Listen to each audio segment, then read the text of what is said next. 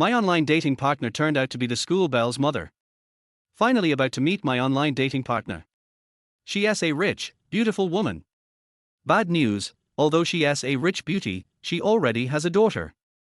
Good news, even though she has a daughter, she is fair-skinned, beautiful, with a perfect figure, and successful in her career. Maybe a second marriage isn't so bad after all. Bad news, her daughter turns out to be the stunning school Belle who rejected my confession just 3 months ago. Chapter 1. The daughter of my online dating partner turned out to be the beautiful school Belle who rejected my confession 3 months ago. Congratulations to their host for successfully reincarnating. Their arrogance and face-slapping system has been installed. Would the host like to activate the system now? A series of strange voices echoed in Yifan's mind. Yifan suddenly opened his eyes, only to find himself sitting in a cafe. I'm not dead. Yifan instinctively touched his body, something felt off about it. Yifan, are you really this shameless? You got rejected by me and now you're trying to hit on my mom. Before Yifan could even process what was going on, an angry voice rang out in his ears. Yifan slowly looked up and saw 2 beautiful women standing before him, a tall, stunning young girl and a more mature, elegant woman. The young girl, about 17 or 18 years old, had a pure and beautiful appearance. She was wearing a plain white t-shirt and denim shorts, showing off her long, fair legs which looked almost unreal. The other woman appeared more mature and sexy, likely in her 30s, but time seemed to have left no marks on her. Her skin was snow white, and her delicate face was framed by sleek black hair tied up elegantly. She wore a soft pink tight-fitting dress and high heels that were at least 10 centimeters tall. The tight fabric of the dress hugged her seductive curves, accentuating her hourglass figure. Her front and back curves were striking, with a perfect S-shaped body. More importantly, this woman exuded an irresistible aura of mature charm that made her simply captivating. A flood of memories rushed into Yifan's mind. The beautiful young girl in front of him was named Chu 1111. 3 months ago, the original owner of this body had confessed to her and had been cruelly rejected. The mature, sexy woman was Chu Runting, the online girlfriend Yifan had met after being rejected by Chu 1111. Today was supposed to be the first time Yifan would meet Chu Runting in person, but no one could have predicted such an unexpected coincidence. Yifan's online dating partner, someone he'd known for less than 3 months, turned out to be the mother of the school Belle, Chu 1111. Chu 1111 accidentally ran into Yifan and Chu Runting on their date. She was now so enraged that her delicate body was trembling, her eyes full of murderous intent. Yifan, come with me. I have something to say to you. Chu 1111 shouted. 1111, what is going on? Chu Runting asked in confusion, as she didn't know that her online dating partner was actually a classmate of her daughter S. Mom, I'll explain it to you later. Chu 1111 said without turning back and walked ahead with her long, slender legs. Yifan followed behind. Yifan, you bastard, what do you mean by this? Chu 1111 yelled, glaring at him. After I rejected you, you come after my mom. I thought you were a decent guy. I rejected you on purpose to see if you could handle the rejection, but I never expected you to be such a scumbag. After leaving the cafe, Chu 1111 pinched her slim, soft waist and coldly shouted at Yifan. Wait a minute. Yifan waved his hand and rubbed his temples.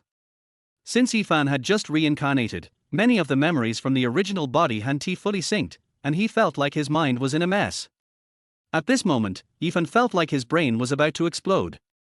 Who could imagine that the storyline would be so complicated? He failed to pursue the daughter, and now he is after the mother instead.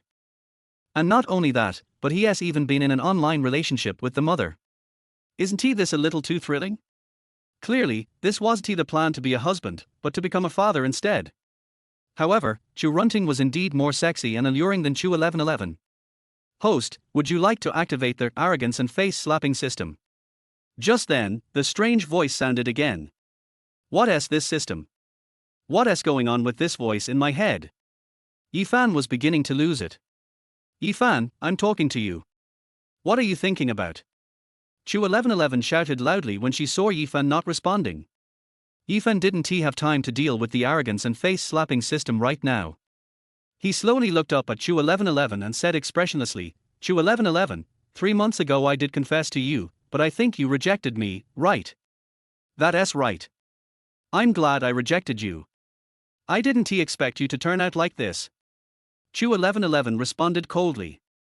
Since you rejected me, there's no relationship between us. Who I pursue or who I want to be with is my own business. What right do you have to question me? Chu1111 was stunned by Yifan's words. Congratulations, host. You successfully acted arrogant and earned some face-slapping points. The strange voice echoed once again. But you're pursuing my mom. Chu1111 shouted angrily. If you had agreed to be with me back then, pursuing your mom might have been inappropriate. But the thing is, you didn't agree, so isn't it perfectly normal for me to pursue her now? And, you should be careful how you talk to me. Who knows, we might end up being a family, and you might have to call me dad someday. Yifan grinned as he said this to Chu1111. Chu1111 froze for a moment, her beautiful eyes flashing with murderous intent. Yifan, you bastard, I'm going to kill you. Chu1111 yelled and lunged at Yifan. Congratulations, host. You successfully acted arrogant and enraged your opponent. You've earned more face-slapping points. What's wrong with you? No matter what happens between me and your mom, I'm still your elder, right? What's the meaning of you attacking me? Seeing Chu1111 about to strike, Yifan quickly stepped back. At that moment, Chu Runting appeared and stopped Chu1111. 1111, can you stop making a scene here? Chu Runting frowned as she called out. Mom, don't interfere. I'm going to kill this bastard today. Chu1111 was hysterical, trying to break free from her mother's hold. I'm taking 1111 away now, Chu Runting said as she noticed the growing crowd around them. She quickly dragged Chu1111 out of the cafe. Yifan, you'd better wait. I will kill you sooner or later. Chu1111 was still shouting at Yifan. But Yifan wasn't focused on her, his eyes were on the seductive back of Chu Runting. He couldn't help but think that Chu Runting was at the perfect age for a woman. Her long, fair legs and the alluring curve of her round, firm backside made her the most beautiful woman in the world. Her perfect waist-to-hip ratio was beyond words. Even if he didn't look at her face, just her back was enough to captivate countless people. Yifan couldn't shake the feeling that Chu Runting seemed familiar. Host, you've accumulated 3 face-slapping points. You can redeem a beginner-esque gift pack. Would you like to redeem it now? Once again, the strange voice appeared. Earlier, while Yifan was talking to Chu1111, he could still hear their voice, but he had no time to deal with it. Now, however, he was finally able to focus on this odd system. Redeem. After a brief hesitation, Yifan responded in a low voice. Now, he finally had time to see what this system was all about. Chapter 2, Showing Off and Getting Money. Congratulations to their host for successfully redeeming the newbie gift pack. Congratulations to their host for receiving a body enhancement pill. Congratulations to their host for obtaining the ancient cultivation technique 9 void chi cultivation method. Congratulations to their host for receiving 1 million in cash. A series of voices echoed in Yifan's mind. At the same time, Yifan's phone beeped with a notification. He quickly checked it and saw that the 1 million cash had indeed been deposited. Although Yifan didn't quite understand what use the body enhancement pill or the ancient cultivation technique were, the 1 million in cash was enough to surprise him. What the hell is going on with this system? Yifan couldn't help but wonder in his mind. System response: the system is called the show off and slap in the face system. As long as the host successfully shows off and slaps someone in the face, they will earn show off points. These points can be exchanged for various rewards. Would you like to open the store? Open it. Yifan hurriedly said. A glowing screen appeared before Yifan. After taking a quick look, he saw that the store contained various strange pills, weapons, martial arts techniques, talismans, and more. He had no idea what any of these items did. However, the fact that every 5 show-off points could be exchanged for 1 million in cash caught Yifan's attention. Close. Yifan said. The screen vanished. System, does this mean that I just need to show off to earn show-off points? Yifan asked curiously. The system will determine whether the show-off is successful. If it's a failure, no show-off points will be earned. Oh, I get it now. So I can't just randomly show off for no reason, right? Yifan said lightly. The host can understand it that way. Feeling a little awkward standing outside the cafe, Yifan accessed the memories of his current body to find a small rented apartment of less than 30 square meters. Since the original owner of this body was an orphan, his parents had passed away when he was young. He currently attended Nanyang University. After tidying up the apartment a bit, Yifan lay down on the bed. As soon as he closed his eyes, countless memories flooded his mind. Yifan had originally been the son of Yi Nantian, the chairman of the Yi Corporation in Jiangnan province. 10 years ago, after a family disaster, Yi Nantian sent Yifan abroad to protect him. When Yifan returned 3 years later, he found that the entire Yi family had been wiped out. In less than 7 years, Yifan had rebuilt the Yi Corporation and was constantly investigating who was responsible for his parents' deaths. Just when the truth was about to come to light, his most trusted friend, Lin Beixiao, delivered the fatal blow. Lin Beixiao, in my past life, I treated you like a brother, but in the end, I died at your hands. Fortunately, heaven was kind enough to give me a second chance. Lin Beixiao, and the ones who killed my parents, just wait. I'll make you pay for what you've done. Yifan looked at the ceiling, his eyes cold with resolve. With the so-called show-off and slap-in-the-face system, even as a college student, Yifan could quickly accumulate funds. Once he had the money, revenge would be much easier. Meanwhile, Chu Runqian had returned home with Chu 1111. The atmosphere in the living room was extremely awkward as the two sat on the sofa. Mom, what exactly is your relationship with Yifan? You two aren't really together, are you? Chu 1111 broke the silence, asking bluntly. Upon hearing her daughter's question, Chu Runqian's face flushed slightly, and she quickly brushed her hair behind her ear and said, 1111, what are you talking about?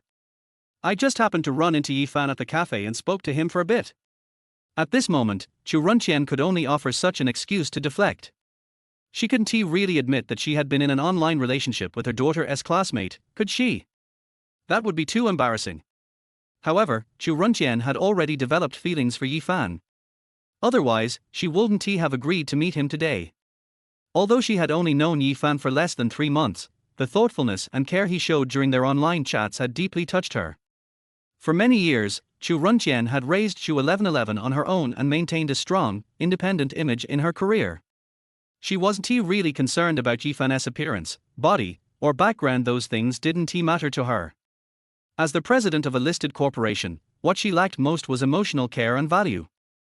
And Yifan, though a poor student, was able to provide her with exactly those things. Mom, you really don't have any relationship with Yifan? Chu 1111 was still doubtful. 1111, are you out of your mind? There is such a big age gap between me and Yifan. What could we possibly have in common? Chu Runqian tried to defend herself, her words somewhat hypocritical. Mom, if you don't have any relationship with him, then that's great. But you must stay away from that jerk Yifan. He is not a good person.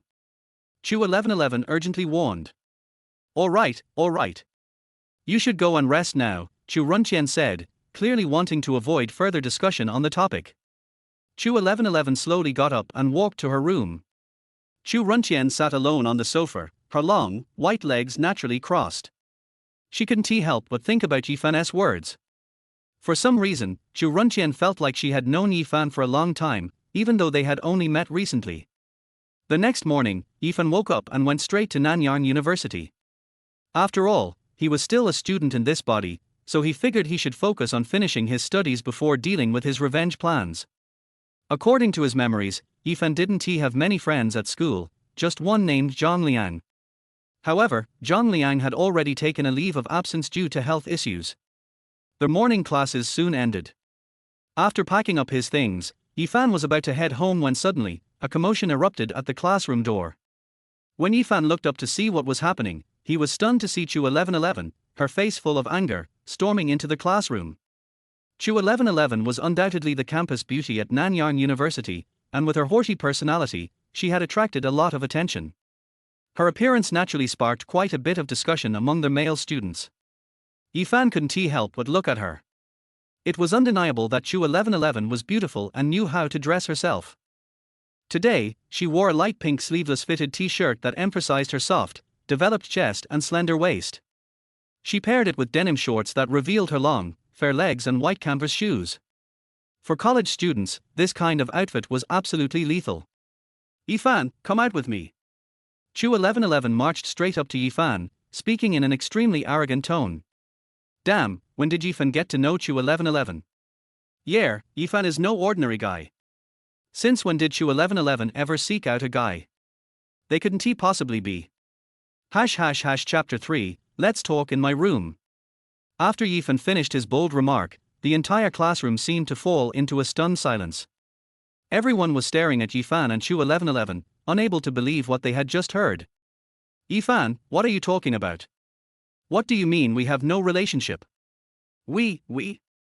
Chu 1111 had finally realized something was off, and hurriedly shouted. Okay, we have a relationship, happy now? There are too many people here, let us find somewhere quieter to talk. Yifan didn't give Chu 1111 a chance to finish and directly grabbed her by the arm, pulling her out of the classroom. As the classmates watched Yifan and Chu 1111 walk away, their eyes were filled with shock. The news of their interaction spread like wildfire. After leaving the classroom, Yifan and Chu 1111 walked down a quieter path. Once Yifan noticed the surroundings were less crowded, he let go of Chu 1111 and asked, "So, what is it? Why did you come to find me? If you're hoping to get together with me, I'm afraid I can't accept, because right now, I'm not interested in girls like you." Yifan added with a teasing smile. Yifan, can you have some shame? Who said anything about being together with you? And what were you saying back in class? Chu 1111, furious, couldn't help but mutter under her breath, clenching her teeth. Since it's not about that, then what else is it? You're not planning to borrow money from me, are you? Yifan asked with a grin. Forget it, I don't have time to argue with someone like you. My mom wants to meet you. Come to my house with me, Chu 1111 said, rolling her eyes. Alright, lead the way. Yifan was actually quite fond of Chu 1111's mother, Chu Runting, so he agreed without hesitation. Seeing Yifan agree so readily, Chu 1111 grew even more curious about his relationship with her mother. After a moment of hesitation, she asked, Yifan, tell me honestly, what exactly is your relationship with my mom? Yifan looked at Chu 1111 and thought for a moment. Realizing that she probably didn't know about their online relationship, he decided not to tell her the truth. There's no relationship between me and your mom. We just happened to run into each other yesterday. Chu 1111, seeing that Yifan's explanation matched her mother's words, relaxed and began walking ahead, her long, slender legs moving gracefully. Yifan followed closely behind her. Half an hour later, Yifan and Chu 1111 arrived at a lavishly decorated villa. When Yifan entered, he noticed that Chu Runting was busy with a phone conference, so he didn't interrupt. Perhaps because she was at home, Chu Runting's outfit was quite simple, a white shirt paired with jeans and slippers. But even in this casual attire, Yifan couldn't help but feel his heart race, for no matter what she wore, Chu Runting's figure and aura made her irresistible. Had enough of looking? Chu 1111's cold voice suddenly rang out in Yifan's ear. Not enough, Yifan answered without a second thought. You pervert. Chu 1111 grumbled and immediately kicked Yifan in frustration. Your mom is so beautiful, and I'm a normal man. What's wrong with me looking at her a little more? Yifan said, justifying himself. Just then, hearing the conversation, Chu Runting put down her phone and warmly greeted Yifan. Yifan, you're here. Millimeter, Yifan nodded gently. Yifan, come with me to my room. I need to talk to you, Chu Runting waved her hand towards him. To your room. Yifan was momentarily stunned. Chu 1111, seeing this, frowned and hurriedly asked, Mom, what do you want with Yifan? Can't you talk here? Why does it have to be in your room? 1111, I'll explain later, Chu Runting replied calmly, then gracefully walked upstairs. Yifan glanced at Chu 1111 with a smug expression before following her mother upstairs. Chu 1111 stood there, fuming, her anger evident. She couldn't understand why Yifan seemed like a completely different person now. His eyes were calm when he looked at her, completely devoid of any emotional response, but when he looked at her mother, it was different. This feeling of being ignored and disregarded was something she had never experienced before. More importantly, Chu 1111 had a gut feeling that Yifan and her mother were definitely acquainted, and there was some secret between them that she didn't know about. On the other hand, after entering Chu Runting's bedroom, Yifan was greeted by a tantalizing scent that resembled the fragrance of Chu Runting herself. But what truly made Yifan's heart race was the next sentence from Chu Runting. Yifan, can you lock the door? Yifan froze for a moment, then looked at Chu Runting's alluring figure and her exquisitely beautiful face. Without a second thought, he quickly locked the door behind him. He never imagined that after being reborn, he would have such a good fortune. After locking the door, Ethan felt tense and slightly uncertain. Ethan, would you like some water? I see you're sweating a little on your forehead, Chu Runting said softly as she approached him. No, I'm fine, Ethan, now more focused on the situation than on drinking water, declined. Then please, take a seat, Chu Runting gestured to the sofa in the room. Ethan slowly sat down on the sofa. I actually have two things I want to talk to you about, Chu Runting sat down on the bed across from him. What's going on? Ethan asked, confused. The first thing is about us. Chu Runting seemed a little hesitant, lowering her voice, about our online relationship. Ethan remained silent, not sure how to respond. I didn't know you were so young, so I think we should stop this relationship and not keep in contact anymore, Chu Runting said softly. Okay, I agree, Ethan immediately nodded without any hesitation. Chu Runting seemed somewhat surprised, and a hint of disappointment flashed in her beautiful eyes because Ethan had agreed so easily. Chapter 4, Is She My First Love? Auntie, please don't misunderstand. I didn't agree to end our relationship for any other reason. I just don't want you to be caught between me and Chu 1111. After all, I'm her classmate, and if she finds out about us, you'd probably be embarrassed. Ethan noticed the slight disappointment in Chu Runting's eyes and quickly explained. I didn't expect you to be so considerate. Chu Runting's expression changed slightly. If you're willing, Auntie, I actually want to keep being considerate like this. Ethan quickly added. Once again, a strange glint flashed in Chu Runting's eyes, and she gently shook her head, saying, we can't go back to how things were before. At least, I can't bring myself to call a boy the same age as my daughter darling. After speaking, she realized what she had said and her face flushed red in embarrassment. Actually, this is kind of exciting. Ethan, seeing Chu Runting's face turning red, couldn't help but tease her a bit. Exciting. Chu Runting was slightly stunned, and then, realizing that Ethan was teasing her, she gave him a disapproving glance. She was so charming. Ethan could only describe her with these 4 words. All right, be serious. I have something else to talk to you about. After adjusting her mood, Chu Runting continued. What's that? Ethan, still distracted by Chu Runting's legs, regretted his current age. If he had been 4 or 5 years older, he would have done everything he could to win her over. Ethan, the way you speak and the feeling you give me is so familiar. It's as if I've met you somewhere before. Chu Runting said slowly. Maybe it's because we've been chatting online often. I've had the same feeling. Ethan thought for a moment and answered. No, I'm talking about in real life. I feel like I've seen you before. Chu Runting slowly shook her head. That's strange.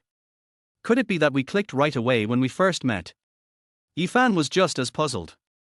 Chu Runting took a deep breath and then softly asked Ethan, what's your father's name? Inan Li. Ethan subconsciously said his father's name but quickly corrected himself. Yi Li? That's not right. Chu Runting's expression showed increasing confusion. Auntie, what exactly are you trying to say? Ethan vaguely sensed that Chu Runting was hiding something. Chu Runting took a deep breath and then whispered, let me be honest with you. When I was 25, I met a boy with the same name as you. He was my first love, and he looked a lot like you. This world is so full of coincidences. Ethan was stunned, and then, in a flash, he recalled his first love in his previous life. She also resembled Chu Runting. But because of the passage of time, Chu Runting's appearance had changed a little, so she wasn't exactly the same. Auntie, did you ever use another name? A bold thought suddenly crossed Ethan's mind. When I was with my first love, I went by the name Chu Ping. I changed it later. Chu Runting replied. In that instant, Ethan felt as if he had been struck by lightning. He was completely dumbfounded. Although the face of his first love in his previous life had become somewhat blurry, he clearly remembered that her name had been Chu Ping. Could it be that Chu Runting is my first love from my previous life? Ethan was completely shocked. But soon, he realized something was off. Chu Runting was only 35 years old now, and Chu 1111 was 18. That would mean Chu Runting had given birth to Chu 1111 when she was 17. Could it be that Chu Ping had a daughter at that time? If Chu Runting was indeed Chu Ping, wasn't she planning to make him a stepfather? Auntie, you said you met your first love when you were 25, so you must have given birth to 1111 at 17. Doesn't that seem a bit strange? Yifan hesitated for a moment and then asked. 1111 is my adopted daughter. I've only ever been in love with my first love. Chu Runting replied. I see now. Yifan suddenly understood. Of course, if online dating counts, then you're my second boyfriend. Chu Runting added somewhat unexpectedly. Yifan quickly looked up at Chu Runting. The more he looked at her, the more he felt that she resembled his first love, Chu Ping. Auntie, do you have any photos of you and your first love? But to confirm his suspicions, Yifan asked another question. I don't have any photos, but I do have a letter that my first love wrote to me. Chu Runting said softly. Can I see it? Yifan asked her. Of course. Chu Runting quickly stood up and retrieved an envelope from her drawer, handing it to Yifan. When Yifan saw the few lines of writing on the envelope, he couldn't help but tremble because, from those few lines, he could confirm that the letter had been written by him. Chu Runting was really his first love. Fate is truly unpredictable. Yifan could never have imagined that after being reborn, he would meet his first love again, and that his current body was actually in a relationship with her online. The most awkward part of it all was that, 3 months ago, this body had confessed to his first love's daughter. Yifan couldn't help but rub his temples. This situation was so messy. When Chu Runting saw Yifan rubbing his temples, she was nearly moved to tears. Because her first love used to do that exact same thing. Chu Runting even felt a bit dazed. This boy in front of her really reminded her of her first love. Yifan, do you really not recognize my first love? Chu Runting took the initiative to ask. I don't recognize him. Yifan couldn't explain his current identity, and even if he did, Chu Runting wouldn't believe him. Then can I meet your father? Chu Runting seemed a little unwilling to give up. She thought Yifan's father might have changed his name. My father passed away a long time ago. I became an orphan when I was 13. Yifan said calmly. I'm sorry, I didn't know your parents passed away. Chu Runting apologized with a deep sense of guilt. It's okay, auntie. It's been so many years. Yifan softly replied. A hint of sadness flashed in Chu Runting's eyes. It seemed that the last clue to finding her first love had also been lost. Auntie, is it because of your first love that you haven't remarried or been in another relationship all these years? Yifan suddenly asked. Yes, I've been waiting for him to come back all these years. Chu Runting's eyes became red, her voice choked. After taking a deep breath and calming herself, she continued, later, I met you online. Like you said, I saw the shadow of my first love in you, and that's why I started to feel affection for you. When Yifan heard this, he felt a deep sense of guilt and regret. He couldn't help but recall some things about Chu Runting. Yifan had been with her for less than a year before his family situation forced him to be sent abroad for protection. He hadn't even had the chance to meet Chu Runting to explain. And then, he had been abroad for 10 years. By the time he returned, everything had changed. And at that time, he was focused on avenging his parents, so he put Chu Runting behind him. But who would have thought that this silly woman had waited for him all these years? I'll never meet the person I've been waiting for in this life. Chu Runting began to cry when she saw Yifan staying silent. Her tears slowly fell down her delicate face. Yifan was stunned for a moment, and then, without hesitation, he pulled Chu Runting into his arms. Chu Runting cried even harder as she felt the warmth of Yifan's embrace. You don't have to be this sad. I'm right here in front of you, aren't I? Yifan gently patted Chu Runting's back and said softly. Chu Runting might not have noticed, but when Yifan said this, he didn't call her auntie. You're not him? Chu Runting whispered. Chapter 5, Living on a Gigolo. Didn't you say I look like him? And you were my age when you met that guy, so I can completely replace him, and I promise I won't leave you. Yifan continued to comfort her. After hearing what Yifan said, Chu Runting stopped crying, and then slowly looked up at Yifan.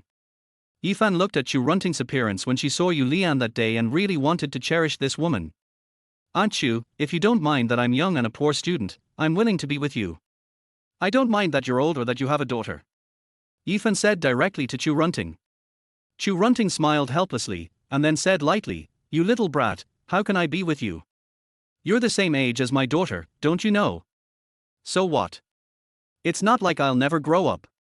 Yifan retorted directly. Even if we don't consider age, I can't face my daughter, so it's impossible for us to be together. Chu Runting continued. Aren't you? Do you really have no feelings for me? Have you forgotten that you called me dear online for more than a month? Yifan still wanted to fight for it. Chu Runting's pretty face flushed instantly when she heard Yifan's words, and then she whispered to Yifan, "Didn't I tell you not to talk about this? I just want to fight for it." Yifan had already sworn in his heart that he must protect Chu Runting in this life and not let her wait for him for more than 10 years in vain. "Don't even think about us being together. I can't be with you." Chu Runting waved her hand gently. Seeing that Yifan seemed to want to talk, she continued, "But I think we are destined to be together. Your parents have passed away.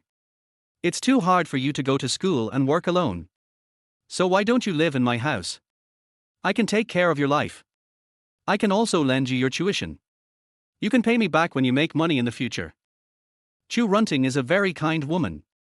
She knows that if she directly says she will help Yifan, it will easily hurt Yifan's self-esteem. So she said it in a more tactful way. "Are you going to support me?" Yifan asked Chu Runting with a smile. "Who wants to support you?" Chu Runting gave Yifan a helpless look. "Are you going to adopt me? Having an online relationship with your godmother, isn't this a bit too exciting?" Yifan looked at Chu Runting and continued. Chu Runting was so angry with Yifan that she didn't know what to say. "I'm just joking, but since you want me to live in your house, I'm very happy to do so. After all, I can spend more time taking care of you." Of course Yifan is willing to live in Chu Runting's house. This is free money, and Yifan can't refuse it. "What can a little brat like you do to take care of me?" Chu Runting smiled helplessly. Although Chu Runting said this, she actually hoped that Yifan could stay. Because she could see the shadow of her first love in Yifan. As for what kind of feelings Chu Runting has for Yifan, she is actually very entangled. On the one hand, it's age, and on the other hand, it's her daughter. However, more importantly, she does have feelings for Yifan. She doesn't know how to deal with this complicated relationship now, so she can only keep Yifan by her side and let time give her an answer. A few minutes later, Chu Runting and Yifan walked out of the room and came to the living room. At this time, Chu 1111 was sitting on the sofa watching TV. When she saw Yifan, she asked excitedly, "Yifan, what have you been talking about with my mother for so long? What is the relationship between you two?" 1111, don't talk to Yifan like that, after all. Chu Runting frowned and scolded. "After all what? Mom, you are not really going to find me a stepfather who is as old as me, right? How can I live if others know about this?" Chu 1111 shouted loudly. "What are you thinking about? I want to tell you that Yifan will live in our house from today, and you two should get along well." Chu Runting explained helplessly. "What?" Chu 1111 collapsed instantly. She pointed at Yifan and stammered, "Mom, what are you kidding me? Why does this person want to live in our house? This matter is a bit complicated to explain. Anyway, I have decided, so don't say anything more." Chu Runting said slowly. "No, I will never allow this person to live in my house. He is a big pervert." Chu 1111 was completely mad. 1111, Yifan's parents have done me a favor. His parents are now dead. I kept him in our house to repay them. Chu Runting had no choice but to find such an excuse. Chu 1111 was stunned for a moment, then frowned and asked, "Mom, are you telling the truth? I was just verifying Yifan's identity in the room just now, otherwise why did we chat for so long?" Chu Runting pretended to be angry. Chu 1111 suddenly realized that everything made sense after hearing Chu Runting's explanation. Chu Runting didn't intend to argue with Chu 1111 about this matter too much, and said directly to Yifan, "Yifan, I'll take you to see your room." "Okay." Yifan nodded, and then followed Chu Runting upstairs. Chu 1111 lived on the third floor, while Chu Runting lived on the second floor. Although there are guest rooms on the third and second floors, Chu Runting knew that there were some conflicts between Yifan and Chu 1111, so he arranged Yifan in the room opposite to his own. "It's a little late today, so you stay here for nearly a night. I'll accompany you to buy new sheets and quilts tomorrow, and I'll prepare pajamas for you tomorrow. You can tell me what you need." Chu Runting looked at Yifan and said gently. Yifan was very satisfied with the environment in the room, at least it was much better than his own broken rental house, so he smiled and said, "Thank you, dear." "What dear?" Chu Runting stretched out her hand and pinched Yifan's waist hard, then whispered, "Don't joke with me like this at home." "Okay, I know, I can call you dear outside." Yifan smiled and replied. Chu Runting looked at Yifan's helpless face and turned around and left the room. After entering her bedroom, Chu Runting leaned against the door with her sexy body, and her heartbeat accelerated. Yifan is so much like him, and they are the same when they joke. Chu Runting sighed in her heart while calming herself down. Chapter 6 Chu 1111's Little Thoughts. After Chu Runting left, Yifan lay alone on the bed and looked at the ceiling. At this moment, he had only one feeling in his heart, that is, fate played tricks on him.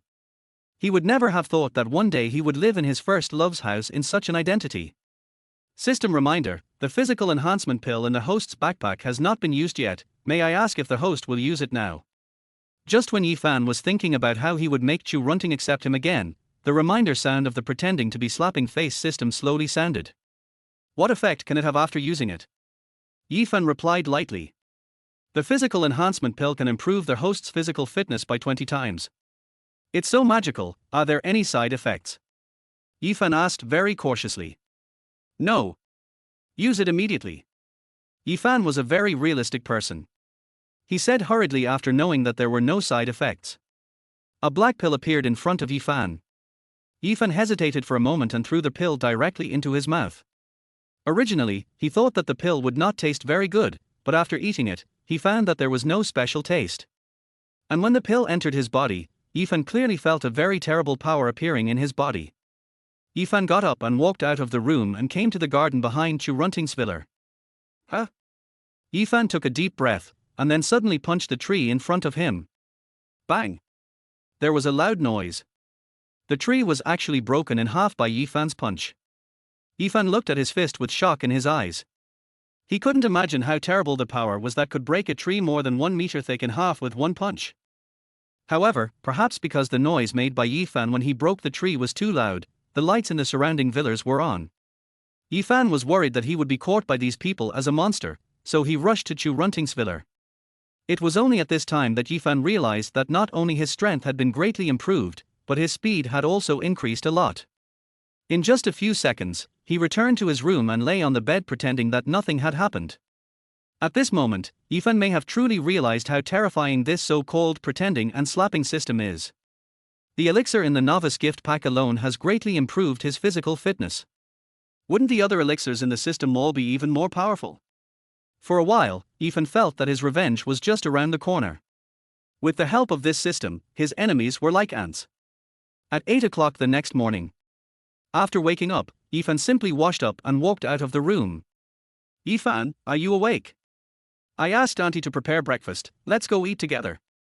Chu Runting seemed to have just woken up, and she was completely without makeup.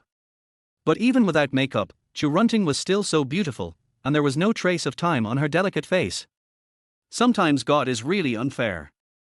Although time has not left any traces on her face, it has made her figure more mature and sexy. Chu Runting was only wearing a set of black lace pajamas at this time. The soft pajamas outlined Chu Runting's perfect figure, with a tall and soft chest and straight, round and slender legs. Such a figure is simply the best among sexy beauties.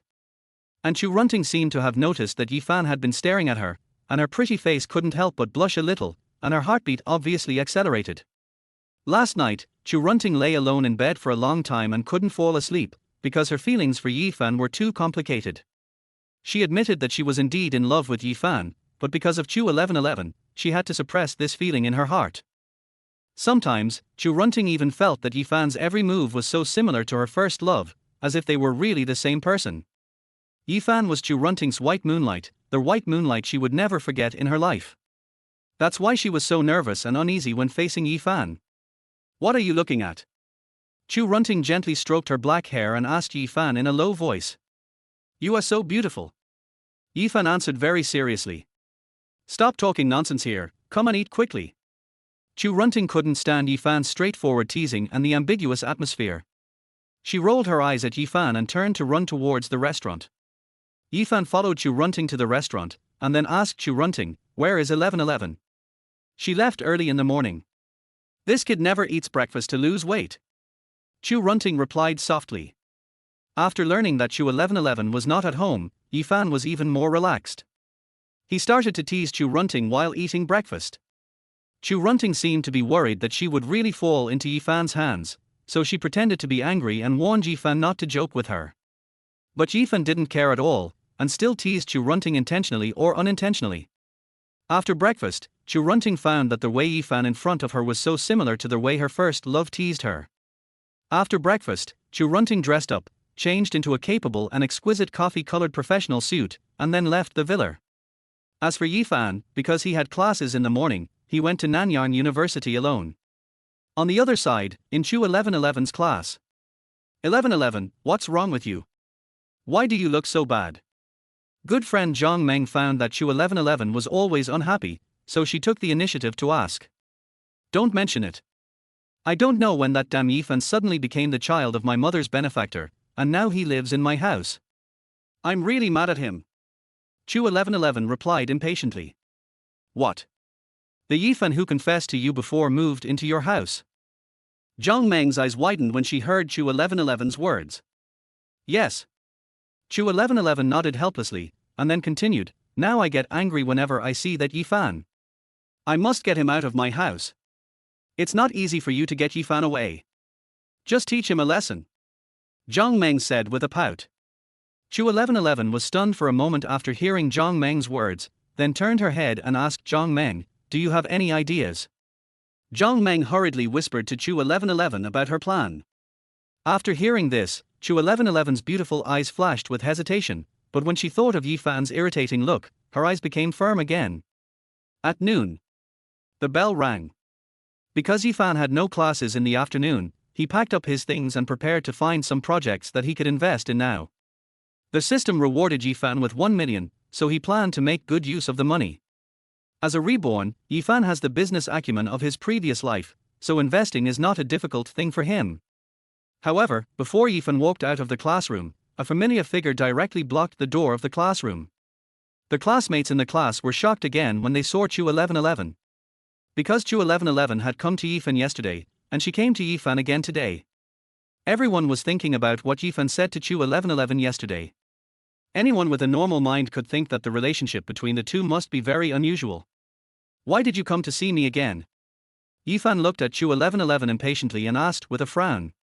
What do you mean I came to see you again? I've only come to see you twice. Chu 1111 shouted with her big watery eyes. Tell me, what's the matter? Yifan replied indifferently. My mother asked me to take you to buy some new clothes, so you don't dress like a beggar every day. After Chu 1111 finished speaking, she turned around and walked out of the classroom. Yifan hesitated for a moment, thinking that since it was Chu Runting's good intention, he didn't choose to refuse. After the two left, a heated discussion suddenly broke out in the class. Did you hear that? Chu 1111's mother asked Chu 1111 to buy clothes for Yifan. Yeah, it seems that these two people have been in love for a long time, and they have even met each other's parents. What kind of fate is this Yifan, to be favored by Chu 1111? Yifan is really a hidden talent. On the other side, Chu 1111 took Yifan out of the campus and stopped a taxi. Neither of them spoke in the car. Chu 1111 had long been disgusted with Yifan, so naturally she would not take the initiative to speak. In Yifan's eyes, Chu 1111 was just a little kid, and he was in no mood to pay attention to Chu 1111. More than 10 minutes later, the taxi slowly stopped. Get off! Chu 1111 shouted at Yifan, and then got off the car first. Yifan got off the car with Chu 1111, and then frowned and looked at the environment in front of him. He found that Chu 1111 actually brought him to a taekwondo gym. Didn't you say you wanted to buy clothes? Why are you here at the taekwondo gym? Yifan asked in confusion. I'll buy clothes after my taekwondo class. Chu 1111 had already thought of a plan, and after a cold reply, she walked into the taekwondo gym. Little brat. Yifan smiled helplessly. He saw through Chu 1111's little thoughts at a glance, but still chose to follow her in. Chapter 7, Challenge. Yifan followed Chu 1111 into the taekwondo gym. Zhang Meng, who was originally chatting with a group of young people, saw Chu 1111 and Yifan at a glance. Brother Wang, the man behind 1111 is the Yifan I just told you about. If you can teach Yifan a lesson this time, I guarantee that 1111's impression of you will change greatly. Zhang Meng hurriedly said to a handsome young man wearing a white taekwondo uniform. Okay, I know. Wang Nan nodded very calmly. The young man's name is Wang Nan. His family is in business and the conditions are pretty good. The most important thing is that Wang Nan is also a taekwondo master. After studying taekwondo for 3 years, he is already a black belt master. A year ago, Chu 1111 and Zhang Meng came to this taekwondo gym to learn taekwondo. Wang Nan fell in love with Chu 1111 at the first sight, and then started a crazy pursuit of Chu 1111, but unfortunately Chu 1111 didn't seem to be very interested in Wang Nan. And today Wang Nan also found an opportunity to show himself in front of Chu 1111. 1111, you are here. Zhang Meng, Wang Nan and others came to Chu 1111 quickly, and then greeted Chu 1111. Yifan stood beside Chu 1111 like an outsider. 1111, is this your friend? Is he here to learn taekwondo? Wang Nan looked at Yifan and asked lightly. Wang Nan, do you think Yifan has the talent to learn taekwondo? Chu 1111 continued Wang Nan's words and asked. It seems that his physical fitness is very average. He should be able to reach the 9th level after practicing for a few years. Just treat it as a physical exercise, so that he won't be too weak in the future. Wang Nan said lightly. Everyone around laughed when they heard this. Because even a child can reach level 9 in a year. Wang Nan's words were obviously meant to humiliate Yifan. Yifan was not angry after hearing what Wang Nan said, but just sneered in his heart. Because these people's behavior was too childish in Yifan's eyes. Chu 1111 thought that Wang Nan said that Yifan should fight back, so that Wang Nan would have the opportunity to continue to intensify the conflict or even attack Yifan. But she didn't expect Yifan to be so cowardly. Others laughed at him so much, but he didn't dare to talk back. A trace of helplessness flashed in Chu 1111's beautiful eyes, and then she said to Zhang Meng and others, I'm going to change clothes first. I'll go with you. Zhang Meng shouted hurriedly, and then followed Chu 1111 to the dressing room. After the two walked away, Chu 1111 couldn't help but turn her head and ask Zhang Meng, Meng, will your method really work? Yifan is too cowardly. I didn't expect Yifan to be so cowardly, but it doesn't matter. Since Yifan has already entered the taekwondo hall, he will definitely not be able to escape. Zhang Meng replied lightly. I hope so. Otherwise, I will waste my energy to get him here. Chu 1111 nodded slowly. A few minutes later, Chu 1111 changed into a white taekwondo uniform and tied her black hair into a ponytail. She looked heroic and valiant, like a girl from anime. Yifan found that Chu 1111's belt was blue. She was able to reach the blue belt after only 1 year of taekwondo. Her talent is definitely good among ordinary people. Yifan, do you want to learn with me? After seeing that the coach had not appeared yet, Chu 1111 walked directly to Yifan and asked. No, I'm not interested in these. You should learn quickly.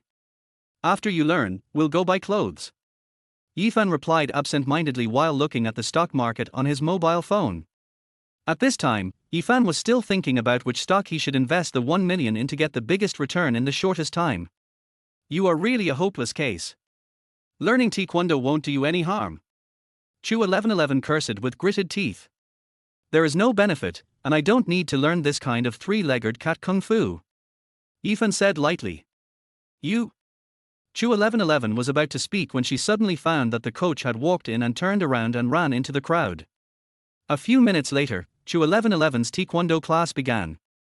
Yifan was still studying the stock market. More than an hour later, the free training time came. The so-called free training is to fight in groups of 2. Wang Nan deliberately got rid of his previous teammates and walked in front of Yifan. Yifan, my friend has something to do today and left early. I need someone to train with me. How about you train with me for a while?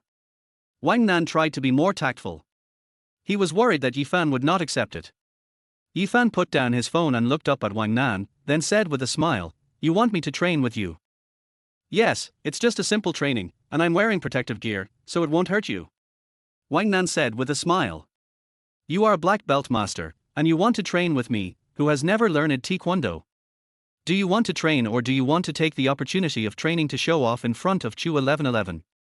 Yifan sneered, then reached out and patted Wang Nan on the shoulder and said, If you want to show off, I advise you to find someone else. You are not qualified to show off in front of me. No, what do you mean? After Wang Nan's true purpose was exposed by Yi Fan, a trace of anger flashed in his eyes. You know what I mean. I'll warn you for the last time. Don't mess with me, or you'll regret it. A hint of murderous intent flashed in Yi Fan's eyes. Wang Nan couldn't help but tremble after seeing the murderous intent in Yi Fan's eyes. Chu 1111 had been paying attention to the situation of Yi Fan and Wang Nan. However, just when Wang Nan was about to continue talking, the door of the taekwondo hall was suddenly pushed open. Then a beautiful woman in a white taekwondo uniform came in with 4 or 5 people. The woman was tall, nearly 1.7 meters tall, with slender legs that were extremely long. She was definitely a good candidate for taekwondo. The woman also looked very beautiful. The most impressive thing was her pair of charming peach blossom eyes with sword eyebrows, which gave people a feeling of heroism and charm. The belt around the woman's waist was also black. Chu 1111's taekwondo coach's expression changed a little after seeing the woman come in. Who is this woman? She's so pretty, not inferior to Chu 1111 at all. Yes, she looks pretty good too. I've never seen her before. What are you doing in our gym? Are you here to mess things up? The students around stopped training and turned to look at the uninvited guests. Dear Director Lee, long time no see. The middle-aged man who followed the heroic woman took the initiative to greet the coach of Chu 1111 and others in not very fluent Mandarin. I thought it was someone else, but it turned out to be Mr. Park Chan-yu. Director Lee replied indifferently. It turns out to be the director of the H-Country Taekwondo gym next door. I heard that Park Chan-woo has been bringing his disciples to challenge gyms everywhere in order to expand the influence and popularity of his Taekwondo gym. This time, he will not come here to challenge gyms, right? That's troublesome. What's the trouble? Brother Wang can easily deal with these people. The people around Chu 1111 began to discuss in a low voice. And Wang Nan was in no mood to continue to care about Yi Fan at this time. Mr. Park, I wonder why you came to my gym today. Although Director Lee had guessed the answer in his heart, he still asked lightly. What else can it be? I heard that there are many excellent masters among Director Lee's disciples, so I came here today to ask my disciples for advice. Park Chan-woo's words were still very euphemistic, but in fact the main content can be summarized in 2 words. That is to challenge gyms. Chapter 8 Chinese Martial Arts. In fact, it is very normal to challenge a gym in the Taekwondo circle. After all, there is a lot of competition between Taekwondo gyms, and most people will definitely choose the one with higher level when choosing a Taekwondo gym. After hearing the conversation between Director Lee and Park Chan-woo, Yi Fan put down his phone and looked at the 2 people with interest. Mr. Park, are you here to challenge a gym? Director Lee asked with a smile. Mr. Lee, don't say it so harshly. Taekwondo itself originated in our country, but in recent years, you Chinese have also produced many Taekwondo masters. Today, I just want to have a competition and learn from each other. Park Chan-woo replied with a smile. Okay, since Mr. Park wants to compete, I am naturally very happy. Is it between the 2 of us or between the disciples? Director Lee didn't intend to talk nonsense and asked directly. Mr. Lee, let me introduce you to my most proud disciple Song Hyun Ya. She has only studied Taekwondo with me for less than 5 years and is now a black belt. She has also won many good places in our country's competitions. Director Lee glanced at the heroic and arrogant Song Hyun Ya. In fact, he had heard of Song Hyun Ya's name a long time ago. She is a rare Taekwondo genius. These days, several Taekwondo gyms in Nanyang City have been swept by this girl from Country H. The expression on Song Hyun Ya's face was very cold, giving people the feeling that she didn't take the people in the gym seriously at all. Wang Nan.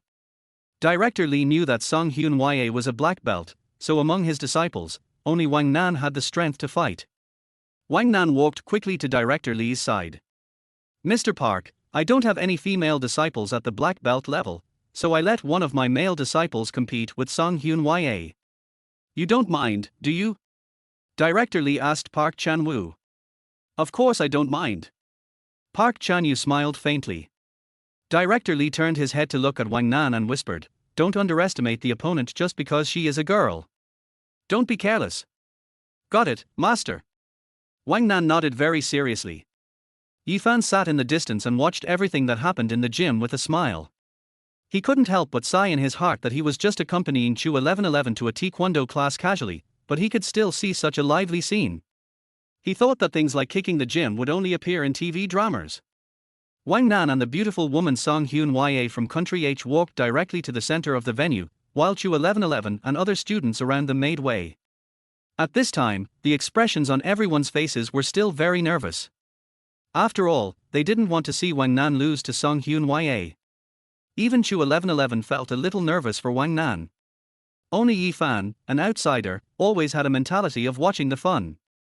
Wang Nan looked at Song Hyun Ya in front of him expressionlessly. It must be said that Song Hyun Ya's appearance and temperament are indeed very charming.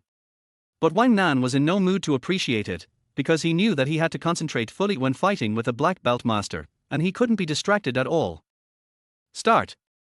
As Director Lee's voice fell, Wang Nan rushed directly to Song Hyun Ya's position. Yifan squinted at Wang Nan, and couldn't help but secretly sigh in his heart that this person is really good, both in speed and strength. Wang Nan jumped up, and then suddenly kicked in the direction of Song Hyun Ya. If it were an ordinary person, he would definitely faint directly. And Song Hyun Ya's eyes were full of disdain, and she dodged Wang Nan's kick by turning sideways. Wang Nan didn't expect Song Hyun Ya's reaction speed to be so fast. After simply adjusting her body, she kicked several side kicks in succession. However, Song Hyun Ya dodged them all easily. Is this the only skill of the most powerful disciple in your gym? Song Hyun Ya's Mandarin is much more standard than Park Chan-woo's. Facing Song Hyun Ya's ridicule, Wang Nan's expression was extremely angry, and he raised his leg and chopped it down directly. Song Hyun Ya seized Wang Nan's floor, and her slender legs drew a beautiful arc on the ground, directly hitting Wang Nan's calf. Wang Nan fell to the ground instantly. For a moment, everyone present was stunned. They didn't expect Wang Nan to fall into a disadvantage so quickly. After seeing Wang Nan fall to the ground, Song Hyun Ya did not choose to continue to attack. When Wang Nan got up, Song Hyun Ya suddenly accelerated and rushed over. Bang! Song Hyun's delicate white feet hit Wang Nan's head hard. Wang Nan flew backwards and hit the mat in the distance. Is it over? This girl is so fierce. Isn't the gap too big? The students around him almost popped their eyes out. After all, Wang Nan is a boy, which is a huge advantage. But he was beaten by this girl from Country H and had no power to resist. Park Chan-woo smiled very brightly, and said to Director Lee, "Mr. Lee, it seems that the outcome of this contest has been decided. I wonder if you have any more powerful disciples." Director Lee's expression was as ugly as it could be. He ignored Park Chan-woo and helped Wang Nan up, whispering, "No big deal, right? Master, I'm sorry." Wang Nan looked guilty. "It's good that he's fine." Director Lee took a deep breath and said to Park Chan-woo, "Mr. Park, I accept my defeat today. Let's have another fight in the future." Okay. Park Chan-woo seemed to have achieved his goal, so he gave Song Hyun Ya a look without any nonsense. Song Hyun Ya nodded proudly in the direction of Wang Nan, then turned around and prepared to leave. When everyone saw that these H people were leaving, they surrounded Wang Nan to comfort him. Chu 1111 originally planned to let Wang Nan teach Yifan a lesson, but now that Wang Nan was injured, her plan was naturally ruined. After hearing Director Lee say that today's class was over, she shouted to Yifan, "Don't sit there stupidly, hurry up. Taekwondo itself is a three-legged cat's kung fu. If you want to learn real kung fu, I suggest that you should learn our Chinese martial arts, such as Tai Chi, which is quite good," Yifan said lightly while walking towards Chu 1111. He was not joking. Because in Yifan's mind, Taekwondo is just a fancy thing. A real master would never learn such a useless thing. Chinese martial arts are the orthodox martial arts. Whether it is for physical fitness or for self-protection, Chinese martial arts are the best choice.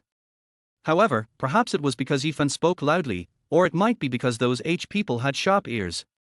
Song Hyun Ya and others who had already walked to the door all stopped and turned their heads to look in Yifan's direction. Yifan found that a trace of murderous intent flashed in Song Hyun Ya's beautiful eyes. Taekwondo itself originated from H country. Yifan openly said that Taekwondo was a low-level kung fu, which deeply hurt their fragile national self-esteem. Song Hyun Ya didn't hesitate at all, and walked directly in front of Yifan, and then asked Yifan in an angry tone, "What did you say just now?" "He said that your Taekwondo is a low-level kung fu, which is good-looking but useless, and is not as good as our Chinese martial arts." Chu 1111 naturally would not miss this once in a lifetime opportunity, and directly raised her little head and shouted at Song Hyun Ya. Chu 1111 said this, on the one hand to retaliate against Yifan, and on the other hand, she actually couldn't stand these arrogant people. Well, since you think Taekwondo is a low-level kung fu, then I'm curious about how powerful the so-called Chinese martial arts you mentioned are. Do you dare to compete with me? Song Hyun Ya asked in a cold voice. Park Chan-yu naturally did not say anything to stop him. He was also very dissatisfied with what Yifan had just said. Let's compete, what's so great about it? Yifan has been practicing martial arts since he was 3 years old, so he is very powerful. Chu 1111 pouted and replied. Yifan looked at Chu 1111's confused face, thinking in his heart, when did he say that he had been practicing martial arts since he was 3 years old? Also, Song Hyun Ya was obviously talking to him, so did he have no mouth? Why did Chu 1111 keep rushing to answer? Chu 1111 was secretly proud of his wit at this time. Since Wang Nan couldn't teach Yifan a lesson, then let Song Hyun Ya beat Yifan severely, and then when he went home, he would say that Yifan was causing trouble everywhere and let Chu Runting drive Yifan out of the house. Everyone around also looked at Yifan and Chu 1111. However, most people think that Yifan is asking for trouble. Even Wang Nan is not a match for Song Hyun Ya. If Yifan goes up, he will be defeated for nothing. As for Chinese martial arts, it is even more nonsense in everyone's mind. Who would believe that Yifan, who is so thin and weak, has been practicing martial arts since childhood? Please. Song Hyun Ya didn't care about that and made a gesture to Yifan directly. Chapter 9 Pretend to be cool, pretend thoroughly. Chu 1111 was naturally very happy to see that Song Hyun Ya and Yifan were finally fooled by her instigation. However, she also had a little concern, that is, what if Yifan, a coward, didn't dare to go up? Are you sure you want to fight me? Yifan asked Song Hyun Ya directly.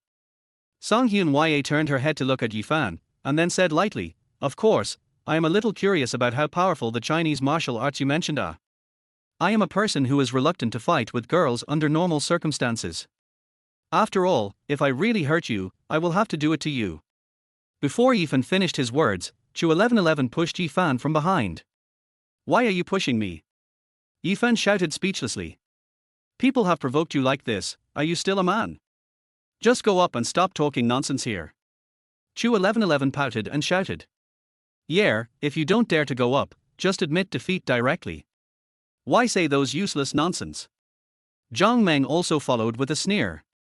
Although Yifan didn't want to waste time on these useless things, the atmosphere had already been set here.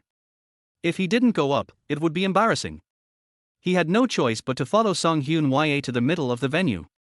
Song Hyun Ya bent down and took off her shoes, revealing her delicate little feet. After admiring Song Hyun Ya's little feet, Yifan simply moved his body. Under normal circumstances, Yifan might not be Song Hyun Ya's opponent. But last night, after Yifan used the physical enhancement pill, he could break a tree more than 1 meter thick with one punch, so he was confident that dealing with Song Hyun Ya should not be a problem. Can we start? Song Hyun Ya asked Yifan in a cold voice. Okay, but I have to remind you that I'm very strong. If I hit you. Yifan hadn't finished his words yet, Song Hyun Ya rushed over with her slender legs. Perhaps because Yifan had just humiliated Taekwondo, Song Hyun Ya didn't hold back at all when facing Yifan. She wanted to kill Yifan in the simplest and most direct way. Why are you so unethical? You started before you even finished talking. Yifan's eyes also flashed with a trace of helplessness. Song Hyun Ya stopped abruptly less than 1 meter away from Yifan, and then she did a very beautiful sideways roundhouse kick. Their white little feet drew a very beautiful arc in the air, and with the help of the power of the waist, it burst out with extremely terrifying destructive power. The people around could even hear bursts of breaking wind. After seeing this scene, Wang Nan couldn't help but secretly sigh in his heart that Song Hyun Ya didn't try her best when facing him just now. He had no way to perform such a perfect roundhouse kick. This girl is really a Taekwondo genius. Director Lee also praised from the bottom of his heart. However, just when everyone thought that Yifan might be kicked away by Song Hyun Ya's kick, Yifan suddenly raised his right hand. Snap! In a flash, Yifan's right hand actually grabbed Song Hyun Ya's white feet. It must be said that the touch was very good. Everyone present was dumbfounded, and the expressions on their faces were very incredible. They may have realized at this time that Yifan was indeed capable. Chu 1111 was full of doubts. She didn't know that Yifan actually knew martial arts. Song Hyun Ya found that she had some rivals in love, and instinctively wanted to retract her right foot. But Yifan held her feet tightly, with no intention of letting go. This bastard! A trace of anger flashed in Song Hyun Ya's eyes, and she jumped hard and swung her left foot out. Yifan let go of Song Hyun Ya's feet, and then dodged the attack with a sideways move. Song Hyun Ya didn't pause at all, and attacked Yifan continuously. But what made Song Hyun Ya feel a little frustrated was that Yifan's speed was too fast, and he could always easily dodge her attacks. After kicking 5 or 6 times in a row, Song Hyun Ya was obviously exhausted, and had no choice but to stop and breathe slightly. Originally, everyone thought this might be a match without suspense. But no one thought that Yifan would be so powerful. Wang Nan felt that he was not Yifan's opponent either. As for Chu 1111, she was even more devastated. She thought Yifan was just an ordinary person. Who would have thought that Yifan was really capable? At this moment, Song Hyun Ya had almost adjusted herself and rushed towards Yifan again. Yifan did not intend to continue playing with this H-country beauty. He also rushed over and punched directly with his own strength. Yifan's speed and strength were far beyond ordinary people. Although he did not use all his strength in this punch. But after hitting Song Hyun Ya flew backwards. And Song Hyun Ya's flying speed was very fast, and it was very likely that she would fall outside the cushion. If she fell to the ground, Song Hyun Ya would definitely be seriously injured, and it might ruin her taekwondo career. Yifan realized that he had hit her too hard, and hurriedly ran in the direction of Song Hyun Ya, and then hugged her slender and soft waist before she landed. "I'm sorry, I told you I'm a little strong, I just didn't control myself." Yifan hugged Song Hyun Ya and apologized. "Let me go." Song Hyun Ya gritted her teeth and shouted coldly. Yifan quickly let go of Song Hyun Ya's slender waist. The eyes of the people around him seemed to have changed greatly when they looked at Yifan. Who would have thought that Yifan's skills were so terrifying? Chu 1111 stared at Yifan with her big watery eyes. Song Hyun Ya, who couldn't even beat Wang Nan, was killed instantly by a punch in front of Yifan. For a moment, Chu 1111 really couldn't describe her feelings. And her plan to teach Yifan a lesson was completely ruined. "I've said it before, our Chinese martial arts are profound and extensive. Your taekwondo is just a 3-legged cat's kung fu. You still don't believe it and have to come and compete with me." Yifan looked at Song Hyun in front of him and said in an unusually pretentious tone. "You?" Song Hyun Ya stared at Yifan with her eyes wide open, and she was extremely angry. Congratulations to their host, the pretense was successful, and 2 points of pretense points were rewarded. The voice of the pretense slapping system suddenly sounded. "Young man, your skills are really good. Since my apprentice is not your opponent, let me try." Park Chin-yu couldn't stand it anymore, and shouted directly at Yifan. "Remind the host, defeating Park Chin-yu can complete the chain pretense, and you will get a 5-point pretense value reward. Is there such a thing as a chain pretense?" Yifan couldn't help but secretly surprised in his heart. At this time, Park Chin-yu had walked in front of Yifan, and then slowly took off his leather shoes. He seemed to have never thought that there was a master like Yifan in Director Lee's Taekwondo Hall, so he had no intention of taking action at all. But facing the current situation, Park Chan-yu had to take action. "Mr. Park, you are a master with an 8th degree black belt. Isn't it a bit inappropriate to challenge a young man?" Director Lee shouted directly. "There is nothing inappropriate. I just want to see whether our Taekwondo is better or your Chinese martial arts is better." Park Chan-yu couldn't care so much at this time. What he thought in his mind was that he must get the place back no matter what. Wang Nan is a 3rd degree black belt, and Song Hyun Ya is a 5th degree black belt. As an 8th degree black belt, Park Chan-yu's strength is far beyond these two people. Yifan can easily defeat Song Hyun Ya, but it does not mean that he is Park Chan-yu's opponent. Yifan glanced at Park Chan-yu lightly, and then said expressionlessly, "You want to challenge me, right?" "Yes." Park Chan-yu nodded directly. "Okay, after 10 seconds, if you can still stand in front of me, I will admit that you have something in Taekwondo." Since he wanted to show off, Yifan thought he might as well show off thoroughly. After hearing Yifan's words, the shock in everyone's eyes was no less than seeing a ghost in broad daylight. Knocked down a black belt 8th degree Taekwondo master in 10 seconds. This is simply impossible.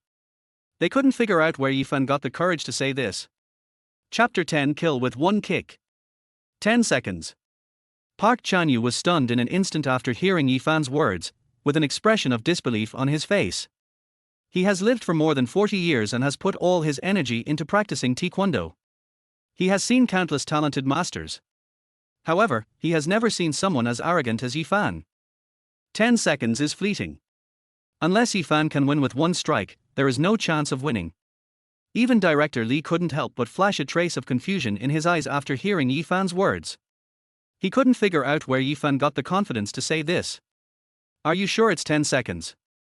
Park Chan-yu could feel that Yifan looked down on him and his many years of Taekwondo practice, so he suppressed his anger and asked Yifan. Yes, it's 10 seconds. Yifan felt that he was addicted to pretending at this time. It must be said that this feeling is really great. As for why Yifan was so confident that he could defeat Park Chan-yu within 10 seconds. That's because when Yifan was fighting with the little beauty Song Hyun-ya from H country just now, he found that his speed, strength and agility had improved more than a little. Yifan didn't use all his strength at all when he hit Song Hyun-ya, but he was still able to cause such great damage to Song Hyun-ya. Even though Park Chan-yu's strength was above Song Hyun-ya, Yifan still felt that he couldn't withstand his full strength punch. Of course, the most important thing for Yifan is to show off and get the show-off value of the system. The show-off value is a good thing. 5 points of show-off value can be exchanged for 1 million cash. He has just obtained 2 points of show-off value, which means he still needs 3 points. Showing off will make money, so Yifan will naturally not miss such a good thing. Okay, let's start now. Park Chan-yu slowly unbuttoned his cuffs and said with gritted teeth. By the way, I have another request here. If I lose, I will apologize for the words I just said to mock your Taekwondo, but if you lose. Yifan paused. What if I lose? Park Chan-yu asked in a low voice. It's actually simple. Don't you run a Taekwondo gym? Just hang a banner in your Taekwondo gym and write the words, Chinese martial arts are profound and profound, Taekwondo is a crooked way. What do you think? Yifan asked Park Chan-yu with a smile. Park Chan-yu was so angry that he trembled all over after hearing this. Even Song Hyun-ya, who was standing beside him, was full of anger. Yifan's request was really too much. As H people, how could they do something to discredit their own country's culture? You know, the national self-esteem of H people is the strongest in the world. Otherwise, they would not have been idle and would not have done such a thing as stealing Chinese cultural traditions. I agree with your request. Since it has been said to this point, if Park Chan-yu does not agree to Yifan's request, it is equivalent to admitting defeat directly, so he can only grit his teeth and reply. Chu 1111's beautiful eyes kept looking at Yifan. She didn't understand where Yifan got his confidence from. But this time, Chu 1111 couldn't help but cheer for Yifan in her heart. And the other people in the hall were also secretly supporting Yifan. Yifan's few words have already escalated the conflict between him and Park Chan-yu to the conflict between Chinese martial arts and H country Taekwondo. Although these people learn Taekwondo, they must support their own country's martial arts in their hearts. Let's start, smite.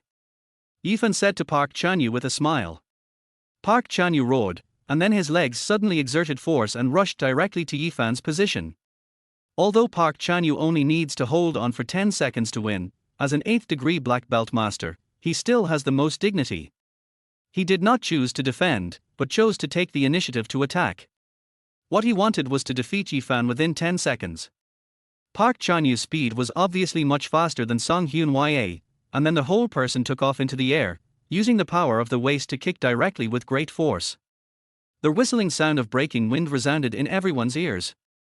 Just by listening to this sound, you can feel how terrifying the power of Park Chan-yu's kick is. Master, do you think Yifan can dodge this kick? Wang Nan asked Director Lee in a low voice. It should be difficult. Director Lee's face was a little heavy. Yifan stood quietly in place, and he didn't seem to want to avoid Park Chan-yu's kick at all. Bang! A loud noise. What everyone present didn't expect was that Yifan's right hand was lightly across his head, and he easily blocked Park Chan-yu's kick. Park Chan-yu was stunned in an instant, with an incredible expression on his face.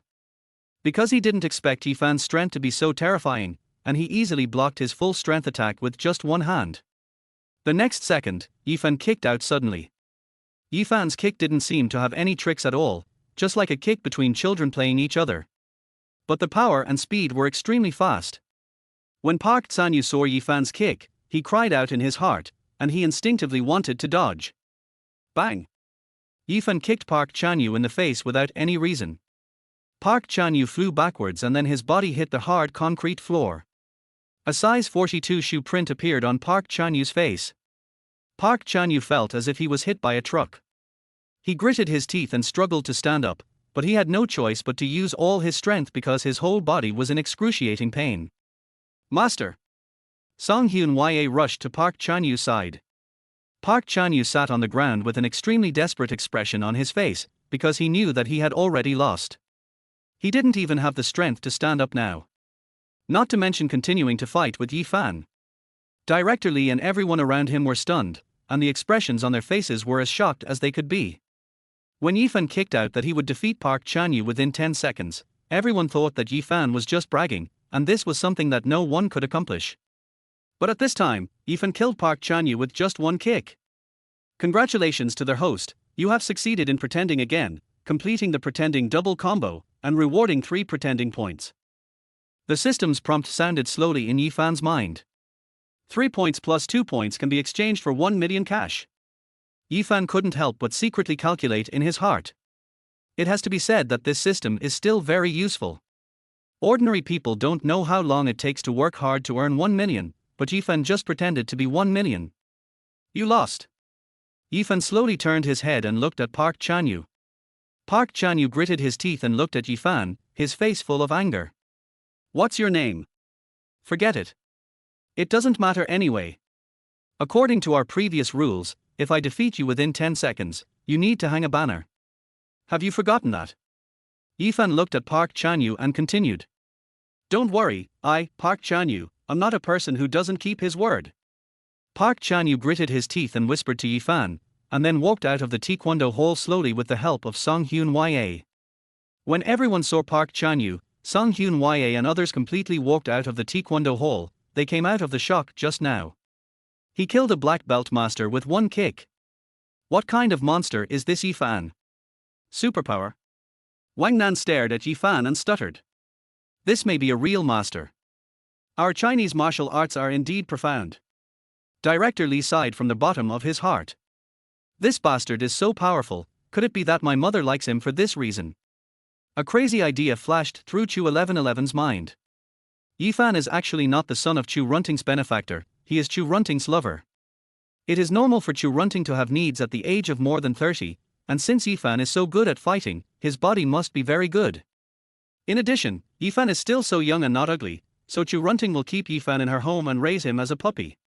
It's over, Yifan is not really going to be my stepfather, right? Chu 1111 suddenly felt like crying but had no tears. She really couldn't let Yifan, a boy of the same age as herself, become her stepfather. Isn't this relationship a bit too complicated? Chapter 11 Mastering Primary Medical Skills. Today, it is really thanks to the help of the master. If it weren't for you, our taekwondo hall might have really lost face. Director Lee came directly in front of Yifan and said to him with a smile. They took the initiative to fight me. It has nothing to do with your taekwondo hall. Yifan replied to Director Lee indifferently.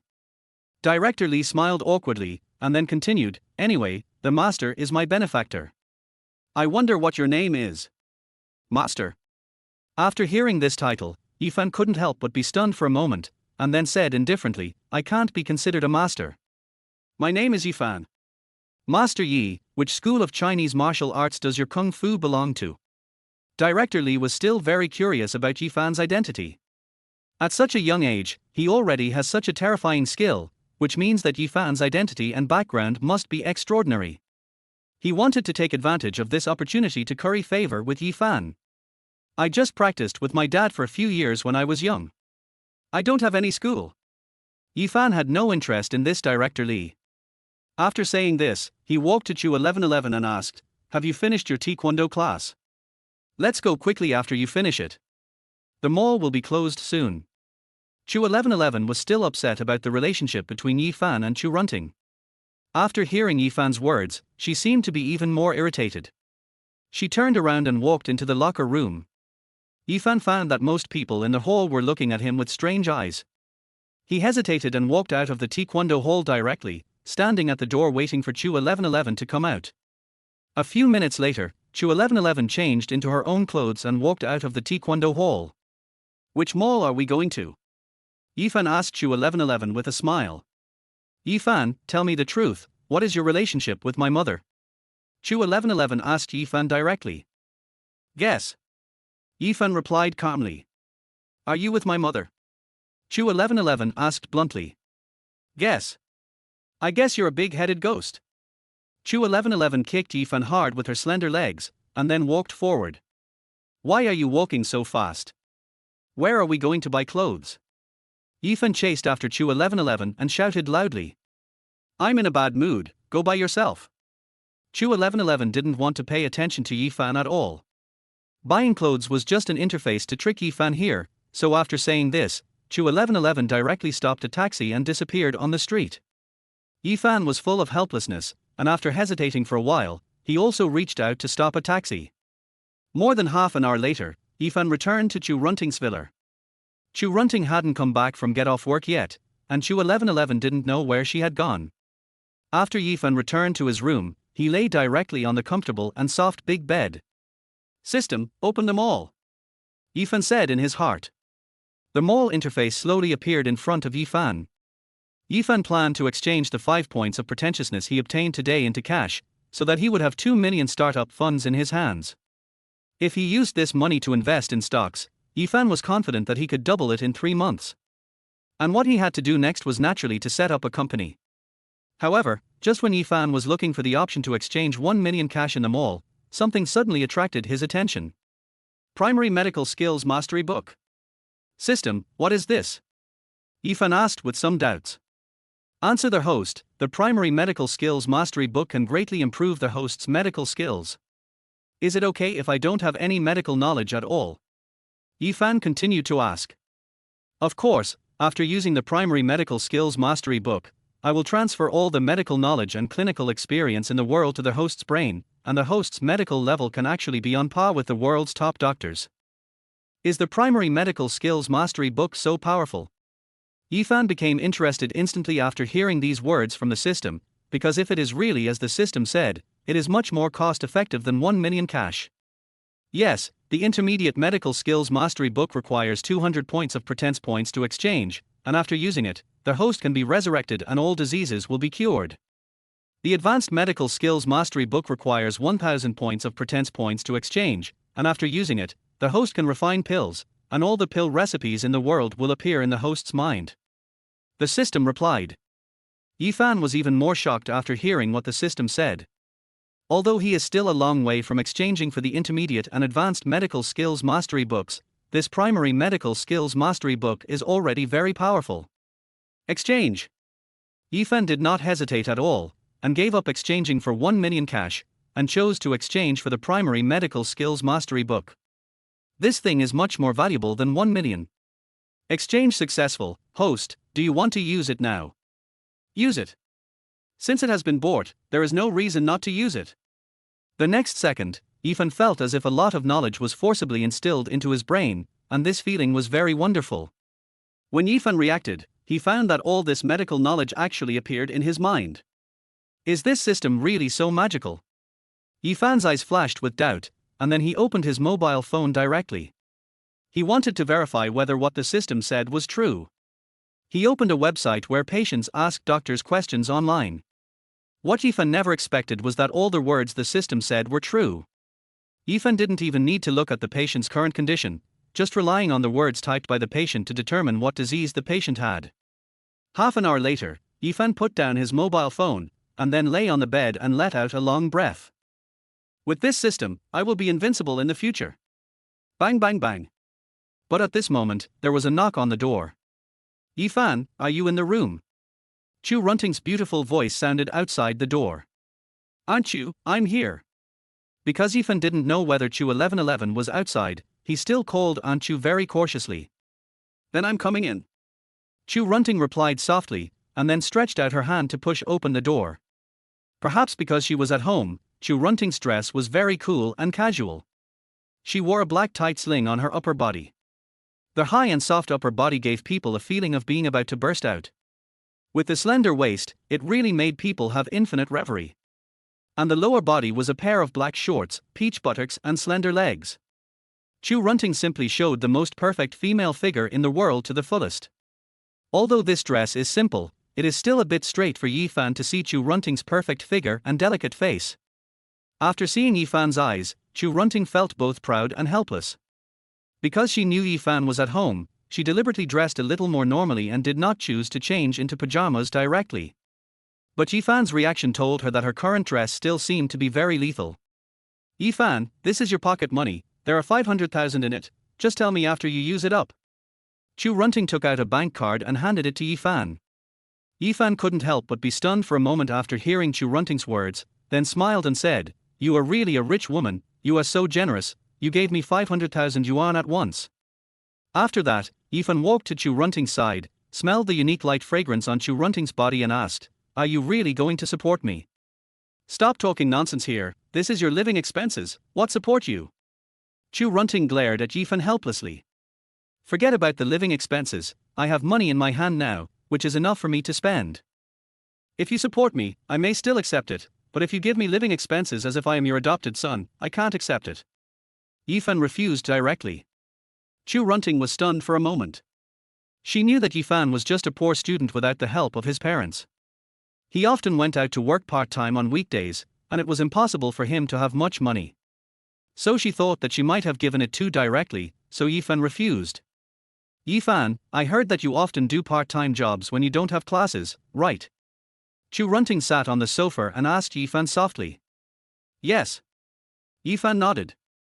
"Then how about this, if you don't have classes in the future, you can go to my company to do part-time jobs, you can be my driver and bodyguard or something." Chu Runting actually doesn't like drivers and bodyguards, she just said this to make Yifan feel at ease to accept the money she gave him. "Okay. It just so happens that I have delivered enough takeout." Yifan agreed very happily. Yifan naturally understood what Chu Runting meant.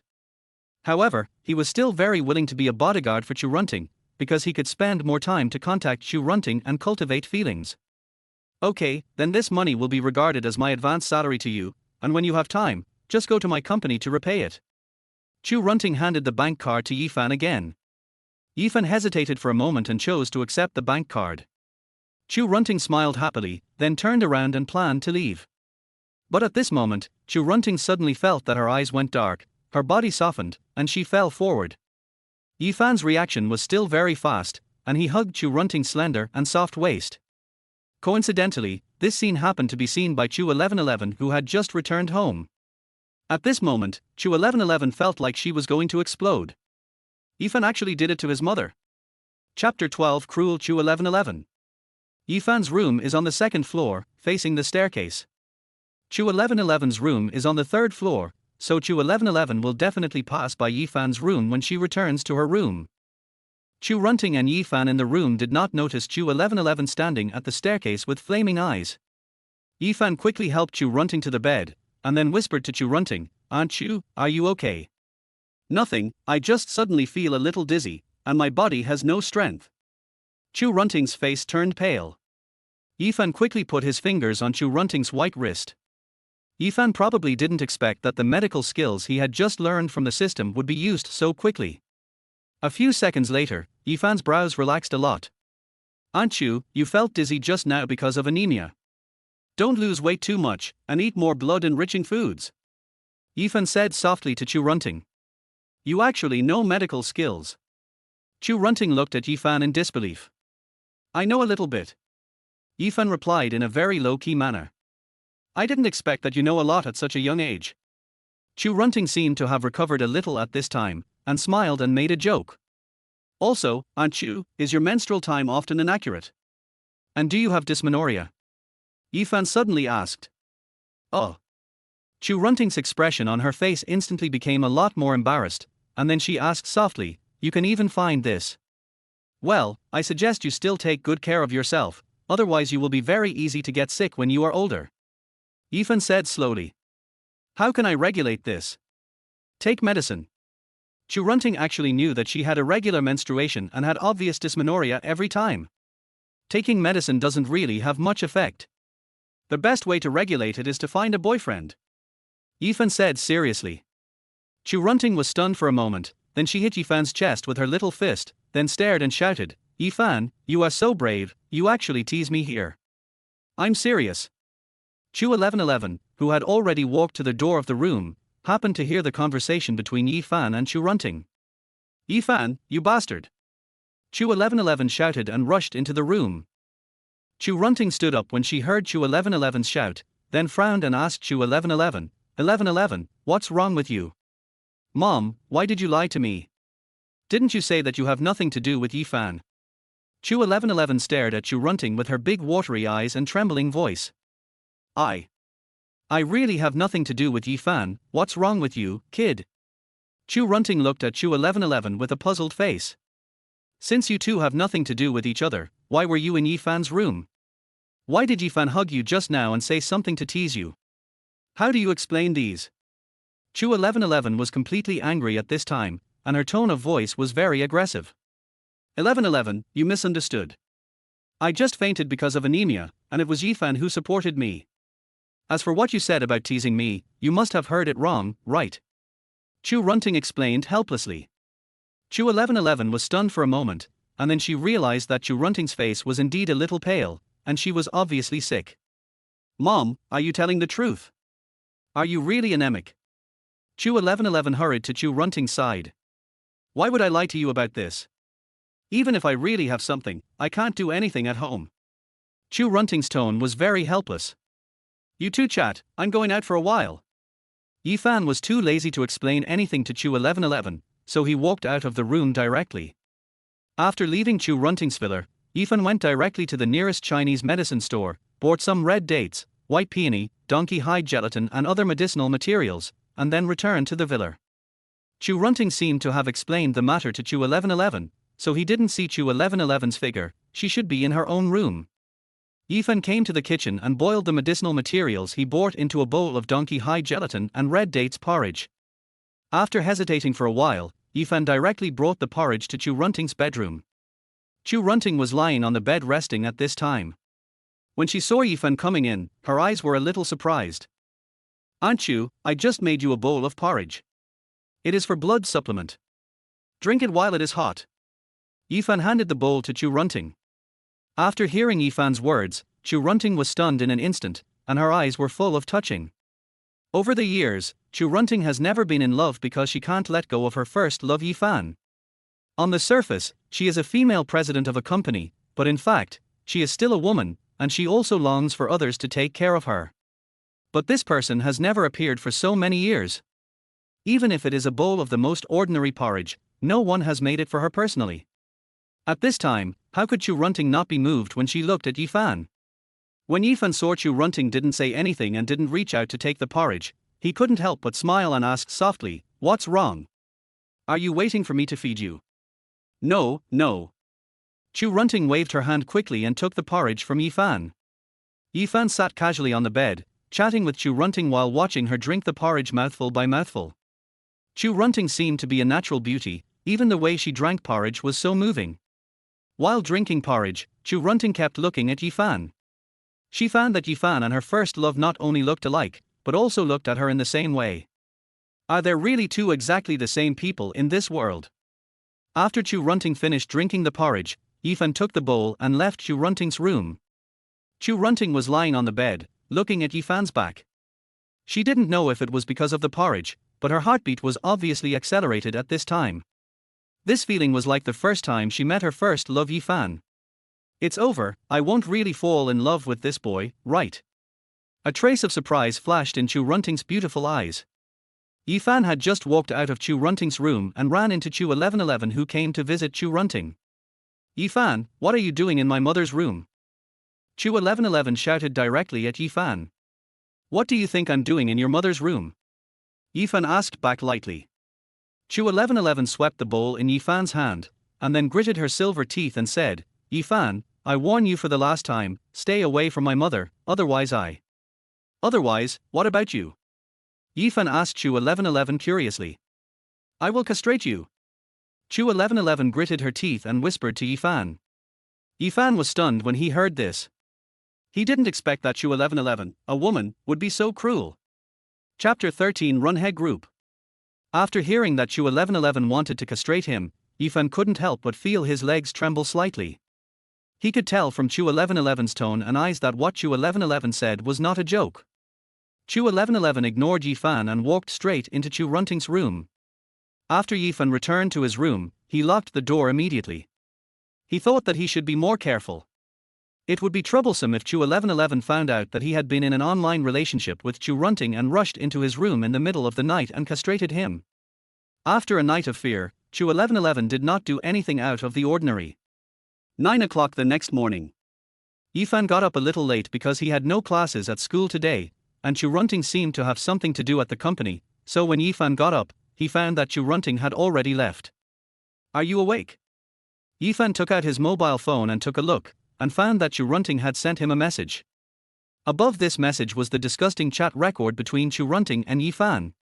Perhaps because of this reason, Chu Runting has not opened the conversation with Yifan for 2 or 3 days, but she has never had the heart to delete these conversations. Just got up. Yifan quickly replied with a few words. Auntie has prepared breakfast for you. I've left your clothes at the door of your room. If you don't have classes at school today, you can come to the company to get familiar with the environment. You can just take a taxi to Runhe Group. Chu Runting replied quickly.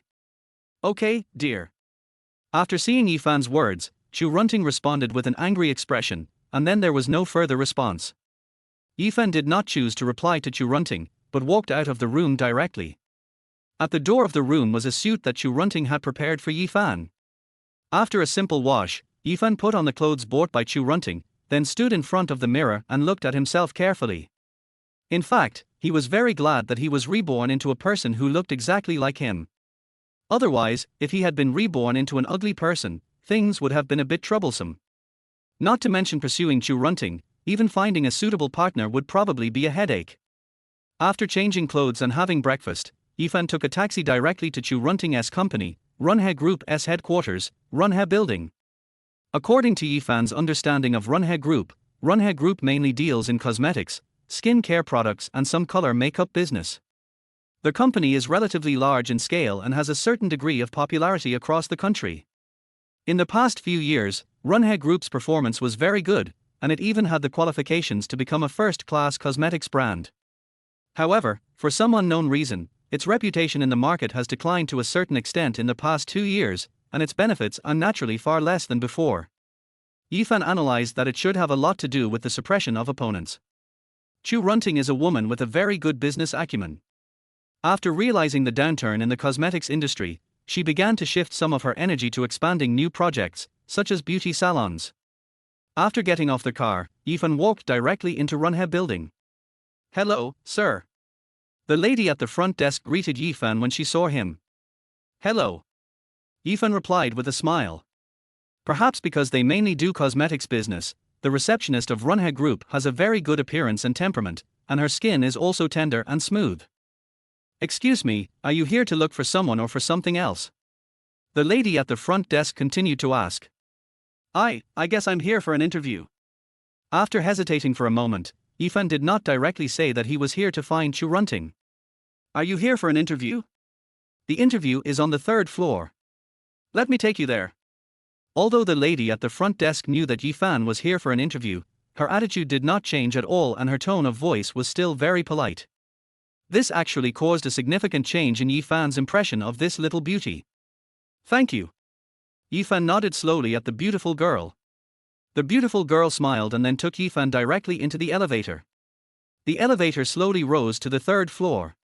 Yifan and the receptionist walked out of the elevator one after another. Yifan found that there were many people sitting in a row on the 3rd floor waiting for interviews. Sir, the meeting room for interviews is in front. You can just wait here. Prepare your resume and other things in advance, and then go in when it's your turn. The lady at the front desk introduced it to Yifan very patiently. Okay, I got it. Yifan nodded slowly. Then I won't accompany you. I'm leaving first. The beautiful girl smiled and then ran towards the elevator. Yifan hesitated for a moment.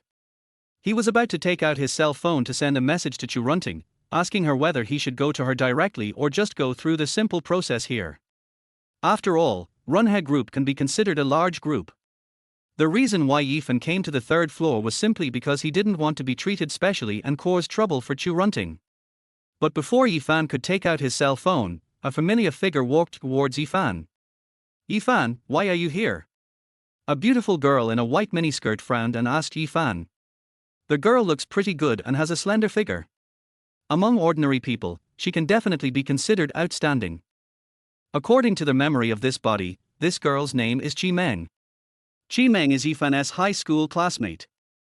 Chi Meng confessed her love to Yifan before, but Yifan rejected her. Chi Meng always held a grudge because of this incident. After Yifan came to Nanyang University to study, he never saw Chi Meng again. What a coincidence! I actually ran into someone I know here. I'm here for a job interview. Yifan replied to Chi Meng with a smile. It's quite a coincidence indeed. Chi Meng looked Yifan up and down, and then said with a very disdainful tone, I didn't expect you to dare to come to Runhe Group for an interview. You shouldn't have graduated from college yet.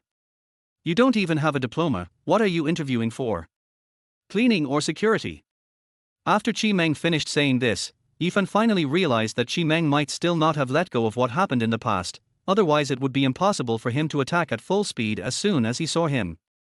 After hearing Chi Meng's words, the interviewees around turned their heads to look at Yifan, and then started discussing in a low voice. When did Runhe Group start recruiting college students? Is Runhe Group still short of people? I don't know how many interviews come here every day. Why is this guy here to join in the fun?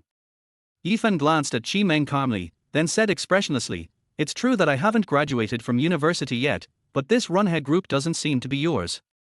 What position I'm interviewing for has nothing to do with you. He. Chi Meng couldn't help but sneered, and then said lightly, Yifan, we haven't seen each other for only a few years, and you have become so talkative now. I didn't expect that even though we haven't seen each other for several years, you're still upset about my rejection of your confession. You can't wait to mock me as soon as we meet. Aren't you childish? Yifan naturally knew why Chi Meng had this attitude towards him, and his words hit Chi Meng's sore spot. You? Chi Meng's eyes widened instantly. What's wrong with me? Yifan asked back with a smile. Honey, what's going on? However, at this moment, a young man about 30 years old slowly walked over and asked Chi Meng softly. Chi Meng instantly gained confidence after seeing the young man, and directly took the young man's arm and said to Yifan, Yifan, weren't you asking me just now, what does your interview have to do with me? Let me introduce you. This is my boyfriend, Zhao Yingjie, the head of the Human Resources Department of Runhe Group. Zhao Yingjie looked at Yifan with some displeasure, but did not say anything. Yifan, tell me now, does your interview at Runhe Group have anything to do with me? Chi Meng asked Yifan with a proud look on her face. Chapter 14 Domineering Chu Runting. Yifan looked at Chi Meng in front of him, and he finally realized why Chi Meng was so arrogant. It turns out that Chi Meng's boyfriend is the head of the Human Resources Department of Runhe Group. The interviewees around him also cast sympathetic glances at Yifan. They knew in their hearts that since Yifan had offended Zhao Yingjie, there would be no chance of getting the interview. Yifan, why are you silent? Weren't you very arrogant just now? Chi Meng took Zhao Yingjie's arm and asked Yifan with a proud look in her eyes. Yifan rejected Chi Meng's confession in front of so many people. Chi Meng has always held a grudge about this matter. Now she finally found an opportunity to take revenge on Yifan and humiliate him. What? Just because you're the girlfriend of the head of the HR department of Runhe Group will refuse to hire me. Are interviews at Runhe Group so casual? Yifan was unusually calm at this time. And Zhao Yingjie's expression also changed after hearing Yifan's words. The interviewees around him also started talking in low voices. Does that mean that anyone who has a good relationship with Chi Meng can easily pass the interview at Runhe Group? When did Runhe Group, such a big company, become yours? You can have whoever you want. And you can get rid of whoever you don't want. Immediately afterwards, Yifan added a sentence. Although social etiquette is very common in today's society, most people who are interviewed try their best to get into large companies through the back door. But although this thing is common, few people will say it directly. Because this will affect the interests of many people. I don't think I ever said that your relationship with Chi Meng would affect whether you are hired. Zhao Yingjie couldn't help it anymore and whispered to Yi Fan. Since it has no impact on my interview, why is Chi Meng so proud here? It's as if I've been eliminated. I'm almost having a heart attack. Yi Fan smiled faintly. Chi Meng, who was full of pride just now, gritted her teeth in anger after hearing Yi Fan's words. She didn't realize that Yi Fan was afraid at all. She originally planned to humiliate Yi Fan, but she didn't expect that Yi Fan's few words would put herself and Zhao Yingjie in such an embarrassing situation. Don't worry, our Human Resources Department of Runhe Group has always been very fair in doing things. As long as your conditions meet the recruitment requirements, I will not mix any personal feelings. What Zhao Yingjie said sounded very high-sounding. That'll do. Yi Fan smiled and nodded. Show me your resume. Although Zhao Yingjie said nice things, he could actually find 10,000 or 1,000 suitable reasons to refuse to hire Yi Fan. I don't have a resume. Yi Fan said lightly. You came to the interview without even a resume? It seems like you don't take today's interview very seriously. Zhao Yingjie couldn't help but smile, and then, to show that he was indeed fair and just, he continued, but I can give you a chance now. Briefly introduce your academic qualifications and work experience, and I will consider whether to keep you. I'm a sophomore at Nanyang University. I don't have much work experience except delivering takeout food. Yi Fan answered with great pride. Everyone around was dumbfounded after hearing Yi Fan's words. This was followed by a burst of laughter. Even Zhao Yingjie couldn't help but smile, and then said calmly, Friend, didn't you know our company's interview requirements before you came to our company for an interview? Our company's minimum academic requirement is a postgraduate degree. What are you doing here as an undergraduate student? You don't really think that our company is a takeaway company and there is no threshold, right? The person who asked me to come to your company didn't tell me there were so many requirements. Yi Fan said lightly. Okay, I won't waste my time on you. I'm clearly informing you now that you have failed our company's interview. You can leave now. Zhao Yingjie had originally prepared several excuses to deal with Yi Fan, but he didn't expect that Yi Fan was actually here to cause trouble, so he spoke directly in a cold voice. After saying this, Zhao Yingjie turned around and prepared to leave. You are not qualified. However, Yi Fan suddenly spoke. What did you say? Zhao Yingjie suddenly turned around and looked at Yi Fan. I said you have no right to veto whether I can come to work in your company. Yi Fan said slowly. I'm the head of the HR department of Runhe Group. You say I don't have the qualifications? Then tell me who has the qualifications. Anyone who wants to join Runhe Group must get my consent. Don't you understand this? Zhao Yingjie was a little impatient with Yi Fan and shouted with his eyes wide open. You are not qualified to decide whether I can stay in Runhe Group, but I am qualified to decide whether you can stay in Runhe Group. Yi Fan looked at Zhao Yingjie and said calmly. Zhao Yingjie's face was full of confusion. He couldn't understand how Yi Fan had the courage to say such words. Honey, this guy is here to cause trouble. Why are you wasting time talking to him? Just ask the security to kick him out. Chi Meng spoke to Zhao Yingjie in a tender voice. Zhao Yingjie also took a deep breath and whispered, Me too. Why waste time with this kind of person when there is nothing to do? There are so many interviewees waiting for you. Security, get this person out immediately, and ask the front desk clerk who let this person in to come find me. What on earth do you all do? Why do you let anyone in? As soon as Zhao Yingjie finished speaking, 5 or 6 security guards ran towards Yi Fan's position. Sir, I'm so sorry, please leave here immediately and don't affect the work of other people in our company. The leading security guard whispered to Yi Fan. Chi Meng looked in Yi Fan's direction, her face full of pride. This was exactly the effect she wanted. At this moment, she felt that she had already stepped hard on Yi Fan, and finally avenged herself for Yi Fan's rejection of her confession. Who wants to kick him out? However, at this moment, a cold voice suddenly sounded. After hearing this, the people around turned around and looked. I saw a cool and beautiful woman in a black cheongsam and high heels walking slowly towards me.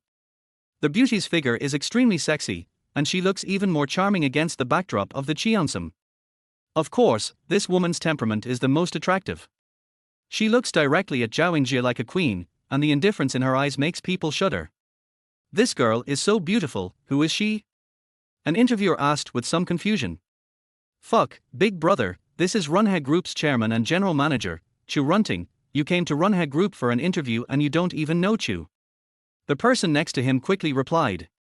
It was only at this time that everyone realized that the reason why Yifan behaved so arrogantly was because he knew Chu Runting. Boss Chu. The moment Zhao Yingjie saw Chu Runting, his face changed and he suddenly had a bad feeling. Boss Chu, why are you here? Zhao Yingjie quickly shook off Chi Meng's hand and ran towards Chu Runting. Chu Runting glanced at Zhao Yingjie indifferently, and then said in a cold voice, Manager Zhao, I invited Yifan to our company for an interview, and I remember that our company never seemed to have any regulations on academic qualifications, right? Why do you want to kick Yifan out? Although Chu Runting appears to be gentle in front of Yifan, she is definitely a queen-level figure in the company. None of Chu Runting's subordinates are not afraid of her. With just one sentence, Zhao Yingjie began to sweat on his forehead. How could he have imagined that Yifan actually knew Chu Runting? Chapter 15 Difficult Investors. Boss Chu, I really didn't know Yifan knew you. If I knew, I wouldn't have. Zhao Yingjie was completely frightened at this time, and he stammered as he explained to Chu Runting. Chi Meng's eyes were full of disbelief, because she really couldn't understand why Yifan knew Chu Runting. Okay, you don't have to explain to me now. Even if Yifan has nothing to do with me, you shouldn't treat him like that. Runhe Group respects every interviewer. Chu Runting replied directly in a cold voice. Yifan glanced at Chu Runting calmly, then said expressionlessly, for any company or group that wants to grow and develop, the Human Resources Department is the most important, because this department will determine whether the company can absorb outstanding talents from the society. Yes. Chu Runting nodded slightly. And I don't think this person is qualified to be the head of the Human Resources Department. Yifan pointed at Zhao Yingjie. Chu Runting hesitated for a moment, then said to Zhao Yingjie, go and hand over your work now, and then report to the sales department tomorrow. Boss Chu, how can you listen to this person? You should have seen my work in the HR department. Zhao Yingjie was instantly panicked. He never imagined that Yifan's words would have such great weight in Chu Runting's heart. At this time, the interviewees around seemed to realize that Yifan might not just come here for an interview, and his relationship with Chu Runting seemed to be very unusual. I am naturally aware of your work ability. The reason why I have kept you working in the HR department is because of your father's face. If it weren't for your father, I would have fired you long ago. Now letting you go to the sales department is the greatest tolerance I can give you. Do you understand what I mean? Chu Runting asked Zhao Yingjie coldly. Zhao Yingjie knew Chu Runting's character very well. He understood that no matter what he said now, it might be useless, so he could only grit his teeth and nodded. Yifan walked to Zhao Yingjie with a smile and said softly, Brother Zhao, your ability is obvious to everyone, so I believe that you can shine no matter where you are. You? Zhao Yingjie stared at Yifan. Remember what I just said to you? You are not qualified to decide whether I can stay in Runhe Group, but I am qualified to decide whether you can stay. Yifan continued to taunt Zhao Yingjie. Zhao Yingjie was so angry at Yifan's words that he almost vomited blood, but he didn't dare to say anything more. Because he was worried that if he really made Chu Runting angry, Chu Runting might really fire him. Congratulations to their host for successfully showing off and gaining a point of showing off. At this moment, the system prompt sounded. However, Yifan was somewhat dissatisfied in his heart. He spent so much effort but only gained a little bit of pretentiousness value. Yifan, come with me. Chu Runting shouted at Yifan. Good. Yifan nodded, then followed Chu Runting to the elevator. Zhao Yingjie looked at Yifan's back, his eyes as angry as they could be. When did this Yifan get to know the boss of your company? Chi Meng muttered in a puzzled tone. How dare you talk like that? If it weren't for you, would I have offended Yifan? Now, I've gone straight from being a department manager to a salesperson. Zhao Yingjie glared at Chi Meng with an angry expression and cursed. Why are you yelling at me when you have no ability yourself? Chi Meng didn't tolerate Zhao Yingjie at all and replied in a hoarse voice. Bang! Zhao Yingjie slapped Chi Meng in the face with his backhand, then glared at her and cursed, get the hell out of here. On the other side, Chu Runting took Yifan directly to her office. After entering the office, Yifan finally relaxed completely and sat down casually on the sofa. Aunt Chu, I'm so sorry. I just came to your company and I've caused you so much trouble. Yifan said softly to Chu Runting. Trouble? Chu Runting smiled, and then said calmly, you didn't cause me any trouble, on the contrary, you helped me a lot. Have you been wanting to deal with Zhao Yingjie for a long time? Yifan asked with some surprise. Yes, I have known about what he did in the Human Resources Department for a long time, but unfortunately I have never had any substantial evidence. In addition, Zhao Yingjie's father is a shareholder of our company, so I can't touch him directly. You just created this opportunity for me today. Chu Runting looked at Yifan, and not only was she not angry, on the contrary, she was very happy. That's good, otherwise I would have thought I was in trouble. Yifan smiled. Chu Runting directly opened the drawer and handed a work badge to Yifan, then said softly, I have already handled the entry procedures for you, and I have also vacated the office next door for you. Yifan subconsciously glanced at the work badge that Chu Runting handed to him. Deputy General Manager. Yifan looked a little puzzled, and then said to Chu Runting, Aunt Chu, isn't this a bit inappropriate? How come I became the Deputy General Manager when I didn't do anything? It's just a title given to you. You don't have any real rights. Your main task is to be my assistant and help me drive the car. Chu Runting explained with a smile. Then just ask the assistant. Yifan said softly. I think if you hold the title of Deputy General Manager, the people in the company will look up to you. Besides, this company is mine. You can be in any position I want you to be in. You don't have to think too much. Chu Runting said slowly. I'm just worried that others might misunderstand me as your kept gigolo. Although Yifan said this, he still accepted the position in his heart. After all, being a deputy general manager is very prestigious, but being an assistant really doesn't have much status. And just at this moment, there was a knock on the door. Come in. Chu Runting called softly. Boss Chu, your appointment with Boss Wang is almost up. Do you want to leave now? A young secretary walked into the office and asked Chu Runting. Good. Chu Runting nodded slowly. Then I'll ask the driver to wait for you now. The secretary agreed and turned to leave. No need, just let Vice President Yi accompany me. Chu Runting said directly. Vice President Yi. The secretary couldn't help but be stunned for a moment. Chu Runting pointed at Yifan, who was sitting on the sofa, and said, This is our group's new deputy general manager, Yifan. Yi. Vice President Yi, hello, hello. The secretary quickly greeted Yifan, but the look in her eyes when she looked at Yifan was very strange, as if she was looking at a pretty boy.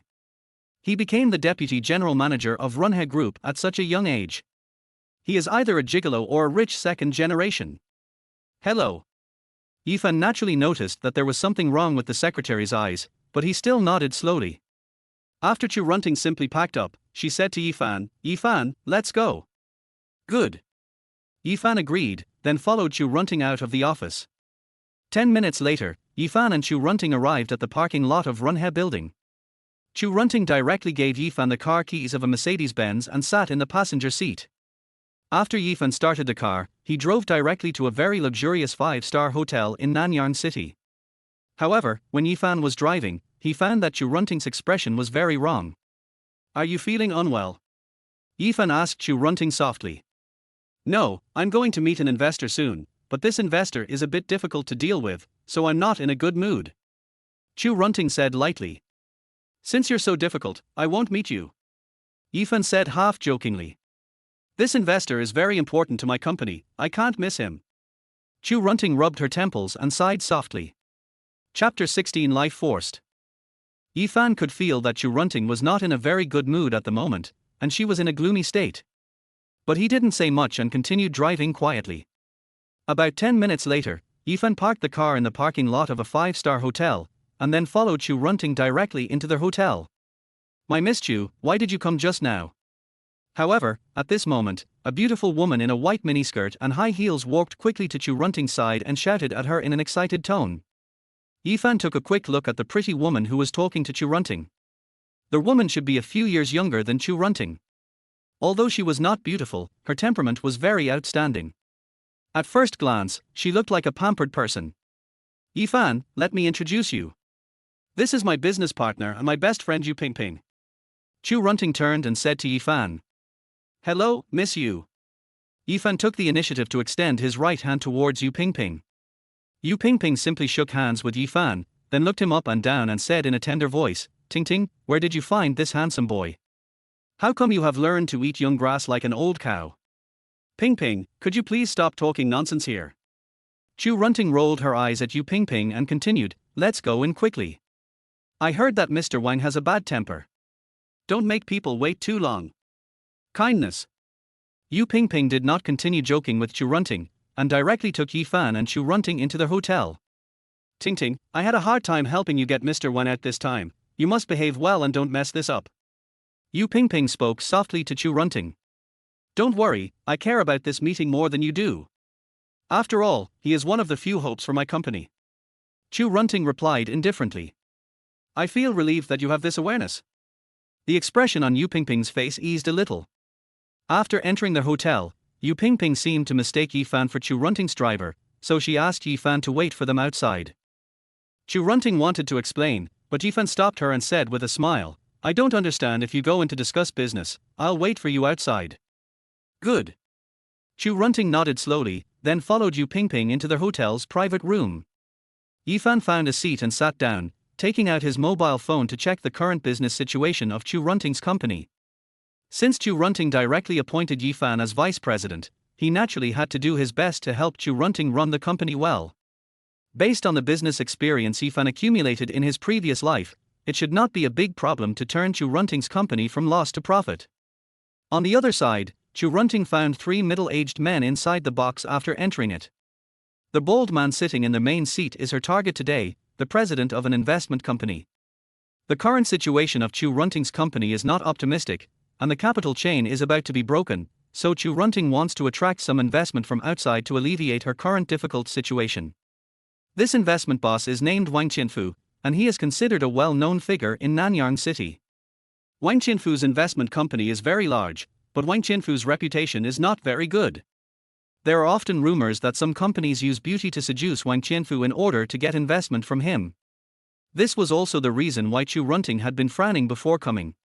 What she hated most was dealing with this kind of man. If it wasn't for the last resort, Chu Runting would never have come to meet Wang Qianfu. Mr. Wang, I'm so sorry. I didn't expect you to come so early. I'm sorry to have kept you waiting. Although Chu Runting resisted Wang Qianfu in her heart, she did not show it, and a charming smile hung on her pretty face. The moment Wang Qianfu saw Chu Runting, he was dumbfounded. His obscene eyes swept over Chu Runting's sexy and attractive figure unscrupulously. I've long heard that Miss Chu is a rare beauty in Nanyang City. Today I see that she is indeed the case. Wang Qianfu replied with a smile. Mr. Wang, you are too kind. I am already so old and ugly. Chu Runting's words were obviously meant to distance herself from Wang Qianfu. Wang Qianfu didn't seem to understand the meaning of this sentence, and said with a smile, Miss Chu, please take a seat. Good. Chu Runting nodded, then sat down with Yu Ping Ping. The waiter started serving the dishes. After hesitating for a while, Chu Runting directly said to Wang Qianfu, Boss Wang, our company's people have met with you before, and you should have an understanding of our company's situation. I wonder what you think about the investment. Miss Chu, we just met and you're already talking about business?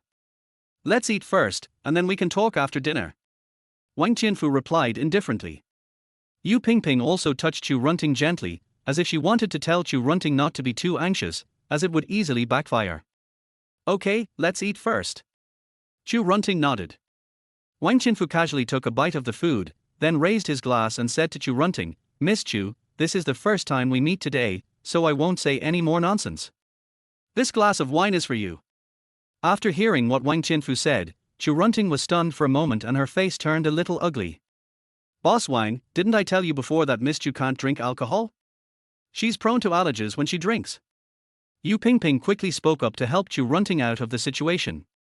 Wang Qianfu's expression changed instantly after hearing Yu Ping Ping's words. He frowned and said, Miss Chu, can't drink or don't want to drink with me. I really can't drink. Chu Runting explained helplessly. Since I can't drink, there's no point in eating this meal. Wang Qianfu placed his wine glass directly on the table. Yu Ping Ping stood up and said, Boss Wang, how about this?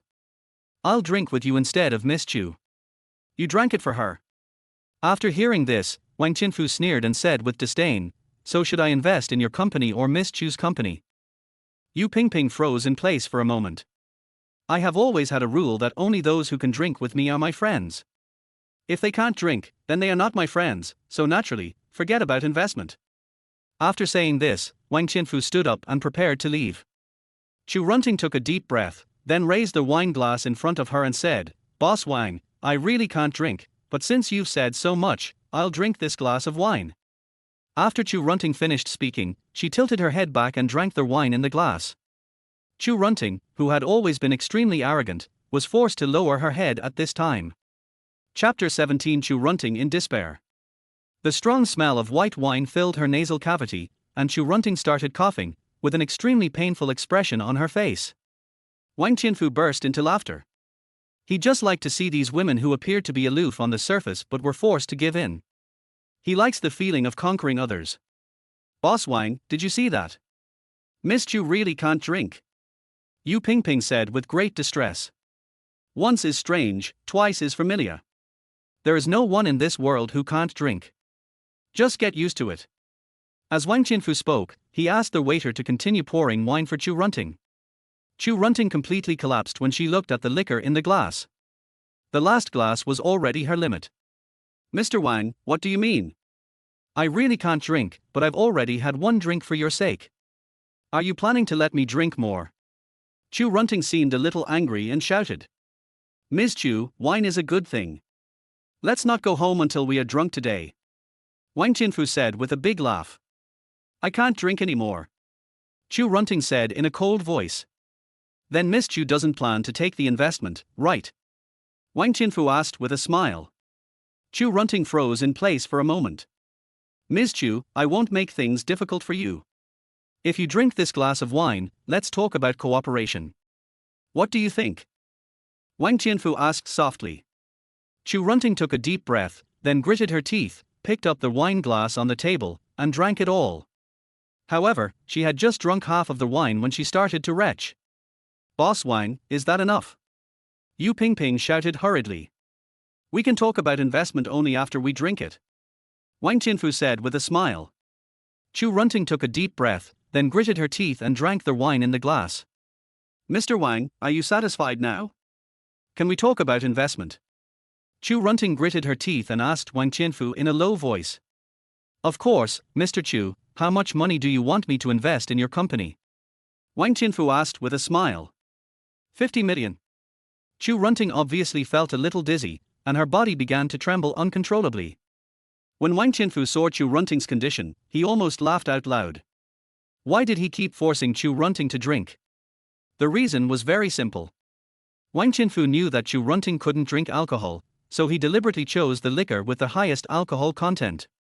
A normal person would definitely pass out after drinking these 2 cups. Chu Runting would probably be exhausted soon after drinking 2 cups in a row.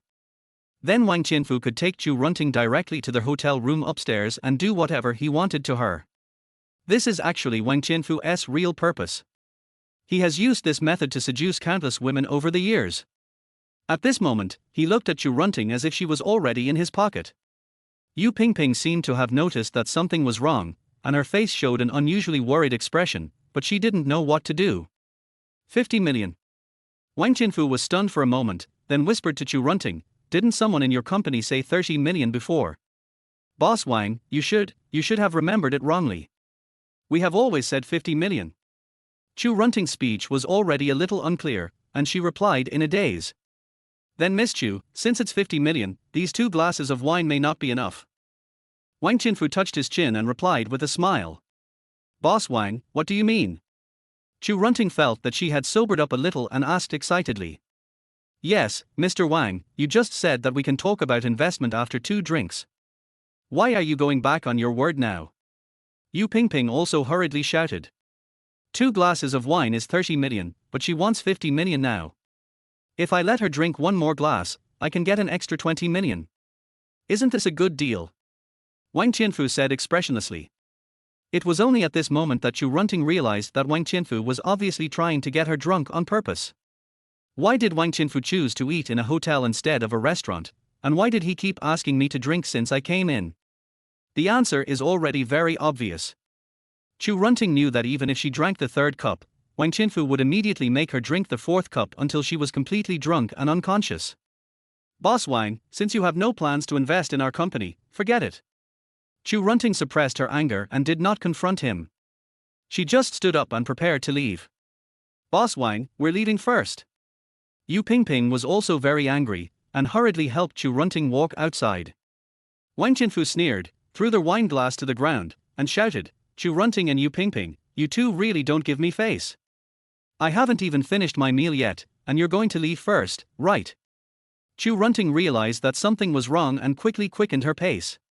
But it was too late, 5 or 6 bodyguards blocked the door of the box. Wang Qinfu walked up to Chu Runting and looked her up and down.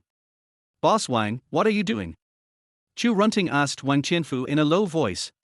Wang Qinfu's eyes flashed with disdain.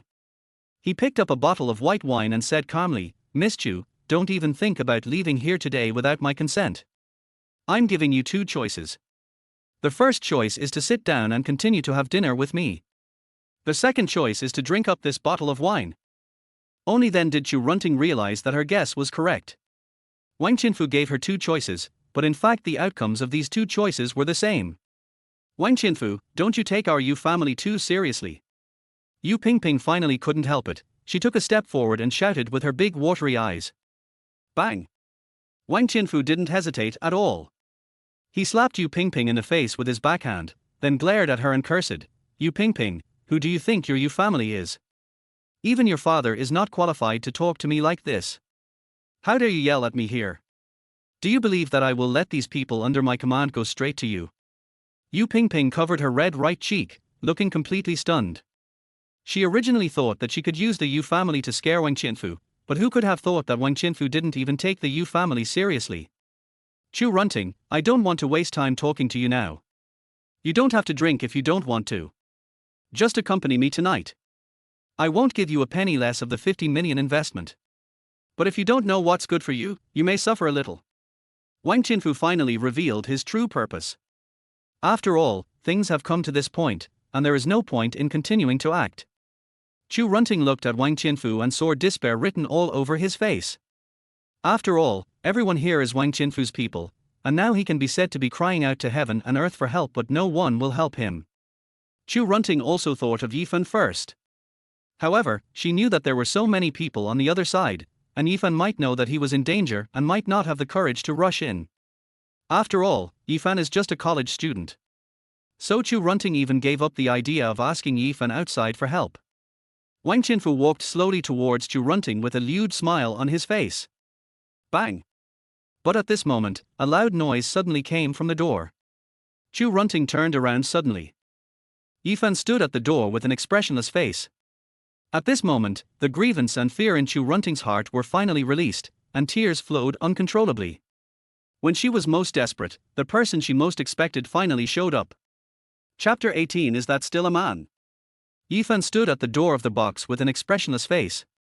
Although Yifan didn't know what had just happened, when he saw Chu Runting crying, he knew that Chu Runting must have been bullied. What do you do, kid? Wang Qinfu glared at Yifan and shouted. Yifan ignored Wang Qinfu and walked directly to Chu Runting and asked, Did this person bully you? Yes. Chu Runting nodded slowly. Yifan didn't hesitate at all. He turned around and kicked Wang Qinfu directly in the stomach. Wang Qinfu didn't even react to what was happening before he flew backwards and fell heavily on the table. Yifan, don't do it. Chu Runting finally reacted at this time and quickly shouted at Yifan. How dare you hit me? Kill this guy for me. Wang Qinfu felt as if he had just been hit by a car. He felt severe pain in his abdomen and he almost gritted his teeth as he shouted this sentence. And those bodyguards rushed towards Yifan at the first moment. But what no one expected was that these bodyguards were no match for Yifan at all. In less than half a minute, 7 or 8 bodyguards all fell to the ground. Yu Pingping was stunned. Although she had seen some powerful people, she had never seen anyone as powerful as Yifan. After dealing with those bodyguards, Yifan walked slowly to Wang Qinfu. Wang Qinfu was also a little dumbfounded at this moment. He never thought that Yifan, who looked thin and weak, could fight so well. You, don't come over here. Wang Qinfu stuttered as he saw Yifan getting closer. Bang! Yifan didn't hesitate at all and stepped directly on Wang Qinfu's head. Boy, do you know who I am? Do you know what will happen if you offend me? Wang Qinfu endured the severe pain in his head and roared heart-wrenchingly. I don't care who you are, apologize to Runting right now. Yifan replied to Wang Qinfu in a cold voice. When Chu Runting heard Yifan's words, her body couldn't help but tremble slightly. Because she remembered that her first love seemed to have said the same words to a gangster who bullied her. Are you qualified to ask me to apologize? Wang Qinfu shouted at the top of his voice. Yifan suddenly stepped directly on Wang Qinfu's thigh. With a crack, Wang Qinfu's thigh instantly bent into a very strange arc. R. What followed was Wang Qinfu's miserable scream that echoed throughout the hotel. Come on, raise your head and tell me, are you apologizing or not? Yifan grabbed the little remaining hair of Wang Qinfu and asked in a cold voice. You know. Wang Qinfu opened his mouth and wanted to speak. Yifan suddenly stepped down again, this time directly breaking Wang Qinfu's left arm. You don't have to apologize, but I'm going to take care of your limbs today. Yifan said coldly. Wang Qinfu was completely stunned at this time. He knew that Yifan, a madman, would definitely be able to do it, so he hurriedly shouted at Chu Runting, Miss Chu, I'm sorry, I was wrong, please let me go. Chu Runting finally reacted at this time, and quickly ran to Yifan's side, dragged Yifan and shouted, Yifan, stop hitting him, if you continue to hit him, he will be beaten to death. Yifan glanced at Chu Runting indifferently, then said to Wang Qinfu in a cold voice, Remember, my name is Yifan. If you want to retaliate against me, I am always here to serve you. But if I find out that you dare to harass Chu Runting again, I will kill you next time. Okay, I'll remember you. Wang Qinfu replied to Yifan in a low voice. Yifan was too lazy to continue talking nonsense with Wang Qinfu, so he turned around, holding Chu Runting's hand and ran out of the box. After hesitating for a moment, Yu Pingping also hurriedly ran out. Congratulations to their host, you have succeeded in showing off, and I will reward you with 3 points of showing off. As soon as Yifan walked out of the box, he heard the voice of the system. Yifan felt a little surprised, because what he was thinking about just now was not to show off, but just to avenge Chu Runting. But he didn't expect that the system would still give him a reward.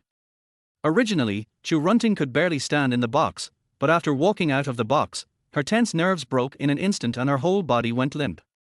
Yifan knew that Chu Runting must have drunk too much, so he simply picked up Chu Runting and walked out with big strides. After simply saying goodbye to Yu Pingping, Yifan drove Chu Runting back home. As soon as Yifan carried Chu Runting into the living room, he saw Chu 1111 sitting on the sofa watching TV. Yifan, you bastard, what did you do to my mother? When Chu 1111 saw that Chu Runting was unconscious, she rushed over excitedly and shouted angrily. Aunt Chu was drunk, I brought her back. Yifan replied in a low voice. You're talking nonsense. You must have gotten my mom drunk and wanted to do something to her. My mom doesn't drink at all, how could she get drunk for no reason? Chu 1111 shouted loudly at Yifan. 1111, apologized to Yifan. However, at this moment, Chu Runting slowly opened her eyes and said to Chu 1111. Mom, are you awake? Chu 1111's expression eased a little when she saw Chu Runting wake up. 1111, I ask you to apologize to Yifan. Chu Runting repeated in a low voice. Mom, why should I apologize to Yifan? Chu 1111 asked somewhat puzzled. If it weren't for Yifan, you wouldn't have seen me today. After saying this, Chu Runting fell asleep again. Chu 1111 frowned and looked at Yifan, as if she didn't quite understand what was going on. Yifan was too lazy to explain to Chu 1111.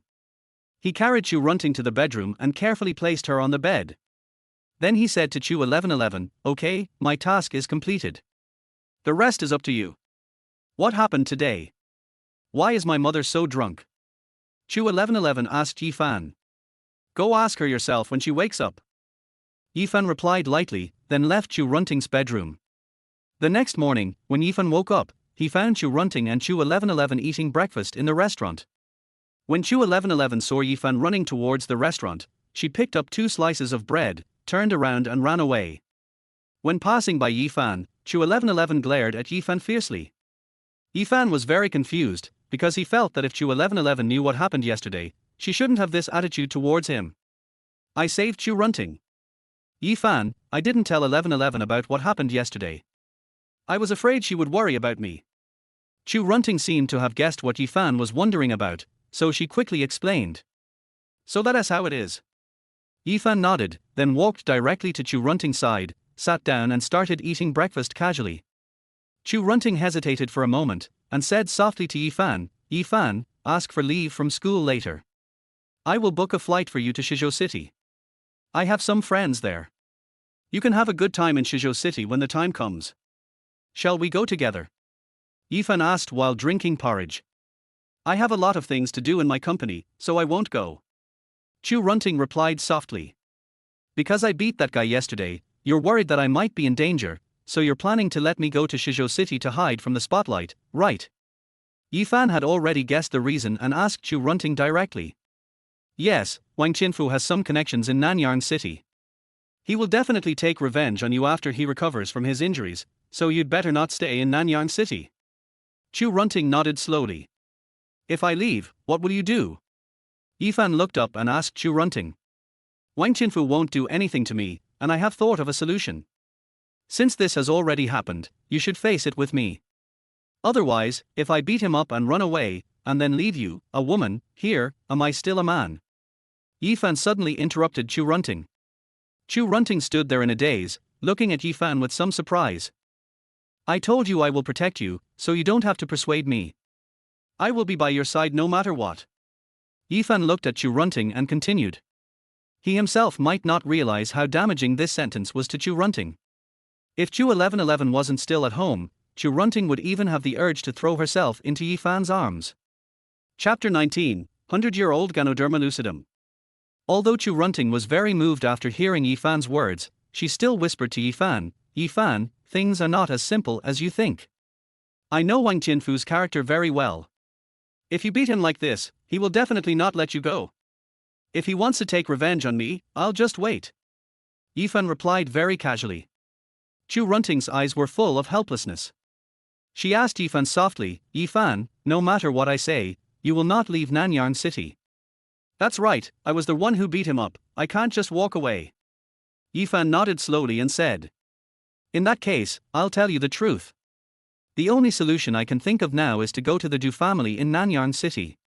If the Du family is willing to invest in our company, Wang Qinfu might not dare to attack you because of the Du family's face. Because the Du family just invested in my company, if Wang Qinfu attacks my people, it would be a clear provocation to the Du family.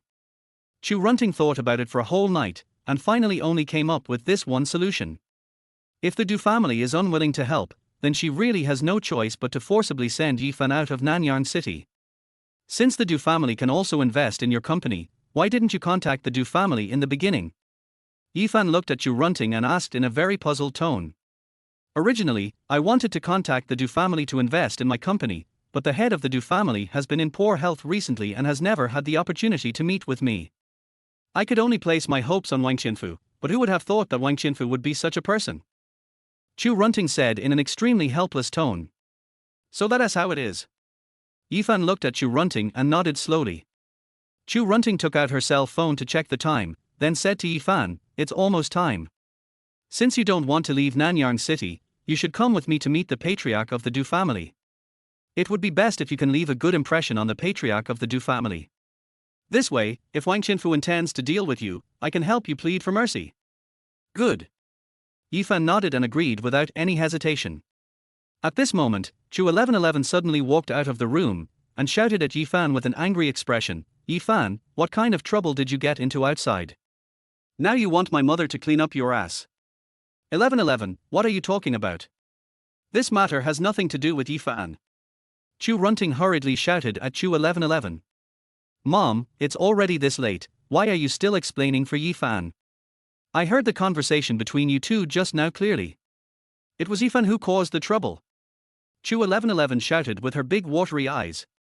Chu Runting's face was full of helplessness. After all, she had not explained things clearly to Chu 1111 before, so Chu 1111 misunderstood Yifan at this time. Yes, it was me who caused the trouble. Yifan spoke directly to Chu 1111. After hearing what Yifan said, Chu 1111's expression seemed to be even more angry. She shouted loudly, Mom, I just can't understand why you have to keep Yifan in our house. What use is he other than causing trouble? Why can't you just drive this waste away? Chu 1111, you are not qualified to talk to Yifan like this. You don't even know the ins and outs of the matter. Apologize to Yifan right now. Chu Runting finally couldn't bear it anymore and shouted at Chu 1111 in a cold voice. Chu 1111 was stunned for a moment when she saw the angry expression on Chu Runting's face, because this was the first time that Chu Runting spoke to Chu 1111 in such a stern manner. Chu 1111, did you hear me asking you to apologize to Yifan? Chu Runting seemed to be really angry at this time. She shouted at Chu 1111 with an expressionless face. I didn't do anything wrong, why should I apologize? Chu 1111 shouted with a choked voice, then turned around and ran in her own direction. Chu 1111, stop right there. Chu Runting seemed to want to stop Chu 1111, but was grabbed by Yifan. She doesn't really know what's going on, and you can't explain the whole story to her, so it's normal for her to misunderstand me. Yifan said to Chu Runting in a low voice. But Chu Runting opened her mouth as if she still wanted to speak. Forget it, sooner or later she will understand, let's hurry up and do serious things. Yifan grabbed Chu Runting's arm and walked out of the villa. Chu Runting turned her head to look in the direction of Chu 1111, sighed softly, and didn't say anything else. After leaving the villa, Chu Runting did not let Yifan drive directly to the Du mansion, but went to the largest medicinal materials market in Nanyang City first. After entering the medicinal materials market, Chu Runting walked into a medicine shop with ease. Shopkeeper Wang, are all the herbs I asked you to prepare for me last night ready? Chu Runting asked softly to a white-haired old man. Ms. Chu, we are already prepared. The old man replied with a smile, then told his men to get the herbs. A few minutes later, a young man came up to Chu Runting with a few brocade boxes. Ms. Chu, you requested so many yang-boosting herbs in one go that you almost emptied my shop. If I'm not mistaken, you're planning to give gifts to Mr. Du, right? Shopkeeper Wang looked Chu Runting up and down and asked. That's right. Chu Runting nodded slowly. The fact that Mr. Du was ill had long been known to everyone in Nanyang City, so most people bought some relatively expensive yang replenishing medicinal herbs as gifts for Mr. Du. Miss Chu, I have a 300-year-old Ganoderma lucidum here. It's a good thing for replenishing yang energy. If you give it to Master Du, he will definitely be very happy. It's better than all the herbs you have put together. Shopkeeper Wang blinked and said with a smile.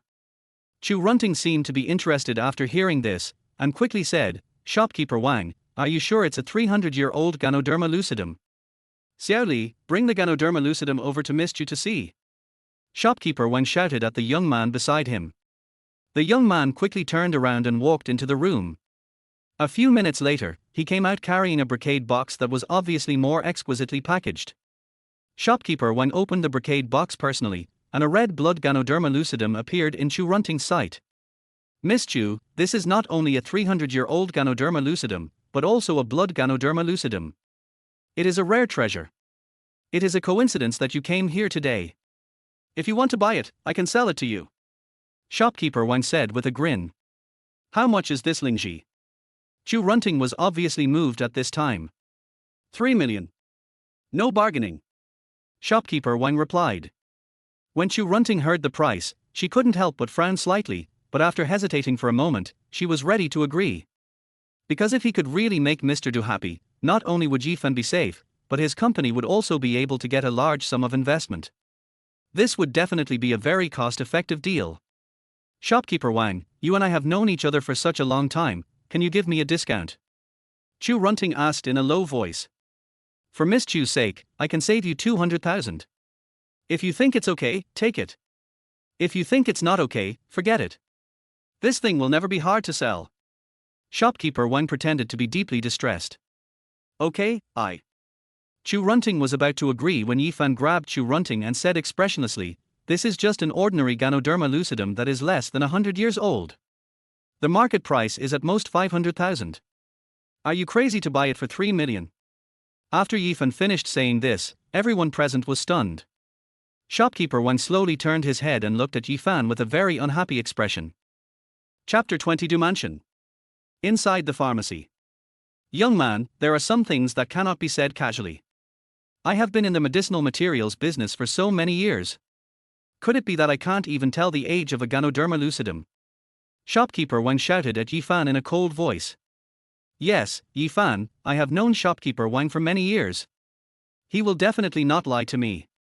He is very prestigious in the medicinal materials industry. Chu Runting also quickly followed suit. Yifan glanced at shopkeeper Wang calmly, then asked softly, "Since you think you know a lot about medicinal herbs, then tell me, what is the easiest way to identify Ganoderma lucidum?" "Of course, you should look at the growth rings on the Ganoderma lucidum. Don't you even have this common sense?" Shopkeeper Wang replied with great disdain. "That's right. The easiest way to identify Ganoderma is to look at the growth rings on it. But didn't you notice that the growth rings on the blood Ganoderma in your hand were painted by someone else?" Yifan asked Shopkeeper Wang in a resounding voice. Shopkeeper Wang was stunned for a moment, then sneered and said, "Young man, you don't really think I'm a fool, do you? I've been in the medicinal materials business for so many years, can't I even tell whether the growth rings were painted by someone else? Yeah, if it was really painted by someone else, then the color would definitely fall off if we touched it with our hands. Who would think of using such a stupid method?" The young people around Shopkeeper Wang were also full of disdain, because Shopkeeper Wang's family had been in the medicinal materials business for generations. Yifan showing off in front of Shopkeeper Wang at this time is no different from waving his sword in front of Guangdong. What you can think of, others can think of too. The other party used a very special kind of paint to paint it. The paint won't fade if you touch it with your hands, but it will fade immediately if it touches water. Yifan has acquired all the medical knowledge and clinical experience in the world through the pretending and slapping system, so he is naturally very knowledgeable about medicinal materials. He could tell whether this Ganoderma lucidum was 300 years old or not without even looking at the growth rings. How ridiculous! It's as if you didn't say anything. Can we really use water to wash such precious medicinal materials just because of what you said?" The young man shouted with his eyes wide open. "I just told you how to identify it. As for what you do, that has nothing to do with me. Anyway, I will never buy this Ganoderma lucidum." After Yifan finished speaking, he said to Chu Runting, "Let's go. Manager Wang, we'll leave first. You don't have to take my friend's words too seriously." Although Chu Runting said this, she was actually more willing to believe Yifan because she knew that Yifan had no reason to lie to her. "Miss Chu, wait a moment." Shopkeeper Wang shouted directly at Chu Runting. "Manager Wang, is there anything else?" Chu Runting turned her head to look at Shopkeeper Wang and asked softly. "Miss Chu, our Wang family's Bakeotang has been in business for hundreds of years. We have always been honest and trustworthy and have never deceived customers. Since your friend just now has some doubts about the herbs I took out, I must prove the innocence of our Bakeotang today." Shopkeeper Wang shouted expressionlessly, and then said to the young man beside him, "Go get me some water."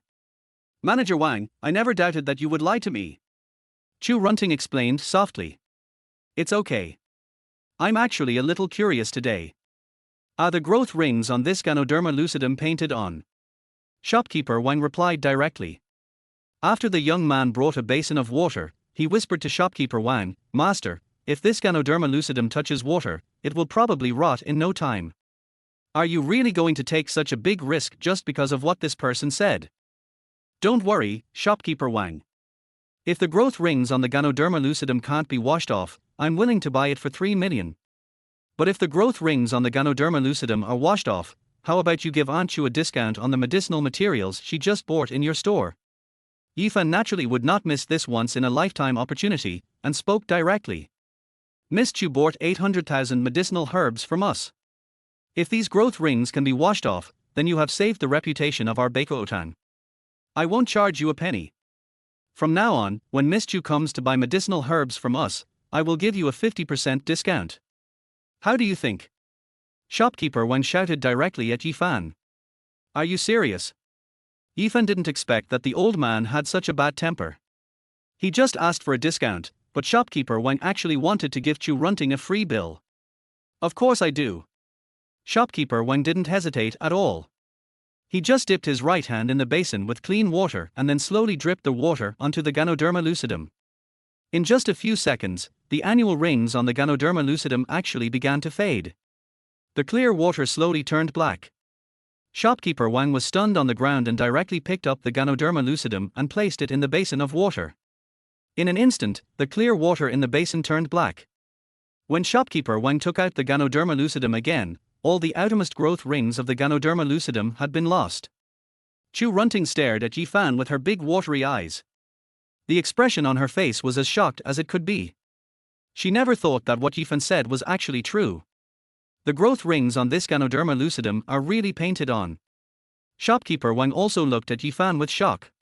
Does what we said before still count? Yifan asked Manager Wang with a smile. Master, you are the real master. Shopkeeper Wang was so excited that he didn't know what to say. Because this Ganoderma lucidum was also sold to him by someone else, he can actually be considered a victim. If it weren't for the reminder from the master, the century-old reputation of our Baikao Hall might have really been ruined in my hands. Shopkeeper Wang quickly held Yifan's hand and shouted in a trembling voice. Okay, stop talking about these useless things, and quickly give the money to Aunt Chu. I have other things to do over there. Yifan was in no mood to waste time talking to an old man, so he simply shook off Shopkeeper Wang's hand and ran outside. Master, I will have someone return the money to Miss Chu right away. Shopkeeper Wang shouted hurriedly. Chu Runting saved more than 800,000 yuan just because of Yifan's words, so she was in a very good mood. I didn't expect you to be so amazing. You actually know how to identify medicinal herbs. Chu Runting said with a smile. Not only do I know about medicinal herbs, I also know medical skills. What do you think of what I told you last time? Yifan started the car and replied to Chu Runting.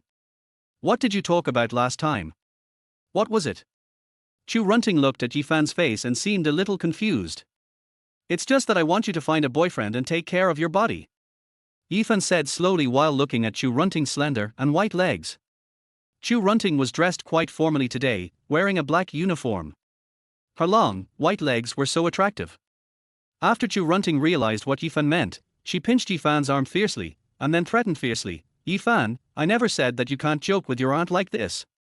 No, Aunt Chu, please let go quickly, it hurts. Yifan quickly begged for mercy. Yifan and Chu Runting chatted while driving to the Du family's manor. About 10 minutes later, Yifan parked the car at the gate of the Du family manor. The Du family is definitely one of the largest families in Nanyang City. From the gate of their manor, one can see how terrifying this family's status is. The two red lacquer doors, nearly 3 or 4 meters high, are inlaid with copper nails, and stone lions are placed on both sides to guard the gates. The stone lions are finely carved, and their beards and hair are lifelike. A plaque with gold characters on a black background hangs above the door lintel. The two words, Du Mansion, are extremely eye-catching. At this time, the door of the Du Mansion was closed. Chu Runting did not choose to go up and knock on the door, but took out her mobile phone and dialed a number. Boss Du, I'm already outside your Du Mansion. Chu Runting said softly. Okay, I'll have someone bring you in right now. My father just woke up, and you're here at the perfect time. The other party replied with a smile and then hung up the phone. Chapter 21, Shocking Words. Yifan and Chu Runting stood at the gate of the Du Mansion and waited for about 5 or 6 minutes. A burly middle-aged man slowly opened the door of the Du Mansion, and then asked Chu Runting softly, You should be Mr. Chu, right? Yes. Chu Runting nodded slowly. Please come in with me. The middle-aged man didn't say anything else, turned around and walked into the Du Mansion. Chu Runting and Yifan followed the middle-aged man. When Yifan walked into the Du Mansion's manor, he found that there was a different world inside. It gave people the feeling as if he had traveled to the courtyard of a wealthy family in ancient times. The first thing that catches your eye is a turquoise lake with a few small boats floating on the surface. Behind the lake, there are pavilions and towers scattered around, with winding paths leading to secluded places. The fact that the Du family was able to acquire such a large piece of land in Nanyang City, where every inch of land is valuable, to build such a manor is enough to prove how powerful the Du family is.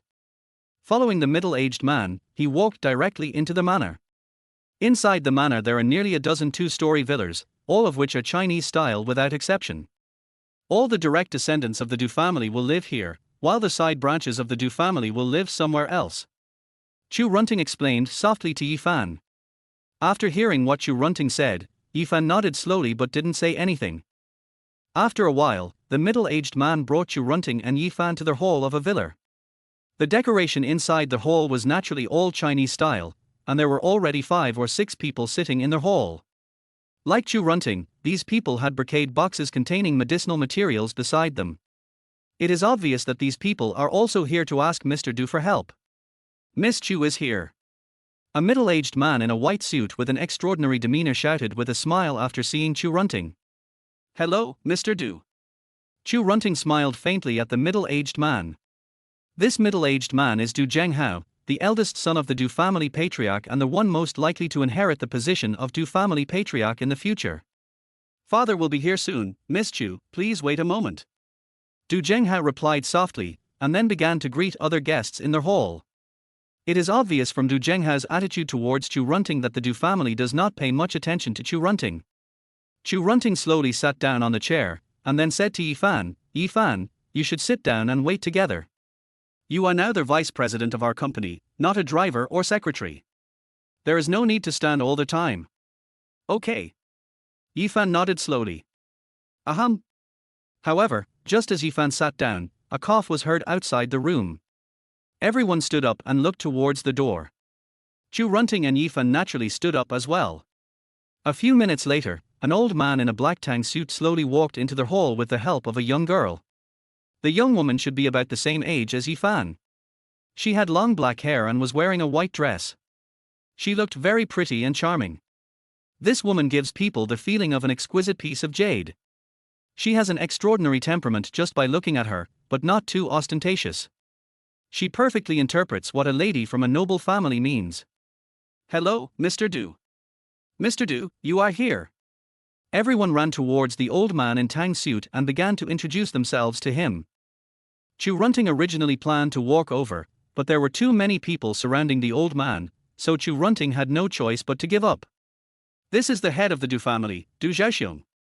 Chu Runting spoke softly to Yi Fan. Yi Fan nodded slowly.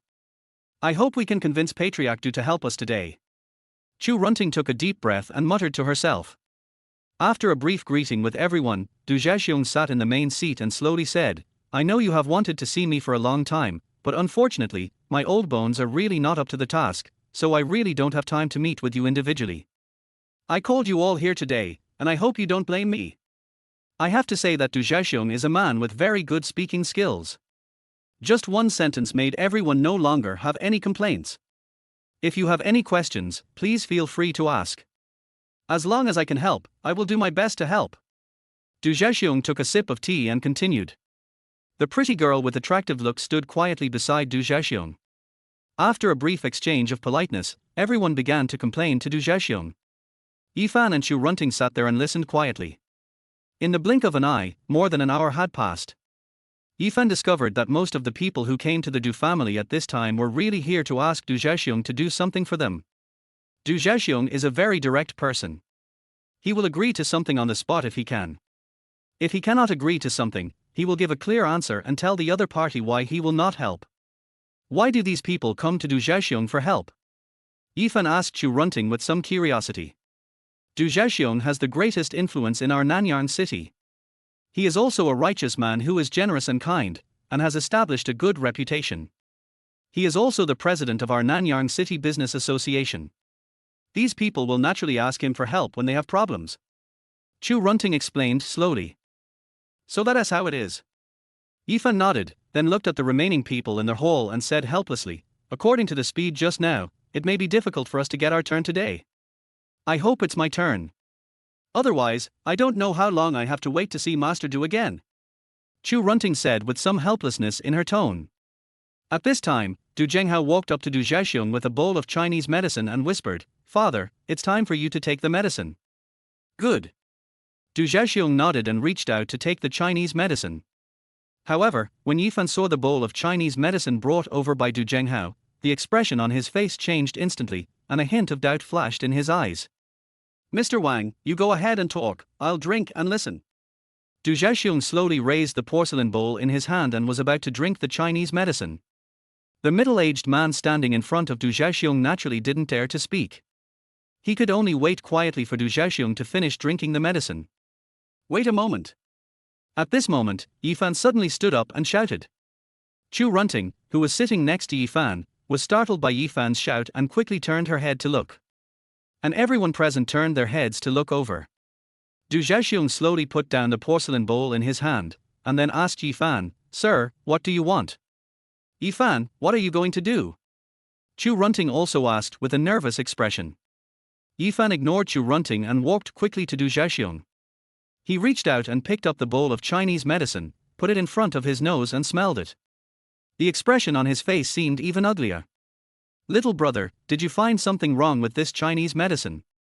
Du Zhenghao also looked nervous. Mr. Du, how long have you been taking this Chinese medicine? Yifan ignored Du Zhenghao and asked Du Zhaoxiong instead. It's been 3 days. What happened? Du Zhaoxiong looked at Yifan with confusion in his eyes. Can I take your pulse? Yifan continued to ask. Certainly. Du Zhaoxiong did not feel any disdain towards Yifan because of his age, and he took the initiative to stretch out his right hand. Chu Runting knew that Yifan knew some medical skills, so she did not choose to stop Yifan. After a moment, Yifan took his fingers away from Du Zhaoxiong's wrist, and then asked Du Zhaoxiong, Mr. Du, do you often feel dizzy, and in serious cases you are bedridden, or even have an inexplicable coma, so someone asked you to drink this Chinese medicine? That's right. Du Zhaoxiong became interested instantly when he saw that Yifan could accurately describe his symptoms. After drinking this Chinese medicine, Mr. Du, your coma symptoms should have been relieved a lot, but you often have symptoms of coughing, and sometimes you feel hot in your body, right? Yifan continued to ask. Yes, my grandpa's cough has become more severe these days. The beautiful girl next to Du Zhaoxiong nodded hurriedly. Then everything fits in. Mr. Du, you are very lucky to have met me today. Yifan paused for a moment, then continued, if you continue to drink this Chinese medicine, I guarantee that you will vomit blood and die in no more than 5 days. The words fell. Everyone present widened their eyes, and each of their faces showed an expression of extreme shock. Chapter 22 Nonsense. When Chu Runting heard what Yifan said, she was completely dumbfounded. She looked in Yifan's direction with a somewhat surprised expression, and really couldn't understand why Yifan said such a thing. Although Chu Runting knew that Yifan knew some medical skills, he was just a college student. His age was not a factor, so how good could his medical skills be? The people around were also filled with shock. Only Du Zhaoxiong himself appeared relatively calm at this time. After all, he had experienced many ups and downs over the years, and it was absolutely impossible for him to be frightened just because of Yifan's words. Kid, be careful with your words. You are obviously cursing Mr. Du on purpose. A middle-aged man shouted at Yifan in a cold voice. Yer, what on earth do you do? How dare you talk nonsense here? It's ridiculous to be able to determine Mr. Du's condition just by taking his pulse. Everyone started shouting at Yifan. What I said is just the truth. If Mr. Du believes me, then stop taking the medicine as soon as possible. If Mr. Du doesn't believe me, then just pretend that I never said anything. Yifan replied to everyone calmly. Du Zhaoxiong didn't particularly believe Yifan's words at first, but when he heard Yifan's words, the expression on his face changed instantly. Yifan's guess about his symptoms was completely correct, but this did not prove how powerful Yifan's medical skills were, because many people in the entire Nanyang city knew about his condition, and Du Zhaoxiong, who was speaking just now, had been coughing. However, Du Zhaoxiong could feel that Yifan's tone was very confident, which made him unable to help but feel curious. You better make your words clear today, or I will never let you go for cursing my grandfather just now. The beautiful girl next to Du Zhaoxiong stepped forward and shouted at Yifan in a cold voice. This girl's name is Du Muqing, and she is the daughter of Du Zhaoxiong's eldest son Du Zhenghao. Among the 3 generations of the Du family, Du Muqing has the best relationship with Du Zhaoxiong, and it is Du Muqing who always takes care of Du Zhaoxiong on weekdays. At this time, Du Muqing was naturally very angry when she heard Yifan say that Du Zhaoxiong would definitely vomit blood and die in 5 days. Mr. Du, Miss Du, I'm so sorry, Yifan was just talking nonsense, please don't take it to heart. Chu Runting was also very upset at this time. She couldn't understand why Yifan had to stand up and say these words when he was just sitting there quietly. I have been planning for such a long time, but now it has been ruined by Yifan's words. Chu Runting blamed Yifan to some extent in her heart, but it was of no use. It was a blessing in disguise that the two of them could leave the Du mansion safely today. What do you mean I don't care? This person said that my grandfather would definitely vomit blood and die in 5 days. Can I pretend not to hear you when you tell me this? Du Muqing shouted at Chu Runting in a cold voice. I'm not saying your grandfather will die in 5 days, but if he continues to drink this Chinese medicine, he will die in 5 days. Yifan glanced at Du Muqing indifferently, and couldn't help but secretly thinking in his heart that this woman was quite pretty, but why did her brain not seem to be working well? What he said was obviously not what he meant. Muqing, there's no need to be so excited. Du Zhaoxiong gently waved his hand at Du Muqing, then squinted his eyes and said with a smile, "Young man, since you can say what you just said, it means that you must be proficient in some medical skills, right?" "Fine." Yifan nodded slightly in a low-key manner. "That's right. The symptoms you just described basically match my previous condition. I've had this strange disease for some time. I've been to many hospitals at home and abroad, but no one can be sure what disease I have. Later, my second son specially invited Mr. Li Guanji, a miracle doctor in Nanyang City. This medicine was also prepared by Mr. Li himself. After I took it, my condition did improve a lot, but the coughing symptom worsened." Du Zhaoxiong looked at Yifan and said slowly, "There are really all kinds of strange things in this world. In our Nanyang City, there are actually people who dare to question Mr. Li. This is the first time I've heard of it." A middle-aged man's voice sounded slowly. Yifan turned his head and saw that a middle-aged man and an old man were slowly walking into their hall. "Father!" The middle-aged man hurriedly shouted at Du Zhaoxiong. "Mr. Li, you are here." When Du Zhaoxiong saw the old man next to the middle-aged man, he quickly stood up and welcomed him warmly. The two people who appeared at this time were none other than Du Zhaoxiong's second son Du Jingnan, and the other old man in a black gown was naturally Li Guanji, the miracle doctor in Nanyang City. Li Guanji is very famous in Nanyang City.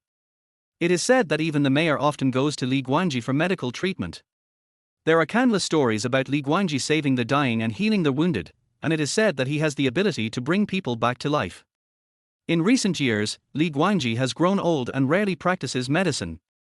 It is almost impossible for ordinary people to see Li Guanji. It seems like this kid has hit a wall today. Yes, the great Dr. Li Guanji actually came here in person. Mr. Li is a big shot that ordinary people can't see no matter how much money they spend. Now someone dares to question Mr. Li. It's really a big joke. Everyone around seemed to be waiting to laugh at Yifan. At this moment, Chu Runting's beautiful eyes were filled with despair. Yifan's words instantly cut off all their hope in her heart. If the Du family doesn't help, Chu Runting really doesn't know how to help Yifan solve Wang Qianfu's troubles. Yifan, do you know that your words will hurt yourself?" Chu Runting was extremely anxious, but there was nothing she could do. "Mr. Du, I have nothing to do today, so I came to see how you are doing recently," Li Guanji said to Du Zhaoxiong with a smile. "Mr. Li, since I took the medicine you prescribed, my health has been getting better day by day, and my previous illness has never appeared again. The only thing is that my cough seems to have gotten a little worse." Du Zhaoxiong replied to Li Guanji softly. "Coughing is normal. It should be relieved after drinking for a while," Li Guanji said calmly. That's good. Du Zhaoxiong nodded quickly, and the nervousness he had felt because of Yifan's words was relieved a lot at this moment. Du Muqing's emotions didn't seem as excited as before.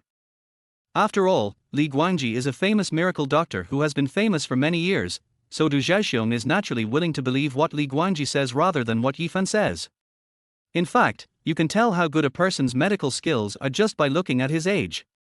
Because medical skills cannot be improved by reading a lot of books. You still need to accumulate clinical experience. "Mr. Du, I'm so sorry, Yifan might have seen it wrong just now." Chu Runting took this opportunity to quickly pull Yifan back to her side and stop him from talking nonsense. "I'm not mistaken. What this person just said is sheer nonsense.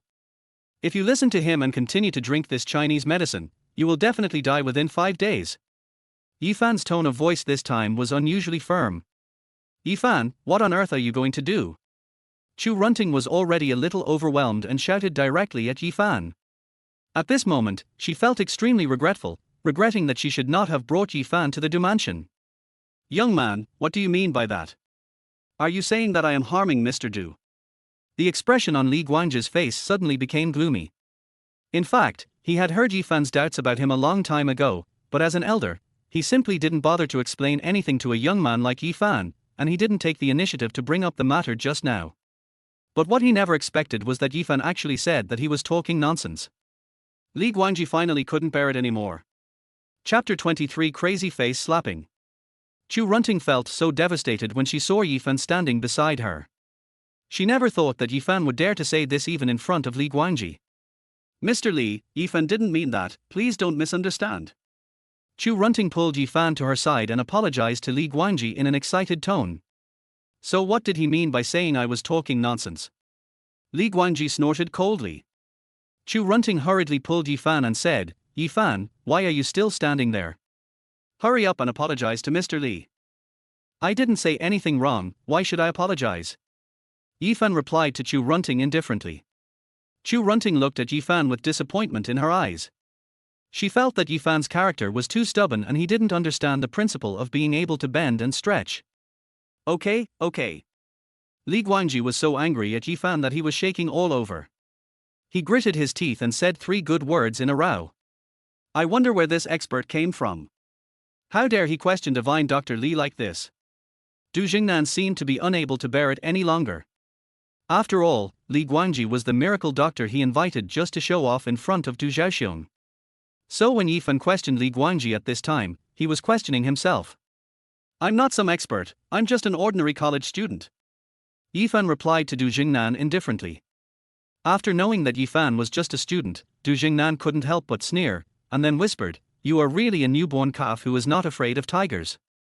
You are just a student of medical school, but you dare to question the top famous doctor in Nanyang City. Tell me, what qualifications do you have? Does curing illnesses and saving lives require qualifications and education? Yifan asked Du Jingnan indifferently. You? Du Jingnan didn't expect Yifan to be so eloquent and was speechless for a moment. And I'm not a medical student, I'm studying finance. Yifan added something to Du Jingnan. Everyone around looked at Yifan with surprise. A college student studying finance is actually questioning a famous doctor who has been practicing medicine for many years.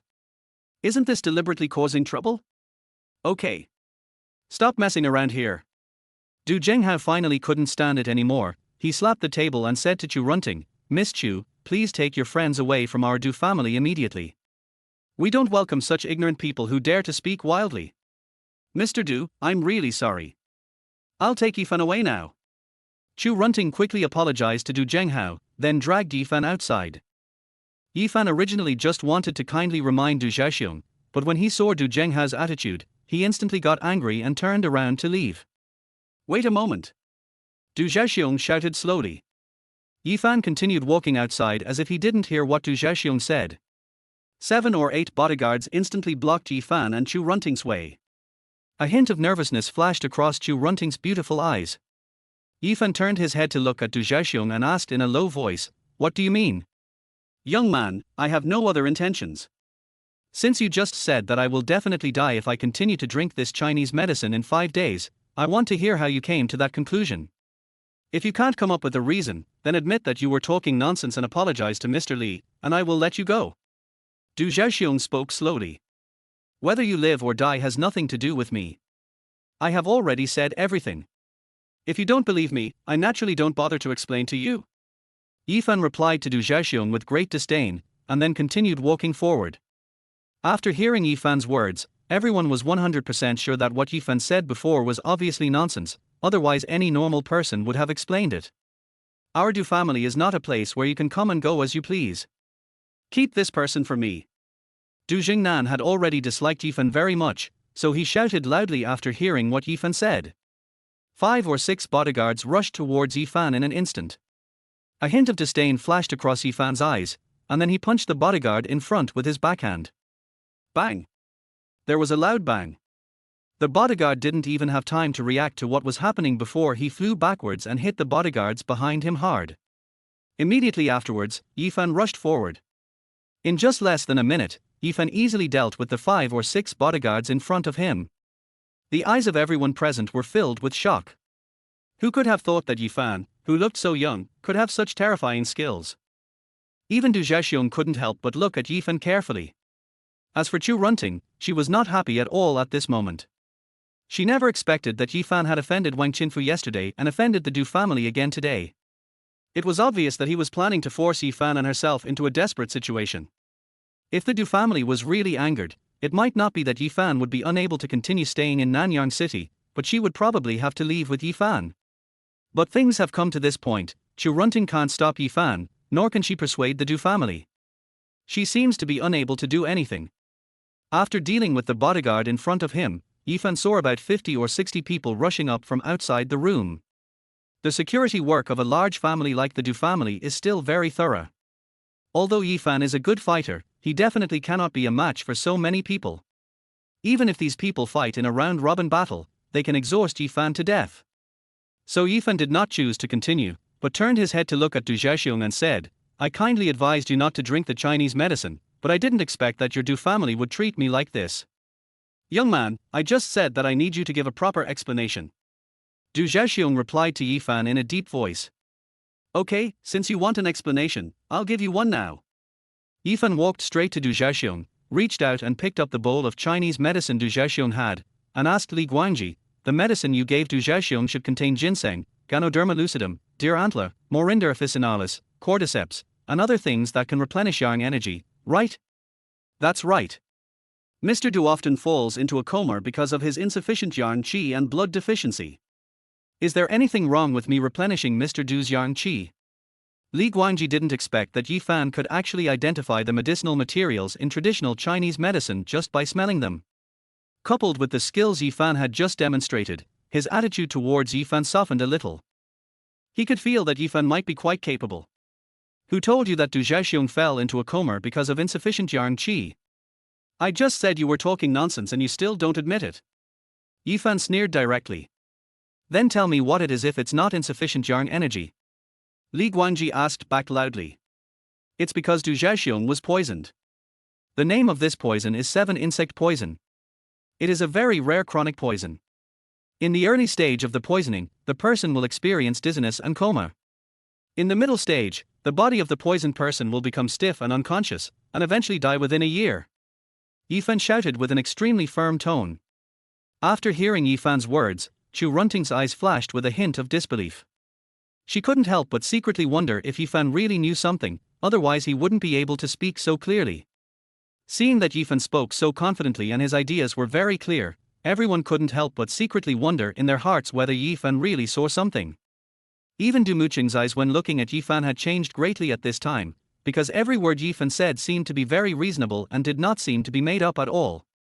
Li Guangji was stunned for a moment. He had naturally heard of the 7-insect poison. He also knew that the symptoms of the 7-worm poison were very similar to those of yang qi deficiency, but because this poison was so rare, Li Guangji didn't even consider it at the beginning. "How do you know that Mr. Du is not suffering from a loss of yang qi but from poisoning? Can you provide any evidence?" Li Guangji asked, gritting his teeth. "Once someone is poisoned by the 7 insects, red blood spots will appear under the skin in the middle stage of the poisoning. Du Zhaxiong, take a look at your arms to see if there are such blood spots." Yifan asked Du Zhaxiong. Du Zhaxiong subconsciously rolled up his sleeves, and then said to Du Muqing, "Muqing, Grandpa's eyesight is not good, can you help me take a look?" Du Muqing quickly checked it carefully, and then said with a trembling voice, "Grandpa, there do seem to be a few small blood spots on your arm." For a moment, the expressions on everyone's faces seemed even more incredible. There were indeed blood spots on Du Zhaxiong's arm as Yifan had mentioned, but because the color was not dark and they were very small, they were very difficult to find without careful observation. Li Guangji began to feel dumbfounded. "Also, since you just said that Du Zhaxiong is suffering from a deficiency of yang qi, why don't you take my pulse carefully now, and then tell me whether his yang qi is deficient or excessive?" Yifan shouted at Li Guangji. Li Guangji hesitated for a moment, then hurried to Du Zhaxiong and began to take his pulse. A few seconds later, Li Guangji collapsed to the ground with a look of disbelief in his eyes. "This is truly a divine man." Li Guangji stammered and sighed. At this moment, he could no longer describe his feelings. Chapter 24: Two different people. A few days ago, when Li Guangji took Du Zhaxiong's pulse, he found that Du Zhaxiong was indeed suffering from a deficiency of yang qi. But that was because Du Zhaxiong himself was old and frail, and he had been very busy in recent years, and he had been seeking medical treatment everywhere for poisoning, so his pulse showed signs of yang deficiency. This kind of loss can be recovered with just some normal conditioning. But Li Guangji gave Du Zhaxiong the most powerful tonic. Li Guangji seemed to have gone completely stupefied. He sat on the ground in a daze without saying a word. Everyone around also felt something was wrong from Li Guangji's reaction. Especially Du Zhaxiong himself, he began to realize that what Yifan said was very likely correct, otherwise Li Guangji would have refuted Yifan. Li Guangji, these tonics you gave to Zhexiong won't cure his illness at all. On the contrary, they will continue to accelerate Du Zhexiong's blood circulation, allowing the toxins to spread throughout Du Zhexiong's body in a shorter time. So I say that if Du Zhexiong continues to drink these medicines you prescribed for him, he will definitely die within 5 days. Do you still think there is any problem now? Yifan asked Li Guangji. Master, you are the real master.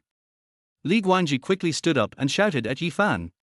Du Jingnan's face suddenly changed after hearing this. Master, I am really grateful for your reminder.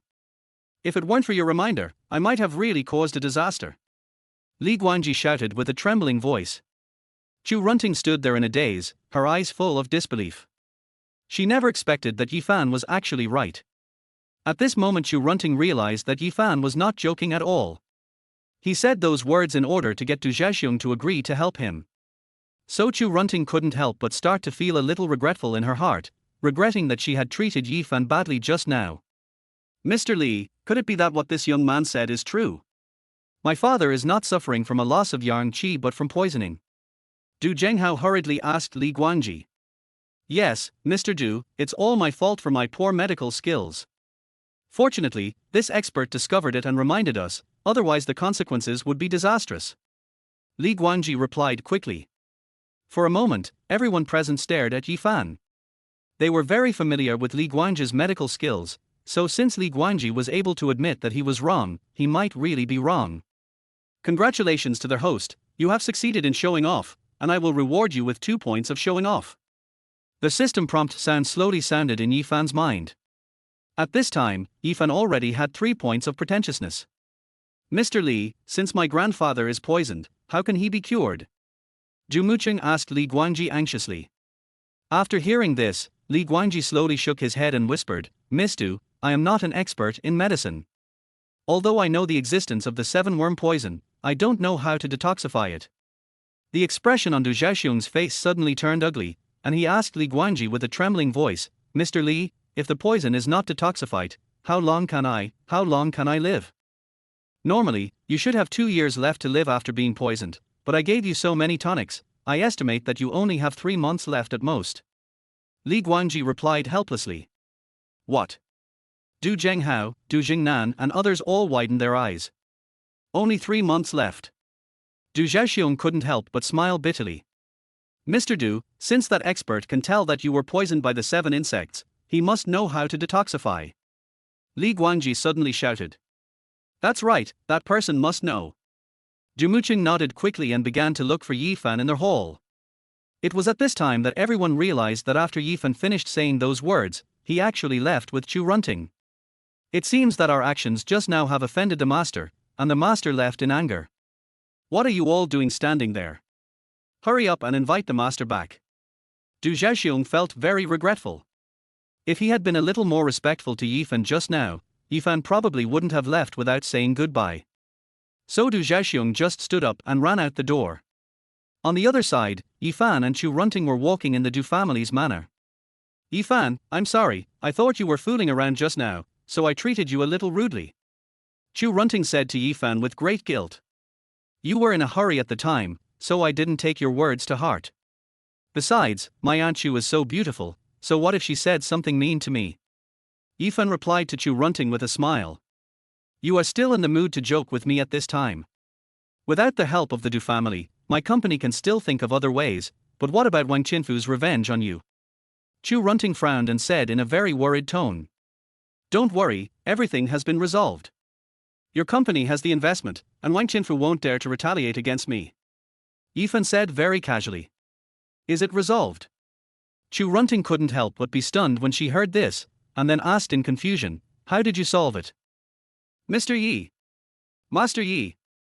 However, at this moment, the voices of Du Zhexiong and Li Guangji sounded behind Chu Runting.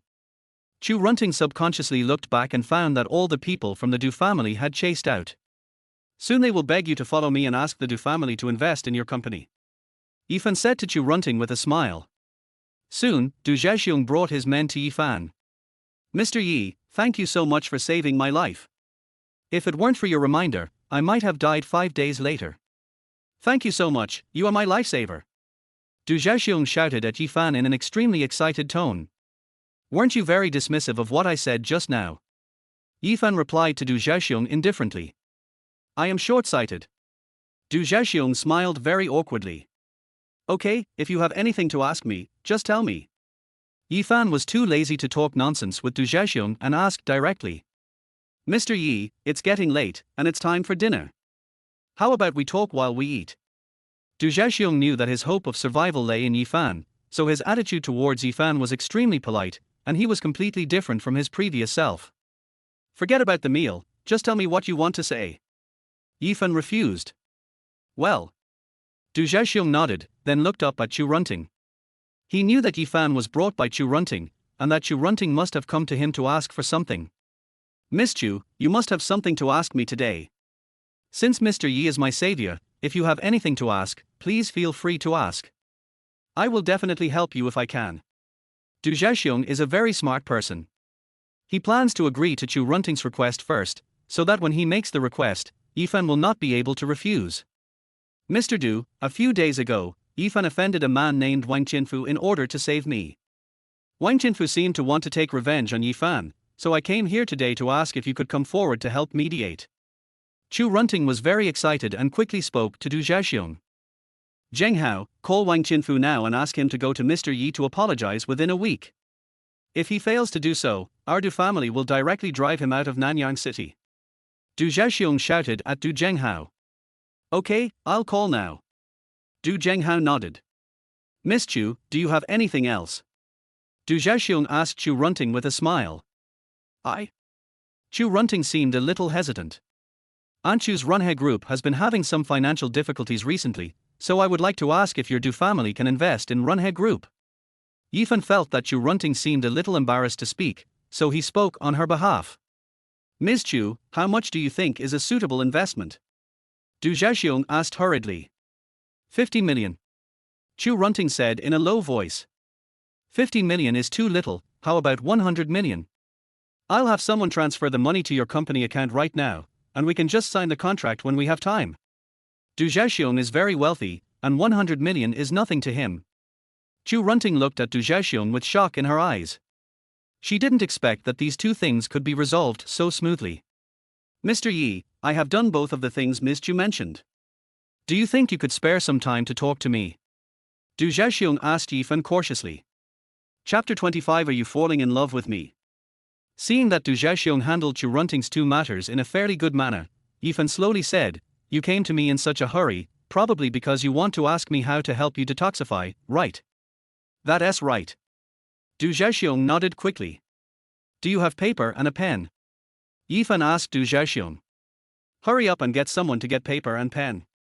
Du Zhaxiong shouted excitedly to the people behind him. Du Mucheng quickly turned around and ran into the room. After finding paper and pen, she returned to Yifan and handed the paper and pen to Yifan. After taking the paper and pen, Yifan wrote down the antidote formula for the 7 insect poison. Go get your grandfather some medicine according to what I wrote above, and drink it for 3 months straight. Yifan handed the paper and pen to Du Mucheng and said expressionlessly. Good.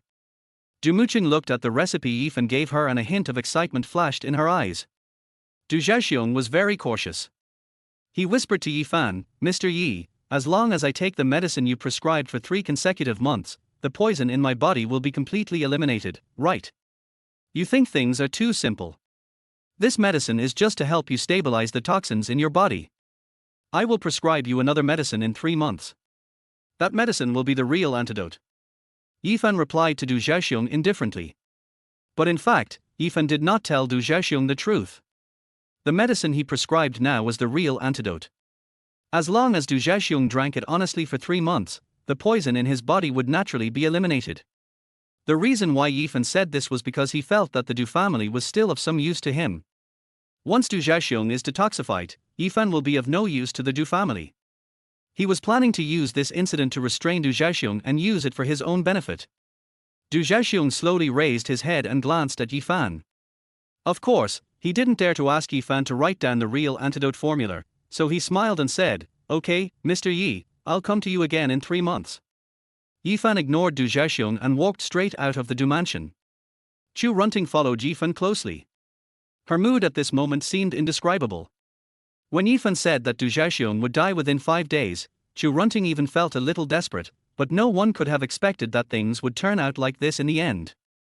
Not only did his company receive an investment of 100 million yuan, but Wang Qinfu's proposal was also rejected by Yifan.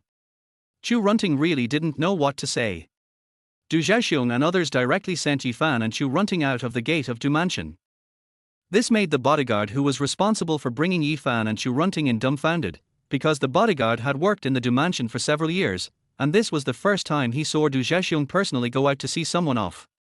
Especially after Du Zhaxiong fell ill, this situation became even rarer. Could it be that these two people are some important figures? The bodyguard wondered secretly. Mr. Yi, if you have any other instructions, you can call me at any time. As long as it is something you ask, I will do my best to do it. After sending Yifan to the car, Du Zhaxiong said to Yifan with a smile. Mr. Du, you don't have to be so polite to me. I will tell you the antidote formula for the 7-worm poison in 3 months. Yifan naturally knew what Du Zhaxiong was thinking, so he replied to Du Zhaxiong indifferently. That's good, that's good. Du Zhaxiong nodded hurriedly. Yifan opened the car door and got in. Chu Runting simply greeted the Du family and then got into the car. After Yifan started the car and drove nearly 500 or 600 meters, Du Zhaxiong led the Du family slowly back to the Du Mansion. Grandpa, this person is not a liar, right? Du Mucheng asked Du Zhaxiong with some confusion. Why do you ask? Du Zhaxiong asked back. If Yifan really knew the formula for the antidote to the 7-worm poison, why didn't he tell us now, but waited 3 months to tell us? Could it be that he didn't know it at all and just randomly prescribed a medicine to fool us? Du Mucheng's worry was not groundless. After all, Li Guangji also said that Du Zhaxiong could live for at least 3 months. Your worry is unnecessary. Even if Yifan has the guts to deceive our Du family, Chu Runting won't have the guts to do so, unless his Runhe group doesn't want it anymore. Du Zhenghao said expressionlessly. That's right. And since Yifan can see things that Li Guangji can't, it means that his medical skills must be very superb. Secondly, the reason why he wants to give me the antidote in 3 months is that he probably wants to use our Du family. Du Zhaxiong followed up. We have already agreed to Chu Runting's 2 conditions, but he still wants to use our Du family. Isn't that a bit too much? Du Mucheng shouted excitedly. It doesn't matter. As long as Yifan can really save my life, then what does it matter if I help him a few times? But if Yifan dares to lie to me, then I will take his life directly. Du Zhaxiong replied very calmly. After all, the requests put forward by Yifan were just some insignificant little things in his eyes. On the other side, Chu Runting finally let go of the big stone in her heart after seeing Yifan drive the car far away. Then she let out a long breath and gently patted the soft part of her chest. Are you really that scared? Yifan turned his head to look at Chu Runting, then asked with a smile.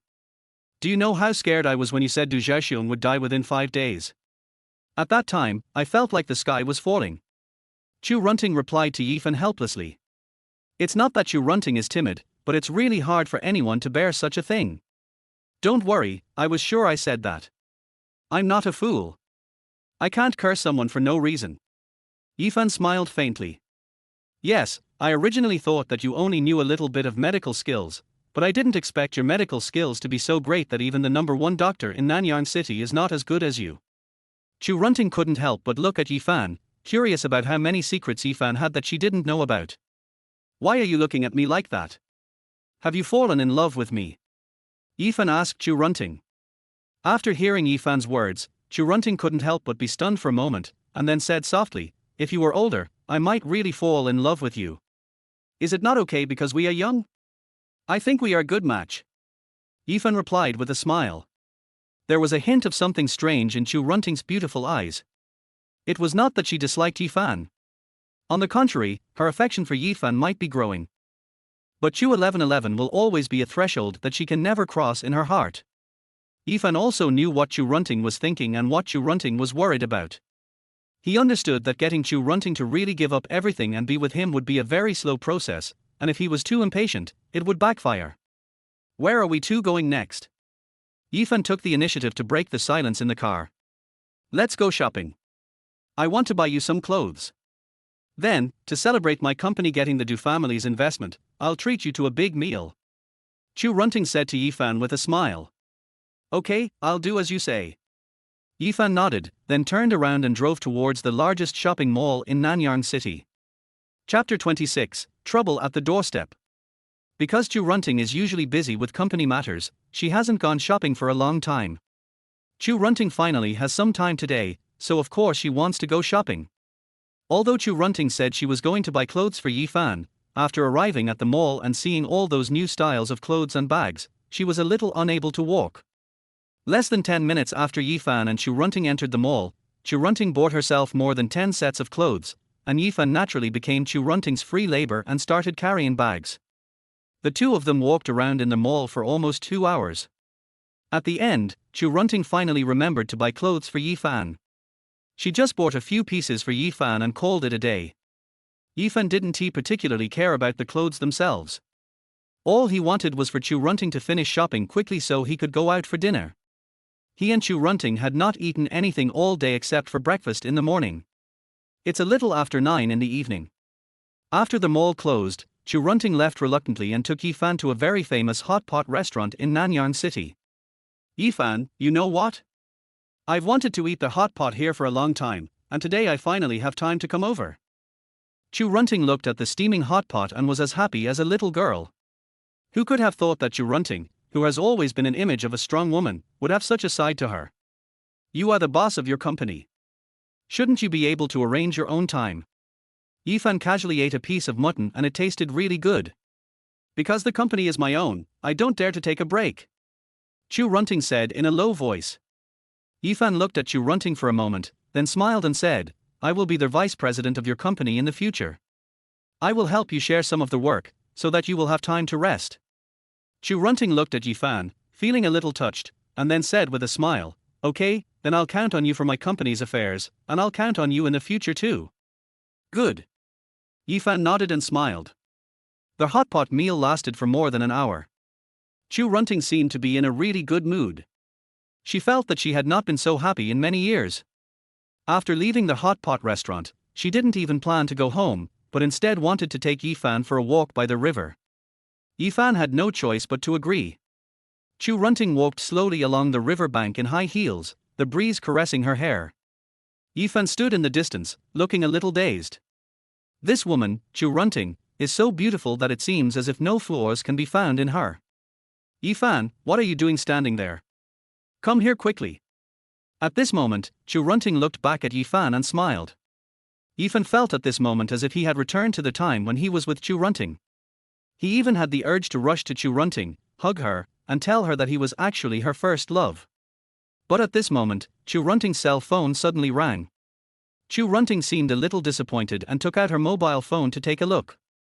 If it was a call from someone in the company, Chu Runting would definitely reject the call without hesitation. But when she saw that it was Chu 1111 calling, Chu Runting chose to answer the call. 1111, what's wrong? Chu Runting asked softly after answering the phone. Mom, something terrible has happened. The trouble caused by that bastard Yifan has now found our home. I just came back from my friend's house and saw a large group of people in black clothes blocking our door. I don't even dare to go over there now. What should I do? Chu 1111 shouted anxiously. What? He found our house. Do you know who he is? Chu Runting looked very puzzled, because logically speaking, the Du family had already helped Wang Qinfu solve his problem, so no one should be blocking her door. I'm hiding aside now and I don't dare to go over. How can I know who that bastard Yifan has offended? Chu 1111 replied helplessly. Okay, I get it. Don't mess with those people now. I'll be back right away. After saying this, Chu Runting hung up the phone and walked quickly to Yifan in high heels. What's wrong? Yifan could tell at a glance that Chu Runting was in a bad mood, so he asked with a frown. It seems like someone is blocking my door. 1111 is so scared that she doesn't dare to go home. Chu Runting replied to Yifan anxiously, and then continued walking towards the parking lot. Is it Wang Qianfu's people? Yifan asked after catching up. I'm not sure about this now, but I think the Du family has already taken action. Wang Qianfu can't be so bold as to come to my house and cause trouble. Chu Runting replied quickly, then opened the car door and got in. Yifan was sitting in the passenger seat, wondering if Park Chan-woo, whom he had offended in the taekwondo gym before, would come and cause trouble. Chu Runting was in a hurry, so she drove very fast, and the journey that would normally take 20 minutes was completed in just 10 minutes. Chu 1111, who had been hiding in the pavilion in the community, ran over as soon as she saw Chu Runting's car driving over. Yifan, who on earth did you offend outside? Why are these people blocking my door? After seeing Yifan, Chu 1111 began to blame Yifan. Chu Runting frowned and glanced at the 7 or 8 people standing in the villa. Then her face changed slightly, and she whispered to Chu 1111, 1111, don't talk nonsense. These people are not here to see Yifan, but to see me. Come to see you. Yifan and Chu 1111 were stunned at the same time. Chu Runting took a deep breath and then walked towards her villa. Yifan and Chu 1111 followed behind Chu Runting. Runting, you are finally back. Do you know how long I have been waiting for you here? A man in a white suit slowly walked up to Chu Runting holding a bouquet of roses. Chu 1111 only realized after seeing this man that these people were not here to cause trouble, but to confess their love to Chu Runting. Why is this annoying guy so persistent? He got a group of people in black clothes to stand at my door in the middle of the night. I thought it was your enemy who showed up. He made me stay in the community for a whole hour. Chu 1111 pouted and muttered to Yifan. Do you know the man in white? Yifan asked with a frown. Of course I know him. His name is Zhao Hongjun, the general manager of the Zhao Group. He had some business dealings with my mother before, and then he began to pursue my mother madly. I don't know how many times my mother rejected him over the years, but he still didn't give up. Sometimes I still admire this man's perseverance. Chu 1111 explained as she walked towards the villa. Zhao Hongjun handed the flowers to Chu Runting, and said with a smile, Runting, these are flowers for you. Zhao Hongjun, I've told you so many times that I don't like you at all. Can you please stop coming to my house in the middle of the night to harass me? Chu Runting frowned and shouted at Zhao Hongjun. I'm not harassing you, and we're both single, so I think there's nothing wrong with me pursuing you, right? Zhao Hongjun spoke to Chu Runting with a dead pig-like attitude. My mom isn't single anymore. But at this moment, Chu 1111 suddenly opened her mouth and shouted at Zhao Hongjun. Zhao Hongjun was obviously stunned after hearing Chu 1111's words, then frowned and asked, 1111, what are you kidding Uncle Zhao? Is your mother in love? Yes, this is my mother's boyfriend. Chu 1111 didn't hesitate at all and directly pulled Yifan in front of her. Is this person your mother's boyfriend? Zhao Hongjun looked at Yifan with his eyes wide open, and the expression on his face was very incredible. Chapter 27 Why don't you take action yet? After Chu 1111 said that Yifan was Chu Runting's boyfriend, she felt that she was sometimes really smart. Because both Yifan and Zhao Hongjun were people she hated very much. So if I say at this time that Yifan is Chu Runting's boyfriend, then Zhao Hongjun will definitely try every means to deal with Yifan. At that time, no matter whether Yifan or Zhao Hongjun wins, it will be a good thing for Chu 1111. Anyway, it has no impact on her. Chu Runting's eyes were full of confusion. She didn't understand why Chu 1111 said that Yifan was her boyfriend. After all, Yifan might be the person Chu 1111 hated the most. However, Yifan saw through Chu 1111's little thoughts at a glance. She just wanted to use him as a shield. But this is exactly what he wants. Even if Chu 1111 didn't say this, Yifan was going to teach Zhao Hongjun a lesson and tell him to stay away from Chu Runting in the future. Although Yifan has not been able to confirm his relationship with Chu Runting yet, he has long regarded Chu Runting as his woman, and he absolutely cannot accept that other men have ideas about his woman. Are you Chu Runting's boyfriend? Zhao Hongjun stepped forward and asked Yifan in a cold voice. Yes, I'm Chu Runting's boyfriend. Yifan replied to Zhao Hongjun indifferently. How old are you? Has your hair grown out yet? Go home and do your homework now, and stop being an eyesore. Zhao Hongjun waved his hands at Yifan with disdain, as if he didn't take Yifan seriously at all. First of all, my age has nothing to do with you. Secondly, Chu Runting is my woman now, so don't harass her again in the future, otherwise I will be rude to you. Do you understand what I mean? Yifan warned Zhao Hongjun expressionlessly. Chu 1111 was a little surprised. She didn't expect Yifan's attitude to be so tough. But then she thought again, Yifan's skills are very good, and it might not be a problem for him to deal with people like Zhao Hongjun. But even if Yifan could beat Zhao Hongjun away today, Zhao Hongjun would definitely try every means to teach Yifan a lesson in the future. Chu 1111 felt that her plan was simply perfect. Har har, kid, do you know who I am? How dare you talk to me like that? Not to mention you, even your dad has no right to talk like that in front of me, do you understand? Zhao Hongjun sneered and asked Yifan. I don't care who you are, if you don't get out of here, you're going to end up in a very miserable state. Yifan has already started to flex his muscles. The best solution to deal with people like Zhao Hongjun is to beat him up. Chu Runting knew how ruthless Yifan would be if he really took action. She didn't want Yifan to offend Zhao Hongjun after offending Wang Qianfu, so she rushed to Zhao Hongjun and said, Zhao Hongjun, I really have a boyfriend, so don't come to disturb our lives, you'd better leave quickly. Why are you walking? Zhao Hongjun shouted loudly, and then continued, I believe it. How can I, Zhao Hongjun, be scared away by a young boy? Zhao Hongjun, I've already told you I have a boyfriend, why are you still messing around here? Chu Runting shouted excitedly. Kill this guy first. Zhao Hongjun didn't listen to Chu Runting's words at all. He just pointed in Yifan's direction and shouted. The bodyguards brought by Zhao Hongjun didn't hesitate at all and rushed towards Yifan. Fight quickly, or Yifan will get into big trouble. Chu 1111, who was standing aside watching the fun, was full of excitement. However, before the bodyguards could reach Yifan, a black business car drove directly towards Yifan's position. The business car just stopped in front of Zhao Hongjuan's bodyguards. The car door opened. Four burly men who looked like bodyguards got out of the car. Does this kid have any helpers? A hint of doubt flashed across Zhao Hongjuan's eyes. However, these four bodyguards stood on both sides of the business car, and seemed to have no intention of taking action, nor did they take the initiative to talk to Yifan. Are you for all fucking sick? Carry him down here right now. However, at this moment, a roar came from the business car. The four bodyguards finally reacted after hearing this. They quickly opened the car door and carried a middle-aged man out of the car on a stretcher.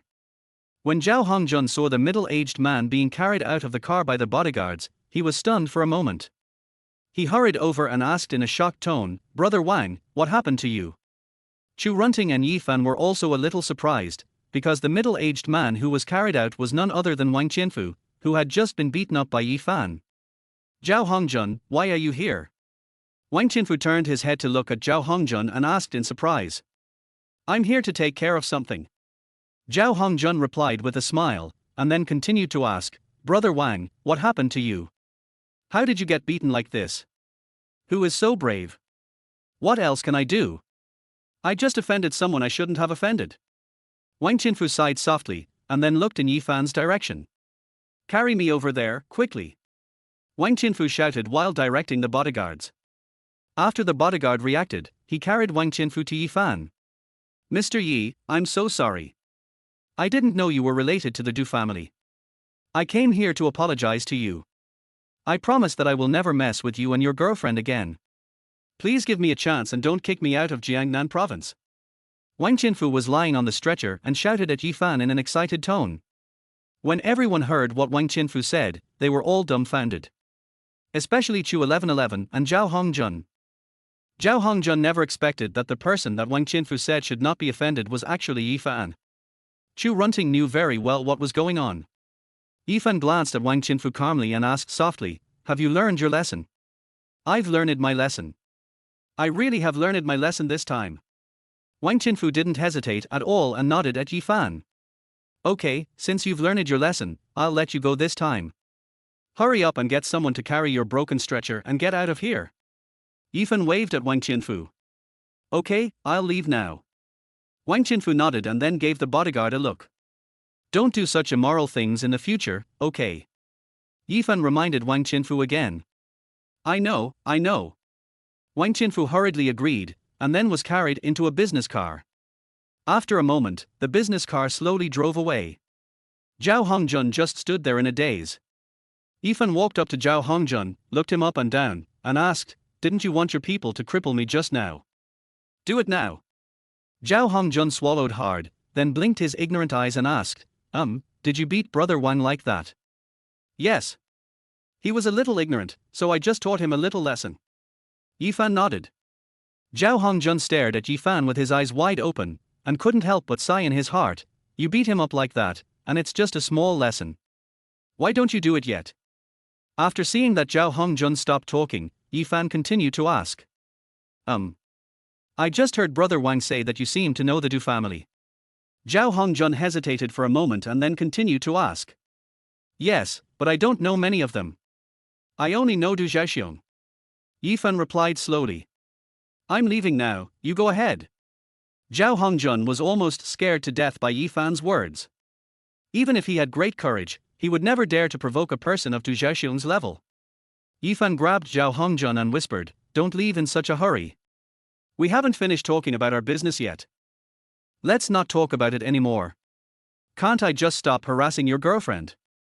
Zhao Hongjun shouted at Yifan in a trembling voice. Your attitude is better than Wang Qianfu's. Are you sure you won't come here again? Yifan asked with a smile. No, I won't come even if you give me money. Zhao Hongjun shook his head at Yifan without any hesitation. Chapter 28 The Most Difficult Woman in School. Zhao Hongjun stood in front of Yifan, as if he was completely frightened, and the expression on his face was as nervous as it could be. Because Zhao Hongjun himself is a rich second generation, and he dares to be so arrogant because of his family background. But in fact, the Zhao family that Zhao Hongjun belongs to is not a big family at all, and it is not even a second-rate family in Nanyang City. Not to mention the Du family, even someone like Wang Qianfu is someone Zhao Hongjun can't afford to offend. So when Zhao Hongjun learned that Yifan beat Wang Qianfu like that and that Yifan had a relationship with the Du family, he was completely terrified.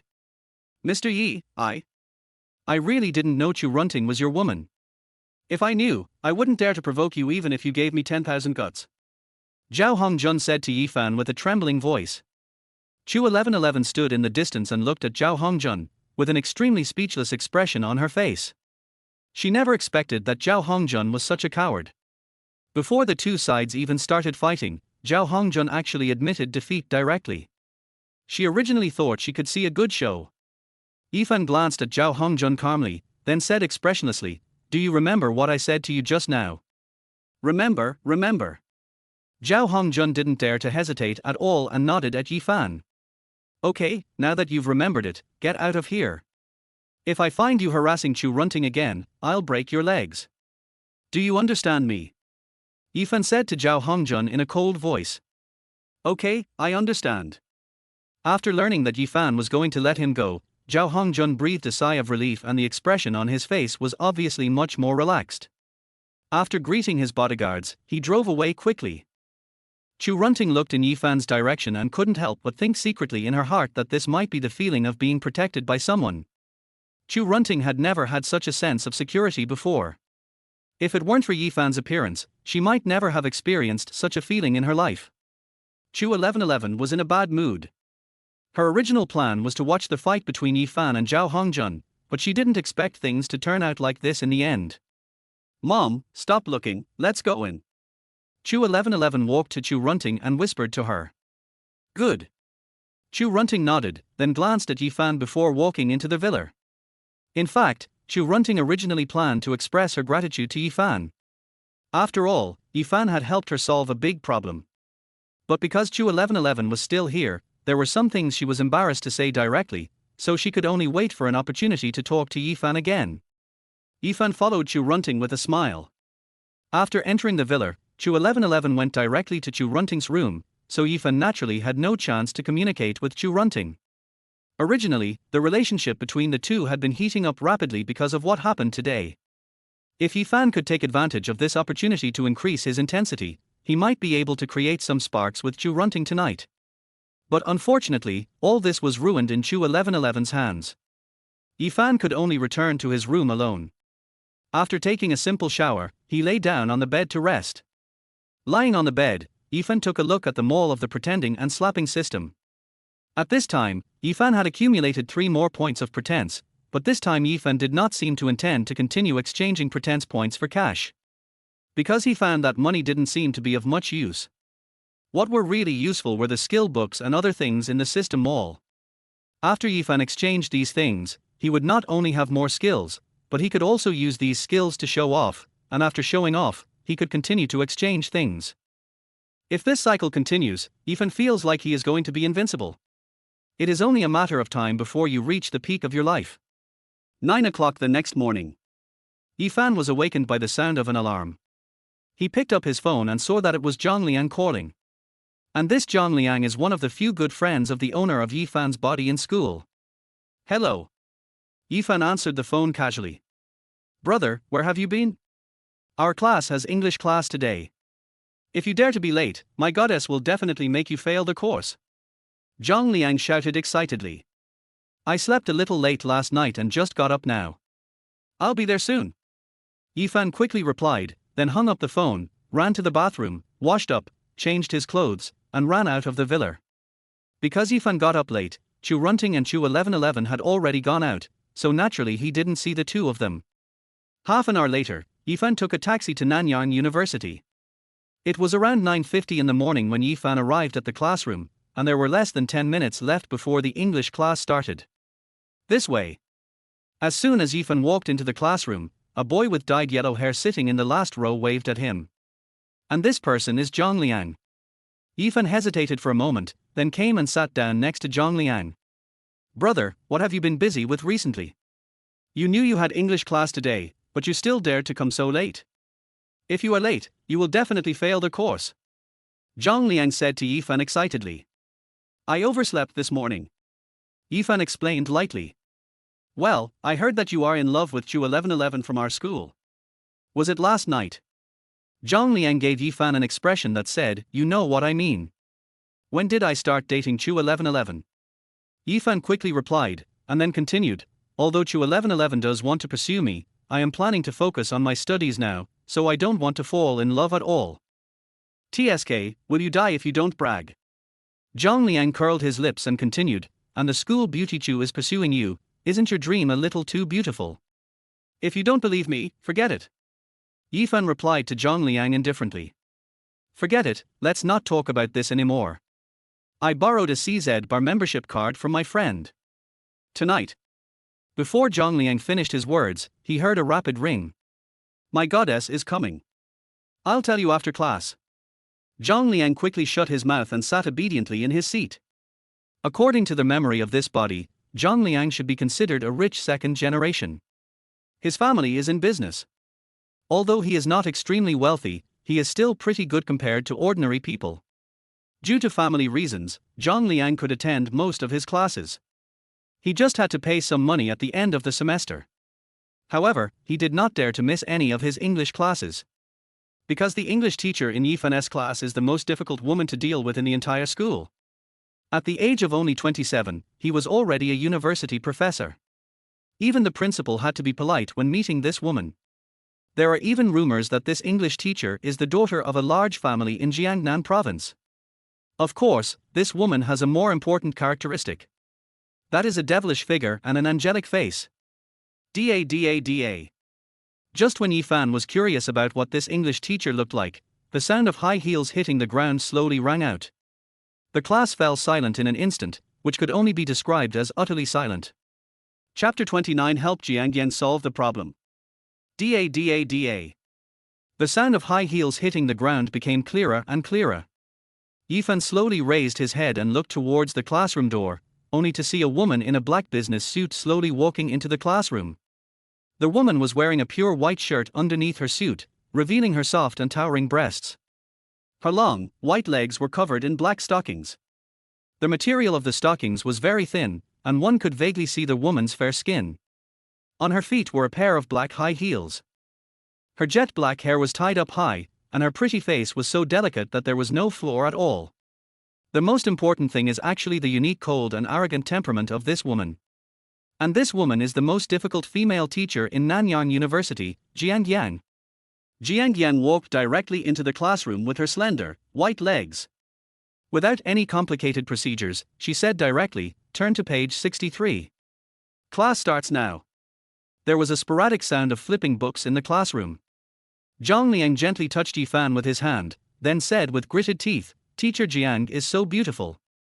If I could find a girlfriend like her, I would be happy to die. Yifan glanced at Zhang Liang indifferently without saying anything. System reminder, special task has been triggered. Please solve the troubles that Jiang Yang encountered within 1 month.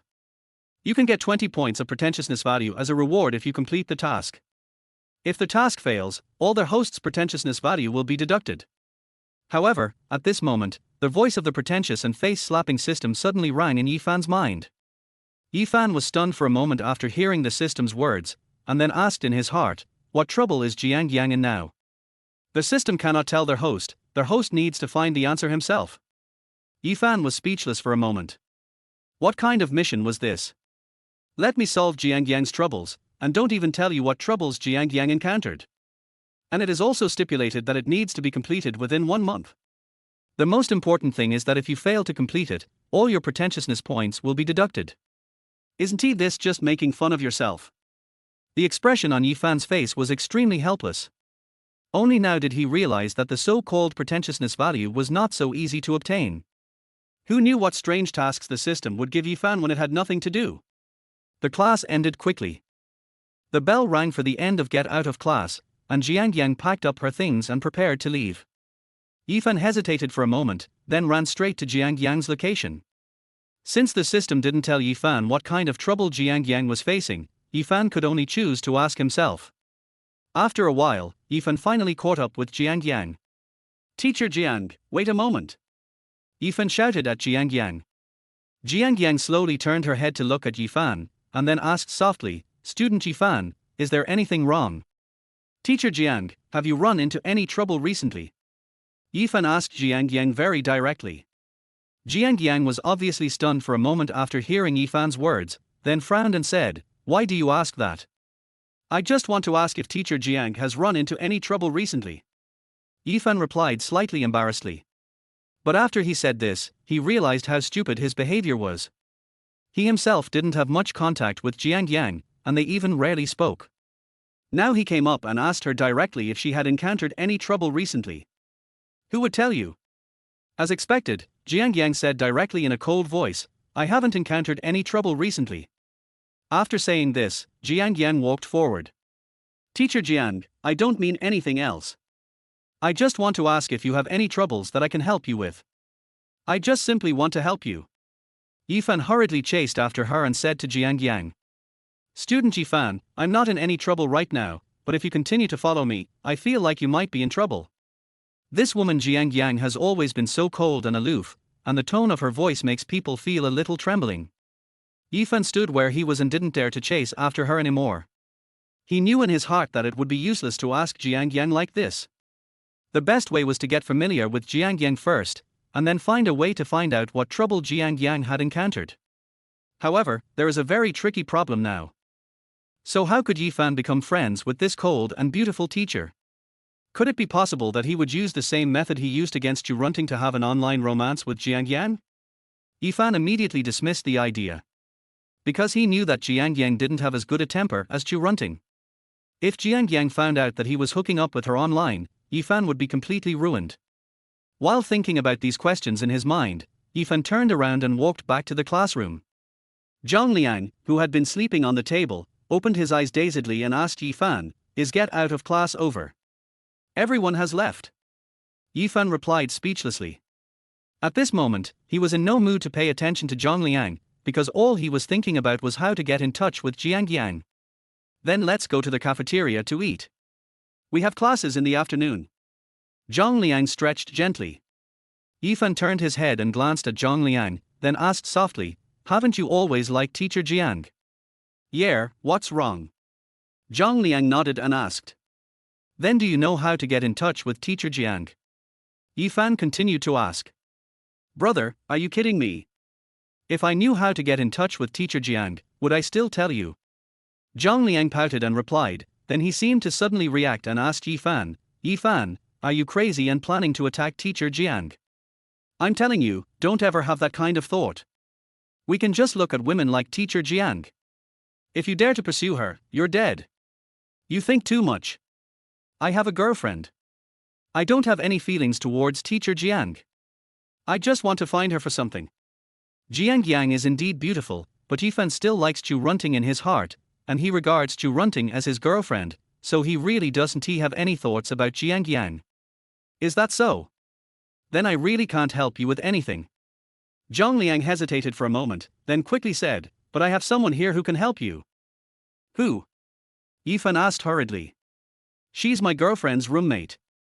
She seems to know teacher Jiang. I vaguely heard my girlfriend talk about her.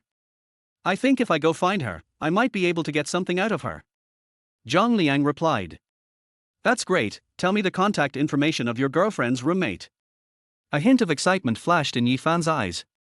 Zhang Liang, on the other hand, was helpless, frowned and said, Brother, can you not be so impatient? I really have something important to discuss with teacher Jiang. Yifan replied helplessly. I told you this morning that I borrowed a CX bar membership card from a friend. You can come with me tonight. My girlfriend will also bring her roommate with her. After you get to know each other, it won't be too late for you to ask about teacher Jiang. Zhang Liang said slowly. Yifan felt that what Zhang Liang said made sense, so he nodded and agreed, okay, I'll go with you tonight. Let's go eat something, we're starving. Zhang Liang stood up and walked directly out of the classroom. Chapter 30 Bar Party.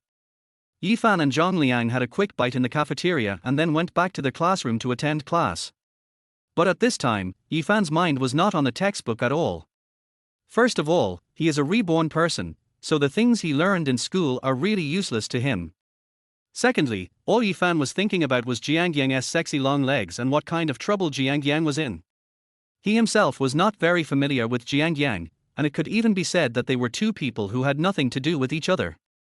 Yifan couldn't understand why this system suddenly gave rise to such a task. Soon, the afternoon class was finally over. Yifan and Zhang Liang left the school immediately after class and took a taxi to CZ Bar, the most famous bar in Nanyang City. My girlfriend and her roommate shouldn't be here yet, let's wait here for a while. Zhang Liang looked at Yifan and said. Okay.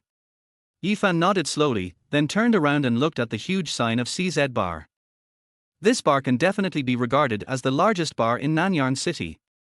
It is said that the owner of this bar has a very terrifying background. The entire bar is a membership-based bar, and only those who have obtained a bar membership card are eligible to enter the bar to consume. Of course, this bar is also known as the safest bar. Because the background of the bar owner is so terrifying, no one dares to cause trouble here. Yifan and Zhang Liang stood at the door of the bar and waited for about 10 minutes. A taxi slowly stopped in front of the two of them. Zhang Liang, Yifan. The two boys came out of the taxi and greeted each other proactively. Yifan responded with a smile. These two people are Zhang Liang's good friends, and Yifan has met them before. The one with a gentle appearance was called Li Ping, and the other one with a strong and sturdy build was called Wang Meng. Not long after Li Ping and Wang Meng arrived, another taxi stopped next to Zhang Liang. Four girls walked out of the car. Yifan took a quick glance at the four girls who walked out of the taxi. It was obvious that these four girls had been dressed up carefully, with exquisite makeup on their faces, and they were dressed as if they were going to a nightclub. Among them, the one that impressed Yifan the most was a girl who was nearly 1.7 meters tall. She was very beautiful and wore a black short skirt that outlined her sexy and enchanting figure. She had no stockings on her slender and white legs, and on her feet she wore a pair of transparent high-heeled sandals. This girl gives people the feeling of being very pure and cool. Her appearance is not inferior to Chu 1111 at all. She can be regarded as a school belle in the school. There was also a girl who looked pretty good, wearing a white long dress. After getting off the car, she quickly ran to Zhang Liang. This girl should be Zhang Liang's girlfriend. Zhang Liang took the girl aside and introduced Yifan and others one by one. Zhang Liang's girlfriend introduced the other three girls. The most beautiful girl was Zhu Ziqing, and the other two girls with average looks were Wen Yu and Sun Jia. As for Zhang Liang's girlfriend, her name is Li Fei. However, Yifan could tell from the looks of these girls that they were not very satisfied with Li Ping and Wang Meng. Because these two people look a bit too ordinary. Only Yifan looks handsome. But they felt that Yifan's personality seemed a bit dull, and he was not particularly enthusiastic towards them. Yifan was not very interested in this party itself. He came to attend just to find out something about Jiang Yang, so it was normal for him to be indifferent. After a brief acquaintance, everyone walked into the bar under the leadership of Zhang Liang. I have to say that the decoration inside the bar is indeed very luxurious, and from the way the guests in the bar are dressed, it can be seen that these people should be rich people. Zhang Liang first showed the membership card he had borrowed from someone else. After the waiter confirmed that there was no problem, he took Zhang Liang, Yi Fan and others to a sofa area. "Sir, we only have the sofa area left here, and the minimum consumption for the sofa area is 88,800? The waiter spoke softly to Zhang Liang. Several girls showed surprised expressions upon hearing this number, except Zhu Ziqing, whose expression remained calm. Zhang Liang couldn't help but tremble slightly in his heart, but he had no choice because he had already brought the person here. He couldn't just turn around and leave just because the consumption was too high. He had only been with Li Fei for a short time, and it would be really embarrassing if he left like this. And there was money in the card of Zhang Liang's friend, so Zhang Liang was not worried about not having enough money. "Okay, let's go to the sofa area." Zhang Liang replied, almost gritting his teeth. "Okay, what drinks should we order?" The waiter brought out the wine list. Zhang Liang handed the wine list to the girls, then said with a smile, "Whatever you want to drink, just order whatever you want. We must have a good time today and not leave until we are drunk." After a brief discussion, everyone ordered a few bottles of red wine and a few more bottles of red wine, keeping the total amount of consumption to more than 80,000 yuan. About 10 minutes later, the drinks were served. Everyone started drinking and chatting. Zhang Liang and Li Fei were still in the passionate period of love at that time. After drinking 2 glasses of wine, they began to hug each other. Wang Meng was very interested in Sun Jia, who had a sexy figure, so he took the initiative to sit next to Sun Jia, and the two of them played games and drank. Li Ping and Wang Yu seemed to like playing the same game, so they didn't drink at all, but sat on the sofa and played the game. At this moment, only Yi Fan and Zhu Ziqing were left. Yi Fan just heard Zhang Liang say that Zhu Ziqing seemed to know Jiang Yang, so after hesitating for a moment, he stood up and walked to Zhu Ziqing's side. Zhu Ziqing was actually in a good mood when she saw Yi Fan running towards her. Because she was feeling a bit bored sitting here alone, and Zhu Ziqing thought Yi Fan was the good-looking one among these boys, so Zhu Ziqing was not too averse to interacting with Yi Fan. "Hello, beautiful lady." Yi Fan greeted Zhu Ziqing with a smile. "Hello." Zhu Ziqing nodded slightly. Yi Fan sat down next to Zhu Ziqing and continued to ask, "Beauty, I heard that you seem to know teacher Jiang Yang from our school, right?" After hearing Yi Fan's words, Zhu Ziqing froze in place for a moment, with a very confused expression on her face.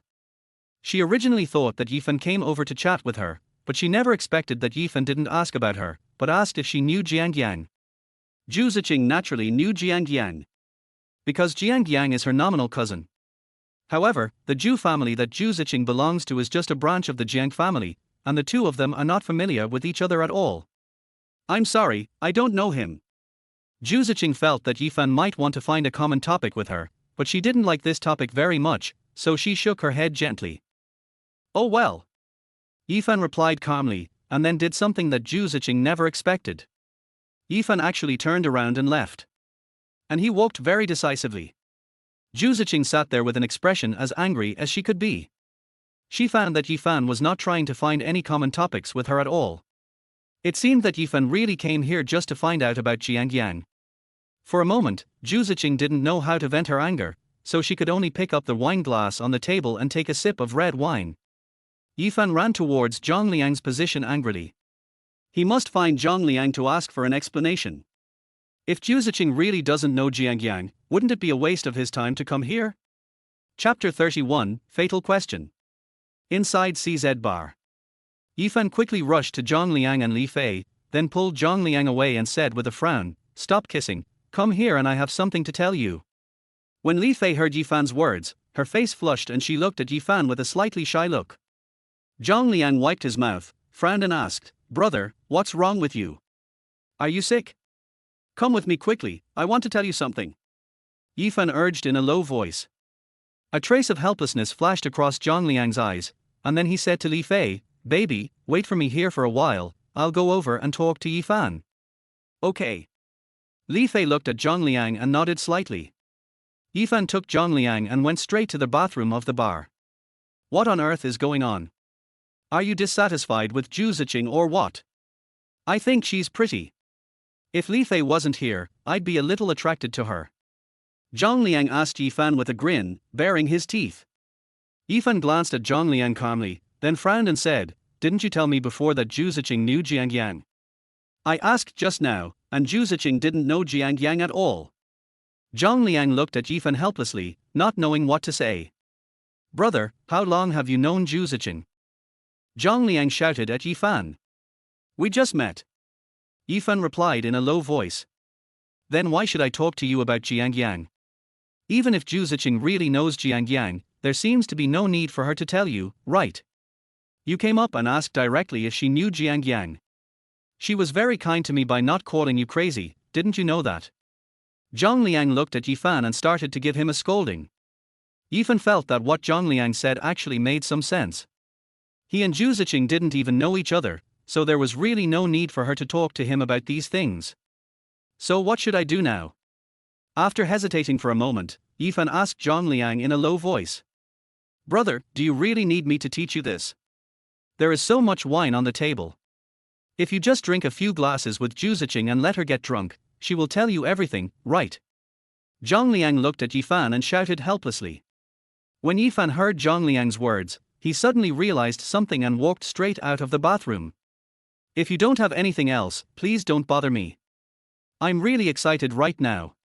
Maybe I can let myself go tonight. I've already booked a hotel room. Please don't bother me anymore. Zhang Liang chased after Yifan and shouted excitedly. Yifan was in no mood to listen to what Zhang Liang said. All he was thinking about now was to seize the opportunity to get some information about Jiang Yang from Zhu Ziqing, and then find a way to contact Jiang Yang. The system only gives Yifan 1 month to complete the task. Once he completes the task, he can get 20 points of show-off value, which is very tempting to Yifan. After a while, Yifan and Zhang Liang returned to the sofa area. Zhang Liang naturally continued to stay with Li Fei, while Yifan, after hesitating for a moment, ran towards Zhu Ziqing's position with a bottle of red wine. When Zhu Ziqing saw Yifan coming over, she gave him a cold look. If you want to get something out of me about Jiang Yang, I advise you not to waste your time. I don't know Jiang Yang. Yifan had just sat next to Zhu Ziqing when Zhu Ziqing's cold voice slowly sounded in Yifan's ears. I didn't come to you because of Jiang Yang. I just wanted to find some common topics with you, so I brought up Jiang Yang. Yifan learned his lesson this time and sat next to Zhu Ziqing with a smile. Then why did you turn around and leave after I told you I was not Jiang Yang? Zhu Ziqing asked Yifan directly. Forehead. A hint of embarrassment flashed across Yifan's eyes, and then he said with gritted teeth, I just left because I had something to do. It has nothing to do with whether you know Jiang Yang or not. Zhu Ziqing looked at Yifan with her beautiful eyes and did not continue speaking. Because she was idle on board now, it didn't matter whether Yifan approached her for Jiang Yang or not. She had already made up her mind that she would never reveal any information about Jiang Yang to Yifan. She just wanted to quietly watch how Yifan acted. Beauty, we both have nothing to do, how about we play a game? Yifan hesitated for a moment and then said to Zhu Ziqing. Zhu Ziqing held her cheek with her hand and looked at Yifan calmly, then said softly, Okay, what game do you want to play? Roll the dice. Yifan took out 2 dice cups and said with a smile. He knew that if he asked Zhu Ziqing directly about Jiang Yang, Zhu Ziqing would definitely not say a word. He had to get this woman drunk first, and then find a way to get something out of her, even if it was just the location of Jiang Yang's home. At least I won't be like a headless fly like I am now, not knowing where to start. Let us get started. Zhu Ziqing directly picked up the dice cup and started shaking the dice. Yifan's face was full of smiles. But more than half an hour later, the smile on Yifan's face disappeared completely. You lost again, have another drink. Zhu Ziqing sat on the sofa and pushed a glass of foreign wine in front of Yifan and said lightly. Let me take a break. Yifan waved his hands quickly. He already felt a little dizzy at this moment. In the past half hour, Zhu Ziqing had not lost a single game, but Yifan, on the contrary, had been losing and drinking all the time. Yifan drank up a whole bottle of foreign liquor. Yifan himself was not a person who often went to bars to play. He could only be considered to be able to play the dice game, but he was not proficient in it. On the contrary, Zhu Ziqing often goes to nightclubs. Not only can she drink a lot, but she also has good drinking skills. Yifan just thought that this was a game of luck. He drank a cup and Zhu Ziqing drank a cup. He was confident that he could get Zhu Ziqing drunk. But who would have thought that a woman like Zhu Ziqing would be so fierce? I didn't even have a single sip of wine for a whole hour. Can't drink anymore. Zhu Ziqing asked Yifan softly. I can't drink anymore, I really can't drink anymore. Yifan quickly waved at Zhu Ziqing. Zhu Ziqing smiled faintly, and then said softly, "You seem to have an average alcohol tolerance, are you going to get me drunk?" "How do you know I want to get you drunk?" Yifan asked after being stunned for a moment. "You came to play games with me without saying a word, so it's obvious that you didn't come here to pick me up. If you didn't come here to pick me up, then you must want to get me drunk and get some information about Jiangyang out of me." Zhu Ziqing looked at Yifan calmly. Only then did Yifan realize that the woman in front of him was not just big-breasted and brainless, she seemed to be quite smart. "Do you like Jiangyang so much? She won't fall for an ordinary student. You'd better not waste your energy." Zhu Ziqing looked at Yifan very coldly and said, "I'm not pursuing Jiangyang, I just want to ask her something." Yifan quickly explained. "If you have something to ask, just go ahead and ask. Why are you wasting your time here with me?"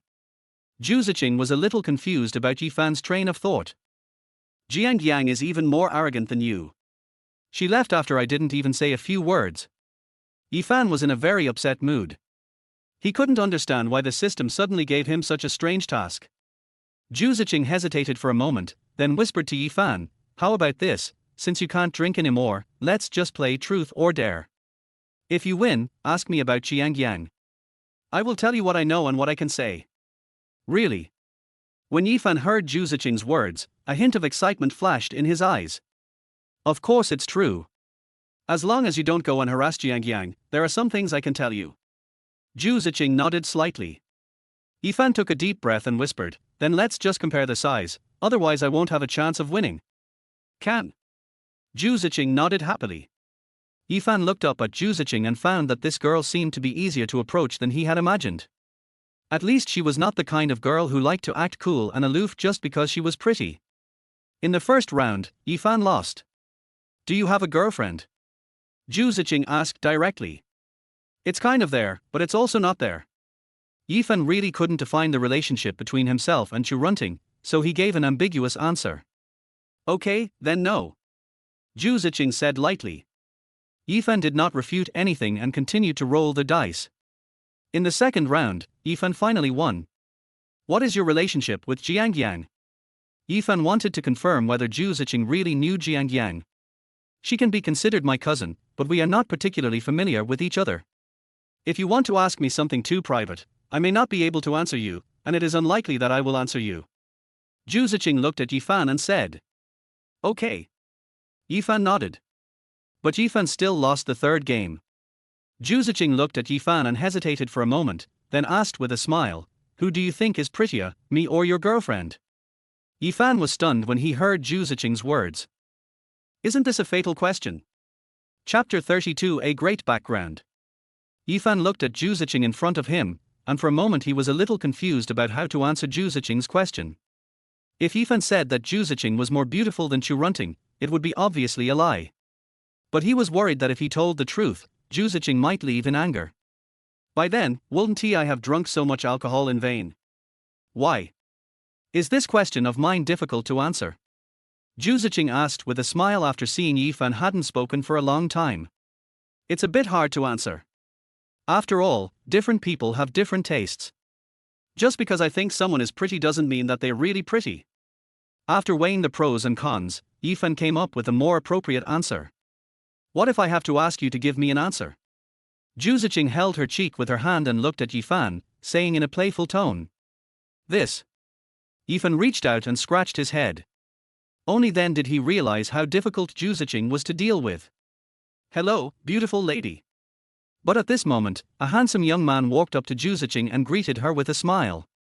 Zhu Ziqing's appearance and figure are definitely outstanding in this bar, so naturally she attracted a lot of attention. However, some people knew their limitations and didn't dare to approach her, while some people couldn't suppress their inner restlessness. Yifan took a quick look at the young man who came over to chat with Zhu Ziqing. He looked good and his dress showed that he was definitely not an ordinary person. Zhu Ziqing also looked at the young man. She seemed to have long been accustomed to such chats, but this young man did not meet her requirements at first glance, so she directly asked, "What's the matter?" "Actually, I have nothing else to do, I just want to buy you a drink." The young man replied with a smile. "If you want to buy me a drink, you have to ask my boyfriend if he agrees first." As Zhu Ziqing spoke, she looked directly at Yifan. Yifan was not a fool. He immediately understood Zhu Ziqing's intention. She was planning to use him as a shield. But Yifan was willing to do it because he needed help from others. Are you this beautiful lady's boyfriend? The young man asked Yifan directly. Yes, what's wrong? Yifan replied calmly. It looks like he's not very old, he should be a student. The young man continued. Yes, I'm still in school. Yifan nodded. Which school do you go to? I have friends in several universities in Nanyang City. What does it have to do with me if you have friends? Do you have anything else to do? If not, then go do whatever you need to do and don't bother me from chatting with my girlfriend. Yifan didn't give the young man any face at all. He frowned and shouted at him. First of all, Yifan didn't like seeing this young man showing off in front of him. Secondly, Yifan was really anxious. He had wasted so much time on Zhu Ziqing and hadn't asked any useful questions. Now a rich second generation from nowhere comes out and shows off in front of him. He is very restrained in not hitting him. Boy, you are quite arrogant. A hint of anger flashed across the young man's eyes. Didn't you hear me telling you to get out of here? Yifan replied to the young man in a cold voice. What's wrong with Yifan? At this time, Zhang Liang and others also saw Yifan arguing with the young man, and they stood up and asked. The young man found that Yifan had many people on his side, so he sneered, then pointed at Yifan and said, Boy, just wait for me. Get away from me, I'm not in the mood to talk nonsense with you. Yifan waved his hands irritably. Yifan even dared to deal with someone like Wang Qianfu, so he really didn't even take a little rich second generation seriously. The young man gritted his teeth and turned away. Yifan continued to play dice with Zhu Ziqing. You were a little too impulsive just now. If this person has any background, you might be in big trouble. Zhu Ziqing reminded Yifan lightly. How big of a trouble can it be? Even if he has some background, it can't be as big as mine. Yifan said indifferently. Zhu Ziqing frowned slightly. She originally had a good impression of Yifan, but after hearing what Yifan said, all the good impressions were wiped out. She found that Yifan seemed to be no different from those boys, they all liked to brag. However, Yifan was not bragging. Now the Du family worships Yifan like a god, so if we really talk about background in Nanyang City, there are really few people who can compare with Yifan. I'm going to the bathroom. Zhu Ziqing slowly stood up and said. Okay, go ahead. Yifan nodded. When Zhang Liang saw Zhu Ziqing leave, he quickly ran to Yifan and asked with a smile, Brother, how is your progress? I drank a large bottle of foreign liquor, but I didn't get any of the key questions out of you. Yifan replied to Zhang Liang somewhat helplessly. I just can't figure it out. What exactly do you want to find out about Teacher Jiang? Why are you suddenly so interested in Teacher Jiang? Zhang Liang asked Yifan with great confusion. Yifan looked at Zhang Liang, not knowing how to explain this matter. But at this moment, about 10 people came directly towards Yifan. The expression on Zhang Liang's face changed instantly. The leader was a burly man with a buzz cut, and the young man who had chatted with Zhu Ziqing before was following the burly man. Yifan, you might be in trouble this time. Zhang Liang quickly said to Yifan. Then why don't you run away? Yifan suddenly asked Zhang Liang with some curiosity. Why are you running? Isn't your trouble my trouble? I have some connections in Nanyang City. I'll see who's on the other side and try to help you deal with it without moving a single soldier. Zhang Liang said with his teeth bared. After hearing what Zhang Liang said, Yifan was stunned. He didn't expect that Zhang Liang was so loyal. Soon, the burly man with the crew cut brought the young man to Yifan and others. Brother Wang, it's this kid. The young man pointed at Yifan who was sitting on the sofa and shouted. Brother Wang looked at Yifan calmly, then whispered, Boy, you were the one who told my friend to get lost, right? Brother Wang, why is it you? After recognizing the burly man, Zhang Liang quickly stood up and shouted with a smile. Who are you? Brother Wang frowned and looked at Zhang Liang, then asked in a puzzled tone. Brother Wang, I'm Mr. Kui's friend. We drank together last time. Your memory is so bad. At this time, Zhang Liang was relatively calm, because the helper the young man found was called Wang Peng, who was not a big shot. He was just a henchman of a powerful rich second generation. So Zhang Liang felt that he should be able to handle this matter. Brother Wang looked Zhang Liang up and down, then patted his forehead and said, I remember now, you are the Zhang Liang, right? Yes, yes, yes. Zhang Liang nodded with a smile, and then continued, Brother Wang, today's incident is just a misunderstanding. Yifan is my friend. Otherwise, please give me some face and make a big thing a small one. Zhang Liang's words were very polite, and he gave Brother Wang enough face. Zhang Liang, it's not that I don't give you face. The main reason is that this person offended Brother Nan's friend. It was Brother Nan who asked me to come down. Brother Wang replied in a low voice. Brother Nan. Zhang Liang couldn't help but be stunned for a moment after hearing this, and then quickly asked, Brother Wang, which Brother Nan are you talking about? Aren't you talking nonsense? How many Nan brothers are there in Nanyang City? Brother Wang shouted loudly. Zhang Liang was stunned for a moment. After hesitating for a few seconds, he stammered, You're not talking about Brother Duchen Nan, are you? That's right. Brother Wang nodded slowly. For a moment, Zhang Liang was completely stunned.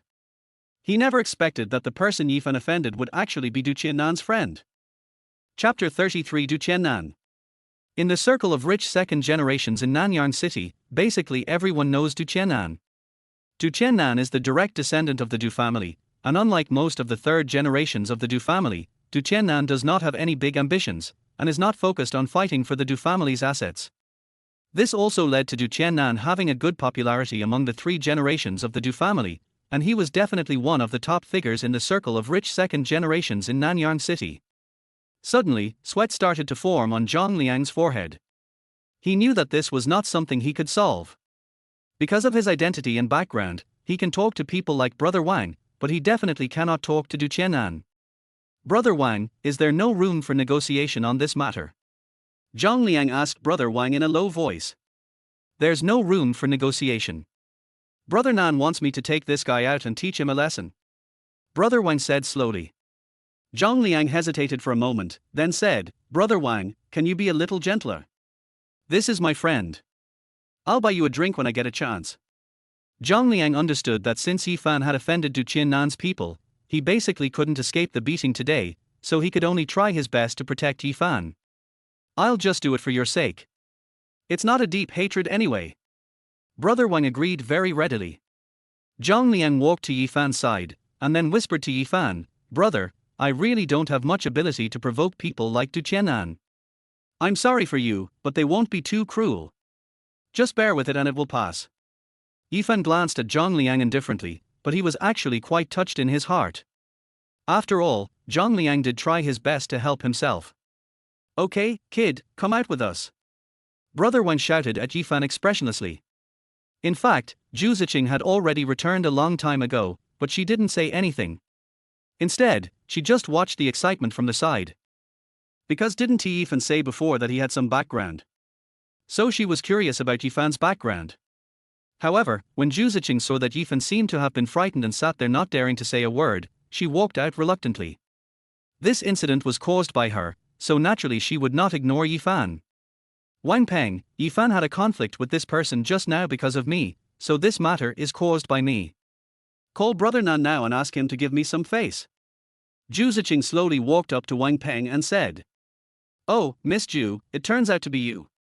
Wang Peng's expression changed instantly when he saw Zhu Ziqing, and his tone of voice also became much better. Call now. Zhu Ziqing was very confident that Duchen Nan would definitely give her this face. Okay, then I'll call Brother Nan now. Wang Peng nodded, then took out his mobile phone, found a number and dialed it. After a brief chat, Wang Peng hung up the phone with a smile, and then said to Zhu Ziqing, Miss Zhu, Brother Nan just said that he didn't know this kid knew you. Today, I'll give you a favor and let this kid apologize to Brother Nan's friends and that's it. Kindness. Zhu Ziqing nodded gently, as if this result was within her acceptable range, so she said directly to Yifan, Yifan, apologize to this person, and this matter will be over. Yifan slowly raised his head and glanced at Zhu Ziqing, then looked at the young man who had been scolded by him and ran away, and said expressionlessly, What did I do wrong to apologize to him? Yifan's words stunned everyone present. Zhang Liang, Li Fei, Li Ping, Wang Meng and Sun Jiao were all full of surprise. They couldn't understand why Yifan suddenly said such a thing. Was it just to show off in front of Zhu Ziqing? Zhu Ziqing also frowned slightly. She felt that Yifan was a little ungrateful. Yifan, this is the best result I have managed to get for you. If you don't know how to cherish it, have you ever thought about how miserable your fate will be? Zhu Ziqing walked directly to Yifan's side and asked him in a low voice. If I scold him, then I can bear the consequences of scolding him. I don't care who is behind him. I did nothing wrong in today's incident. Do I have to admit my mistake just because the person behind him has some background? Yifan replied to Zhu Ziqing indifferently. Only then did he realize how much courage a person's ability and background could bring him. If Yifan was an ordinary person, he would definitely apologize to that person without any hesitation. But now, Yifan doesn't care whether these people really start fighting or the big shot behind them. Naturally, he can also say loudly that he will not apologize. Yifan, are you getting too into the role? Do you think it's appropriate for someone to break your arms and legs just for the sake of face? Zhu Ziqing didn't understand why Yifan was still trying to show off at this time. How do you know these people can break my arms and legs? Yifan asked back directly. Are you going to apologize or not? If you don't apologize, then I won't care about what happened today. Whether you live or die has nothing to do with me. Zhu Ziqing shouted with her big watery eyes. I don't apologize. Yifan said expressionlessly. Ziqing, your friend has a bad temper. However, at this moment, a voice suddenly sounded in the distance. Everyone turned around to look and saw a young man in a white suit walking slowly towards them with his arm around a very sexy and beautiful second-tier female star. When Zhang Liang, Zhu Ziqing and others saw this young man, they were stunned for a moment. Because this person is Du Qiannan. If Du Qiannan heard what Yifan just said, then there would be no way to resolve this matter today. It's over, this kid is dead today. I really don't know what this kid is thinking. He wants to show off when it could be resolved by just apologizing. Let's stay away from it and don't let us get involved. The people around who were watching the fun began to discuss in low voices. Brother Nan, my friend may have drunk too much and his head is confused. Please don't bother with him. Zhu Ziqing walked over quickly and spoke excitedly. Ziqing, I was originally giving you a favor for the Jiang family's sake, but your friend is really a bit tactless, so don't blame me for not giving you a favor. Du Qiannan snorted coldly, and then shouted at Wang Peng and others, drag this man outside and break his hands first. I want to see how tough this guy is. I have never seen anyone who would not bow down in front of me, Du Qiannan. Yifan slowly raised his head and glanced at Du Qiannan, then asked with a smile, you should be a member of the Du family, right? That's right. Du Qiannan nodded.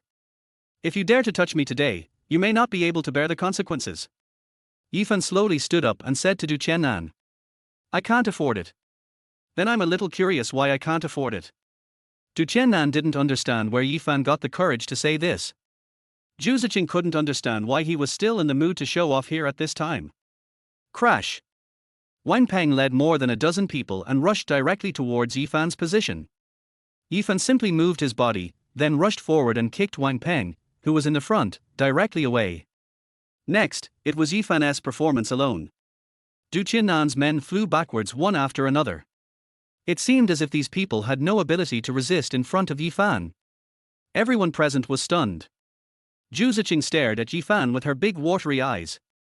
She had never expected that Yifan would be such a good fighter. Yifan. When did Yifan become so powerful? Zhang Liang looked at Yifan and couldn't help but sighed stutteringly. After dealing with Wang Peng and his men, Yifan walked directly towards Du Qiannan. Du Qiannan was so frightened that he quickly took 2 steps back, and then shouted at Yifan, do you know who I am?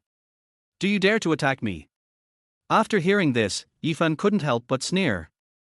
Yifan might consider beating people from other families, but he could just beat up the Du family members at will. Chapter 34. You want me to apologize to you?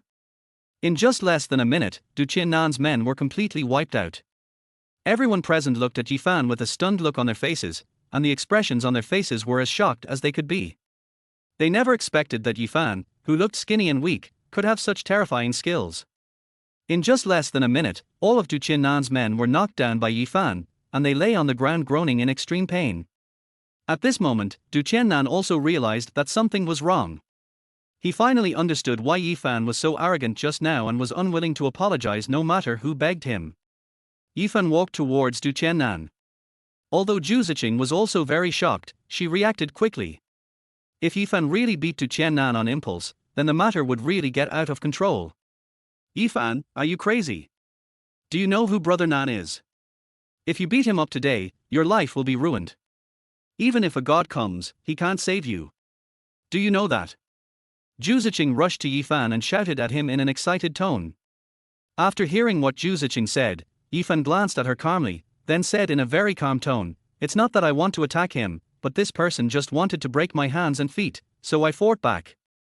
No matter if he or you made the first move, you must not do it. A big shot like Brother Nan is not someone you can afford to offend." Zhu Ziqing reached out and grabbed Yifan. The expression on her face was as excited as it could be. She is really worried that Yifan will make a big deal out of this matter. If things get out of hand, it will not benefit anyone. Zhang Liang also hurriedly walked in front of Yifan, then stretched out his hand to pull Yifan and whispered, "Brother Fan, people like Du Qiannan are really not something that ordinary people like us can afford to offend. You must not do anything to Du Qiannan. Once you do something, there will be no turning back." After hearing what Zhu Ziqing and Zhang Liang said, Yifan's eyes flashed with hesitation. First of all, Yifan was definitely not afraid of Du Qiannan, but Yifan was worried that if Du Qiannan wanted to retaliate against him, he would turn around and retaliate against Zhang Liang and others, which would be troublesome. Besides, Yifan himself is a person who doesn't like to make trouble, so there is actually no point in making a big fuss. "Brother Fan, did you hear what I said to you?"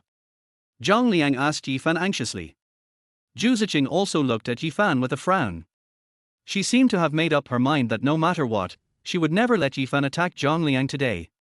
"Okay, I see what you mean," Yifan said softly to Zhang Liang. "Brother Fan, what do you understand?" Zhang Liang asked anxiously. Yifan walked directly towards Du Qiannan.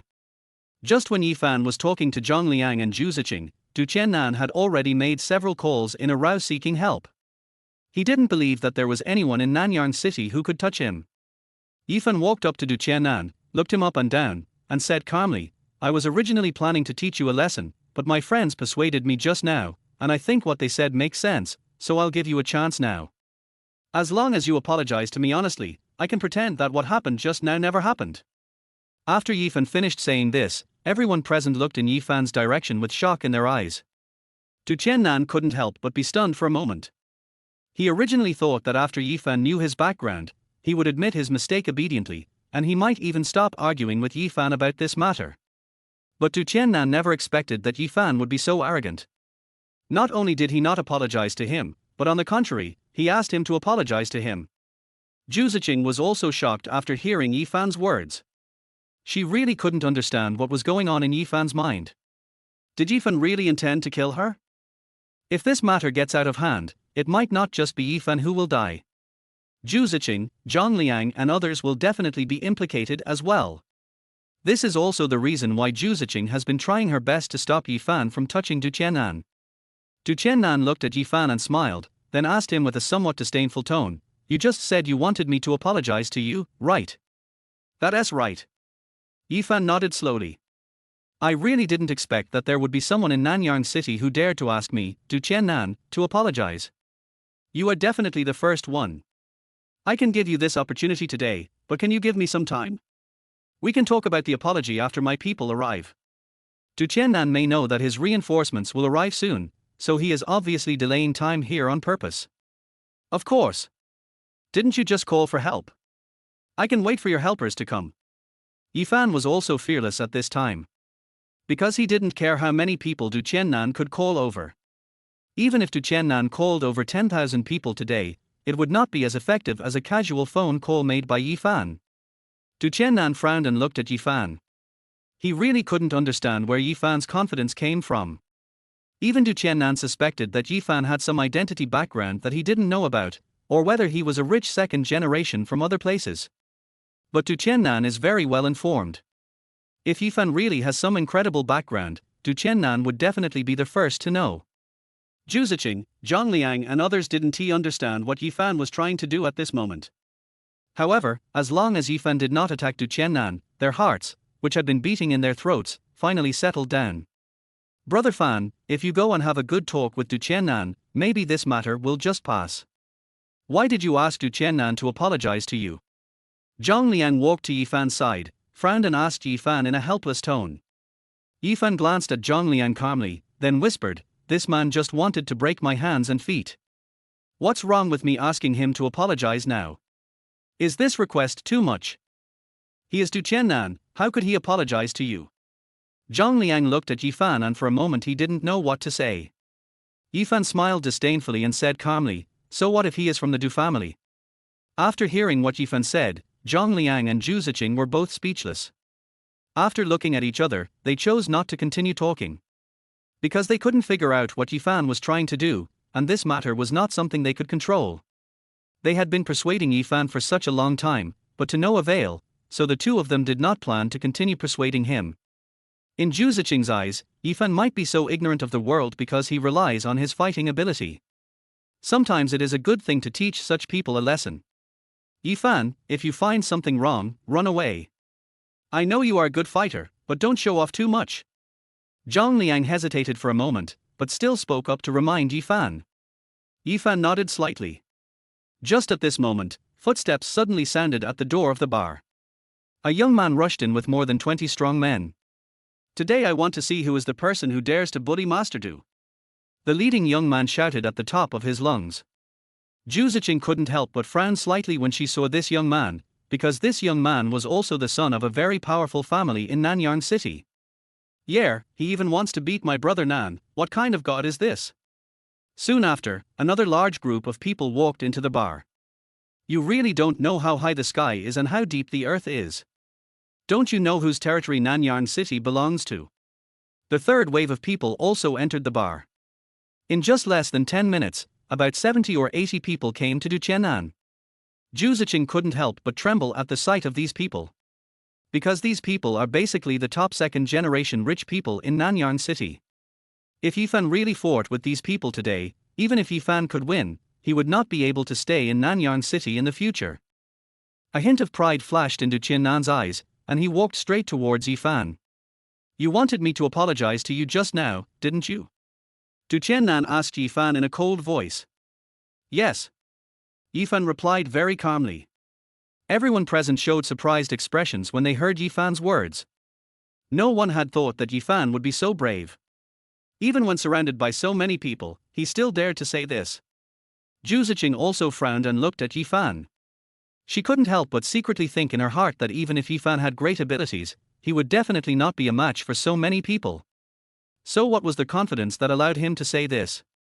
At the same time, in the general manager's office on the 4th floor of CZ Bar, a beautiful woman in a light white cheongsam was checking the bar's accounts with a serious expression on her face. "Miss, it's bad. The 5th master is fighting with someone downstairs, and he has called 70 or 80 people to gather inside the bar." A middle-aged man rushed into the office and shouted excitedly. "This Du Qiannan is really restless all day long." The woman frowned slightly, then stood up and walked out of the office. Chapter 35. A loud slap. Bar on the 1st floor. Du Qiannan looked at Yifan in front of him with interest. In fact, he was very curious at this moment. Why could Yifan remain so calm even though he had called so many people over? However, things have come to this point. If Du Qiannan doesn't teach Yifan a lesson, it will have a huge impact on his reputation. "Boy, you still have some backbone. I hope you can be as brave as you are now when you get beaten later." Du Qiannan reached out and touched his chin, then spoke to Yifan in a cold voice. Yifan smiled faintly, and then said directly, "If you dare to let these people touch me today, I will definitely make you regret it for the rest of your life." Har har har. Du Qiannan couldn't help but burst out laughing, then waved his hands and shouted, "Break this man's hands first. I've lived for so many years, but this is the first time I've seen someone so stubborn. I want to see how powerful this guy's background is that makes him dare to talk to me like that." Tap, tap, tap. A burst of dense footsteps sounded. After hearing Du Qiannan's words, everyone rushed towards Yifan's position. "Yifan, what are you still doing here? Run away." Zhang Liang knew that Yifan's skills were still very good, so he hurriedly shouted at Yifan in a low voice. After hearing Zhang Liang's words, Yifan did not react at all and still sat quietly on the sofa. "Stop it." However, just when Du Qiannan's men were about to rush to Yifan, a cold voice sounded directly in the bar. After hearing this, everyone turned around and looked over. A beautiful woman in a white cheongsam and high heels slowly walked down from upstairs. When Du Tiannan saw this beautiful woman, he was also stunned for a moment. He didn't expect that this woman would be in the bar. After hesitating for a moment, he hurriedly greeted her with a smile, and then bared his teeth and said, "Second sister, why are you here?" "I came here to check the accounts today. Someone just said you were causing trouble on the first floor, so I came down to take a look." The beautiful woman replied to Du Tiannan indifferently. "Second sister, what are you talking about? Even if you give me 10,000 guts, I will never cause trouble in your place. Someone beat up my brother, and I'm going to teach that kid a lesson." Du Tiannan hurriedly explained with a smile. "All right, I don't want to waste time talking to you. I can't control who you want to deal with, but don't cause trouble here. It will affect my business and have a bad influence. Take the person out." The beautiful woman seemed to give Du Tiannan a lot of face and spoke directly. "Okay, second sister, I understand what you mean. I'll take everyone out now." Du Tiannan agreed with a smile. The beautiful woman didn't even look at Yifan. She turned around and went upstairs. The reason why the woman came down in person was because she knew that Du Tiannan would never listen to others, so she had to come in person. "Take Yifan outside the bar." Du Tiannan shouted loudly to everyone. "Yes." Everyone nodded in agreement. However, the beautiful woman who was about to go upstairs couldn't help but be stunned for a moment after hearing Yifan's name, and then suddenly turned her head to look at the defense line in the middle of the crowd. Yifan was still sitting on the sofa at this time. When the beautiful woman saw Yifan, her body couldn't help but tremble slightly, and then she hurriedly walked towards Yifan. "Second sister, why haven't you left yet?" Du Tiannan asked with some confusion after seeing the beautiful woman turn back. But the woman didn't answer Du Tiannan's question at all. Instead, she came straight to Yifan and asked politely, "Mr. Yi, why are you in my bar?" When the woman finished speaking, everyone present fell silent. Du Tiannan stood there in a daze, with an incredible expression on his face. Who would have thought that this beautiful woman would actually know Yifan? Zhu Ziqing was also filled with shock. Because she knew that the beautiful woman who was talking to Yifan at this time was none other than Du Muchen, the most favored second lady of the Du family. Yifan actually knows Du Muchen? Who is he? Zhu Ziqing's expression had begun to become very complicated. She found that her previous guess did not seem to be wrong. Yifan did have an identity and background that they were all unfamiliar with. Otherwise, with Du Muchen's personality, it would be absolutely impossible for her to speak to Yifan in such a tone. After hearing what Du Muchen said, Yifan slowly raised his head and glanced at Du Muchen, then asked softly, "So you own this bar?" "I came here with my friend to have some fun today. So that is how it is." Du Muchen looked at Yifan and nodded slowly, then smiled and said, "You came here in advance without telling me.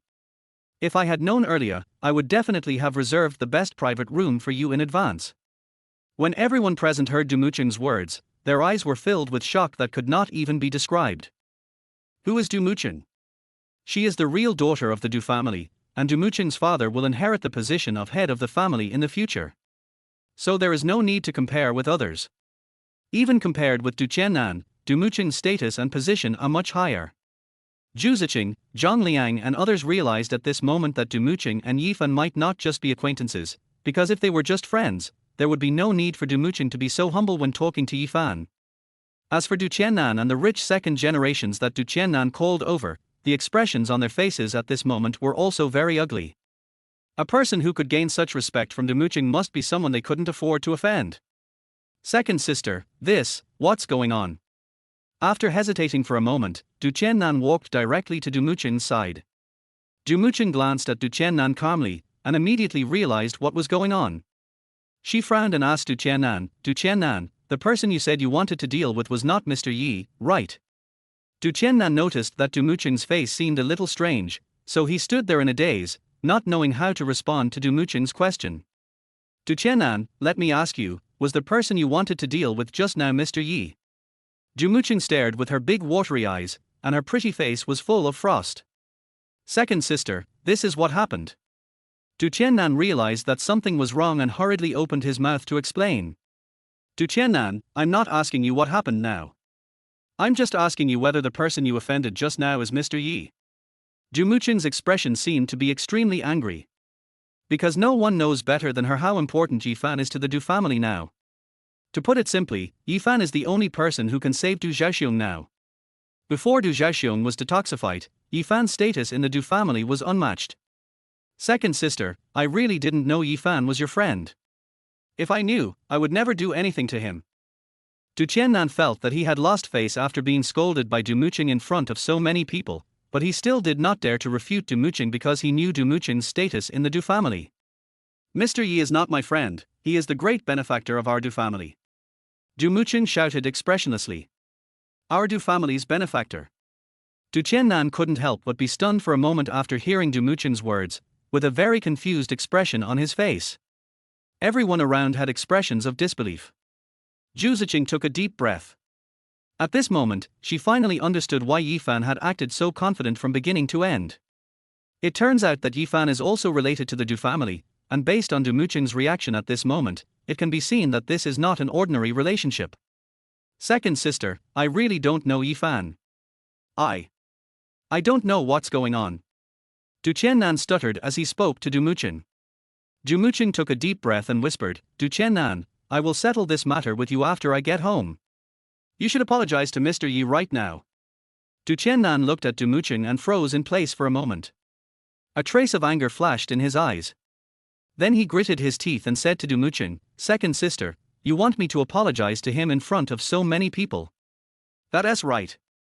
Du Muqing nodded directly.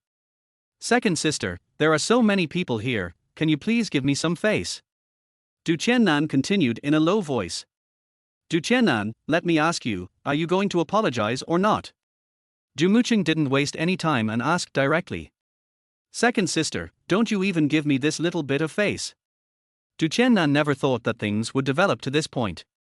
At this moment, there was only infinite regret in his heart, regretting that he should not have provoked Yifan. Bang! Du Muqing raised her little hand and slapped Du Qiannan hard on the face. When the slap happened, everyone present was stunned. Who could have thought that Du Muqing would actually slap Du Qiannan in front of so many people because of Yifan? Zhu Ziqing covered her mouth with her hands, her eyes full of shock. At this moment, she seemed to have no words to describe her feelings. Although she thought that Yifan might have some background, she never expected that Yifan's background would be so terrifying. Chapter 36. Please take me home. After being slapped hard by Du Muqing, Du Qiannan stood there in a daze, with an expression of disbelief on his face. Because Du Qiannan never expected that Du Muqing would be so disrespectful to him. Not only did she force him to apologize to Yifan, she even slapped him in the face. For a moment, Du Qiannan's eyes were filled with anger. He gritted his teeth, looked at Du Muqing and whispered, Du Muqing, aren't you going too far? Don't think you can do whatever you want just because Grandpa likes you. You think it's too much for me to ask you to apologize to Yifan? Du Muqing asked coldly. What else? Du Qiannan roared angrily. Du Muqing took a deep breath. She did not choose to waste time talking to Du Qiannan. Instead, she took out her mobile phone, found Du Zhaxiong's number and dialed it. Soon, Du Zhaxiong answered the call. Grandpa, Du Qiannan brought some people today to try to break Mr. Yi's hands and feet. I asked him to apologize to Mr. Yi, but he refused to do so. Du Muqing didn't even explain what happened because she felt it wasn't important. Let Du Qiannan answer the phone for me. After hearing these words, Du Zhaxiong became extremely angry. Du Muqing handed the phone to Du Qiannan expressionlessly, and then said calmly, Grandpa asked you to answer the phone. Du Qiannan hesitated for a moment, then took the phone and whispered, Grandpa, this is what happened. First, Yifan. Du Qiannan, kneel down now and apologize to Mr. Yi. If Mr. Yi doesn't forgive you, you have to kneel there. Do you understand me? Du Zhaxiong was in no mood to listen to Du Qiannan's nonsense, and spoke in an extremely cold voice. Grandpa, you. Du Qiannan was stunned when he heard what Du Zhaxiong said. You don't understand what I mean, right? Do I have to go there in person and make you kneel down before Mr. Yi? If you can't get Mr. Yi to forgive you today, then you can never return to the Du family in this life. After saying this, Du Zhaxiong hung up the phone. Du Qiannan stood there in a daze. He couldn't describe his feelings at the moment. Second sister, who on earth is this Yifan? Why is Grandpa so angry? Du Qiannan finally realized the seriousness of the problem. He handed the phone to Du Muqing with his trembling right hand, and then asked Du Muqing stutteringly. Du Muching glanced at Du Qiannan calmly and said softly, Mr. Yi saved Grandpa's life, and Mr. Yi is the only one who can cure Grandpa so far. You actually want to break his legs and hands. Grandpa is already giving your father face by not kicking you out of the Du family, don't you know? Du Qiannan looked at Du Muching in front of him and took a deep breath. At this moment he finally understood what was going on. Without any hesitation, Du Qiannan rushed to Yi Fan and then knelt down in front of Yi Fan with a bang under the gaze of everyone. Zhu Ziqing stood beside Yi Fan and covered her mouth. She swore that she had never seen such a shocking scene in her life. Zhang Liang widened his eyes and couldn't describe his feelings. Who could have imagined that there was a rich second generation standing at the top of Nanyang City? At this moment, in front of so many people, he actually knelt down to Yi Fan, a man who looked so ordinary that he couldn't be more ordinary. Mr. Yi, I was blind and didn't recognize you. I'm really sorry. I shouldn't have offended you. Please forgive me. At this moment, Du Qiannan seemed like a different person, and shouted at Yi Fan in an excited tone. Those second-generation rich people who were called over by Du Qiannan were all standing there in a daze, with expressions of confusion on their faces. How could they have imagined that things would turn out like this? Yi Fan slowly raised his head and glanced at Du Qiannan, then smiled and said, Do you know you were wrong now? I know. Du Qiannan nodded quickly. I told you before that if you just apologized to me honestly, we'd let this matter go, but you refused to listen and insisted on making such a big fuss. Now, how about you kneel down and apologize to me in front of so many people? Yi Fan said to Du Qiannan helplessly. At this moment, Du Qiannan was very regretful in his heart. He regretted that he had nothing to do but to provoke Yi Fan. Mr. Yi, please, give me a chance and forgive me. Du Qiannan knelt on the ground and shouted at Yi Fan in a low voice. Du Muching couldn't bear to watch Du Qiannan kneel down like this, so she walked up to Yi Fan and said softly, Mr. Yi, Qiannan really doesn't know your identity, and you are on good terms with my Du family. There is really no need to make a big fuss over this matter. Just let him go this time. At this moment, Du Qiannan was still very grateful to Du Muching. Because if Du Muching hadn't shown up today, he might have really gotten into big trouble. I didn't intend to do anything to this person. I just wanted him to apologize, but he was unwilling to apologize, so it led to the current situation. Yi Fan replied to Du Muching indifferently, and then said to Du Qiannan, Okay, get up, remember to be low-key in the future, it won't do you any harm. Thank you, Mr. Yi. Thank you, Mr. Yi. Du Qiannan shouted hurriedly. Although many people were watching at this time, Du Qiannan didn't care about his face at all. The most important thing now was to save his own life. Mr. Yi, I'm really sorry for what happened today. I'll take you and your friend to the private room now. All your consumption today will be free of charge. I'll also give you a diamond card of our bar. What do you think? Du Muching breathed a sigh of relief when she saw Yi Fan let Du Qiannan go. After all, she was very worried that the matter would get bigger and bigger. If Yi Fan really did something to Du Qiannan, then this matter would be troublesome. The little conflict between Du Qiannan and I has nothing to do with you, and it's over now. I hope he can learn from it in the future. I'll remember this lesson. Du Qiannan nodded hurriedly. My friend and I have almost finished playing, so we are leaving now and will come back to play again when we have the chance. Yi Fan slowly stood up and walked straight out of the bar. Meng Liang, Zhu Ziqing and others quickly followed Yi Fan's pace. Du Muching also had someone bring a diamond membership card to Yi Fan. After hesitating for a moment, Yi Fan felt that this thing was of no great use, but if he didn't accept it, Du Muching might think that he was still angry about what happened today, so he accepted it. Du Muching and Du Qiannan sent Yi Fan and his group to the door of the bar before returning. Yi Fan, I really didn't expect you to be so powerful. What is your relationship with the Du family? Zhang Liang looked at Yi Fan with admiration at this moment. How many people in the whole Nanyang city could make Du Qiannan kneel down and apologize? I was just lucky and saved the life of the patriarch of the Du family. Yi Fan explained lightly. Then why didn't you tell me earlier? Do you know how worried I was about you just now? Zhang Liang continued hurriedly. Zhu Ziqing also looked Yi Fan up and down. Originally, Zhu Ziqing didn't have any special feelings for Yi Fan. She just thought that Yi Fan looked pretty good, but his family background might be a little worse. So Zhu Ziqing never thought that anything would happen between her and Yi Fan. But the situation is different now. After Zhu Ziqing learned that Yifan was the savior of the head of the Du family, her attitude towards Yifan has undergone a drastic change. She felt that if she could be with Yifan, her family's status in the Jiang family would be greatly improved. Zhu Ziqing is a smart and realistic woman. She has always known how to make good use of her body and appearance. Yifan, please take me home. Zhu Ziqing took the initiative to speak to Yifan. Chapter 37 Key Clues. When Yifan heard Zhu Ziqing offering to let him take her home, a hint of surprise flashed in his eyes. Because he didn't expect Zhu Ziqing to take the initiative to make this request. Yifan, what are you still standing there for? Miss Zhu asked you to take her home. Zhang Liang quickly reached out and pushed Yifan. Yes, Yifan, the beautiful Lady Zhu has invited you, don't just stand there. Li Fei also quickly followed suit. Yifan only reacted after hearing what the two men said, and directly reached out to stop a taxi. After the taxi stopped, Zhu Ziqing opened the door and got in. After hesitating for a while, Yifan chose to sit in the co-pilot seat and did not choose to sit in the back with Zhu Ziqing. Why don't you sit in the back with me? Zhu Ziqing asked Yifan with some confusion. We're not that close, I think it's better for me to sit in the front. Yifan turned his head and replied with a smile. Zhu Ziqing smiled faintly and couldn't help but feel very curious about this boy who had a close relationship with the Du family.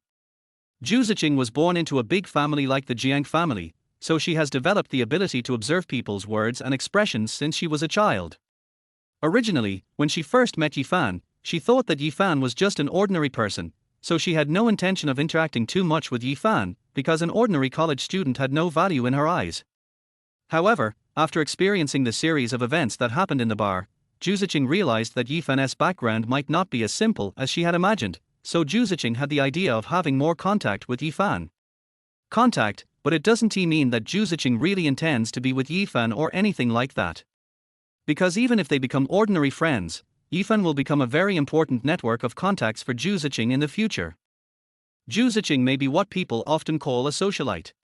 This kind of girl knows how to use her beauty to expand her social circle and then gain benefits from it. Most people may think that women like socialites should be very easy to deal with, but in fact, those who are really easy to deal with are often the lower level socialites. But a socialite like Zhu Ziqing would never give up her body so easily. That was the last card she had in her hand. Master, go to Huamingyu Mansion. After Zhu Ziqing told the taxi driver the location of her neighborhood, the taxi driver started the car directly. Although Zhu Ziqing is a student at Nanyang University, her family already has a house in Nanyang City, so she does not spend much time at school on weekdays and chooses to live at home most of the time. Yifan hesitated for a moment, wondering whether he should take this opportunity to talk to Zhu Ziqing about Jiangyang. Although Zhu Ziqing is beautiful, Yifan actually has no feelings for her at all. He contacted Zhu Ziqing just to get some information about Jiangyang. Just ask whatever you want to ask, don't hold it in. Zhu Ziqing is very smart. She knows what Yifan is thinking, so she spoke to him indifferently. Do you know where teacher Jiangyang lives? After hesitating for a moment, Yifan asked Zhu Ziqing directly. After hearing Yifan's words, Zhu Ziqing's expression was speechless. She frowned and said, Brother, can't you ask me a normal question? Even if I know where Jiangyang lives, do you think I will tell you? What if you go to Jiangyang's house and do something? How can I explain it to Jiangyang then? Yifan looked up at Zhu Ziqing. He felt that what Zhu Ziqing said made some sense and that his question was indeed a bit abrupt. Then do you know what hobbies teacher Jiang has? Yifan hesitated for a moment and then continued to ask. Hobby. Jiangyang was stunned for a moment, then said softly, Jiangyang likes piano very much, and often goes to a piano club to play the piano. After hearing Jiangyang's words, Yifan's eyes flashed with excitement, because after being busy for a whole night, he finally got some useful information from Zhu Ziqing. Besides playing the piano, do you have any other hobbies?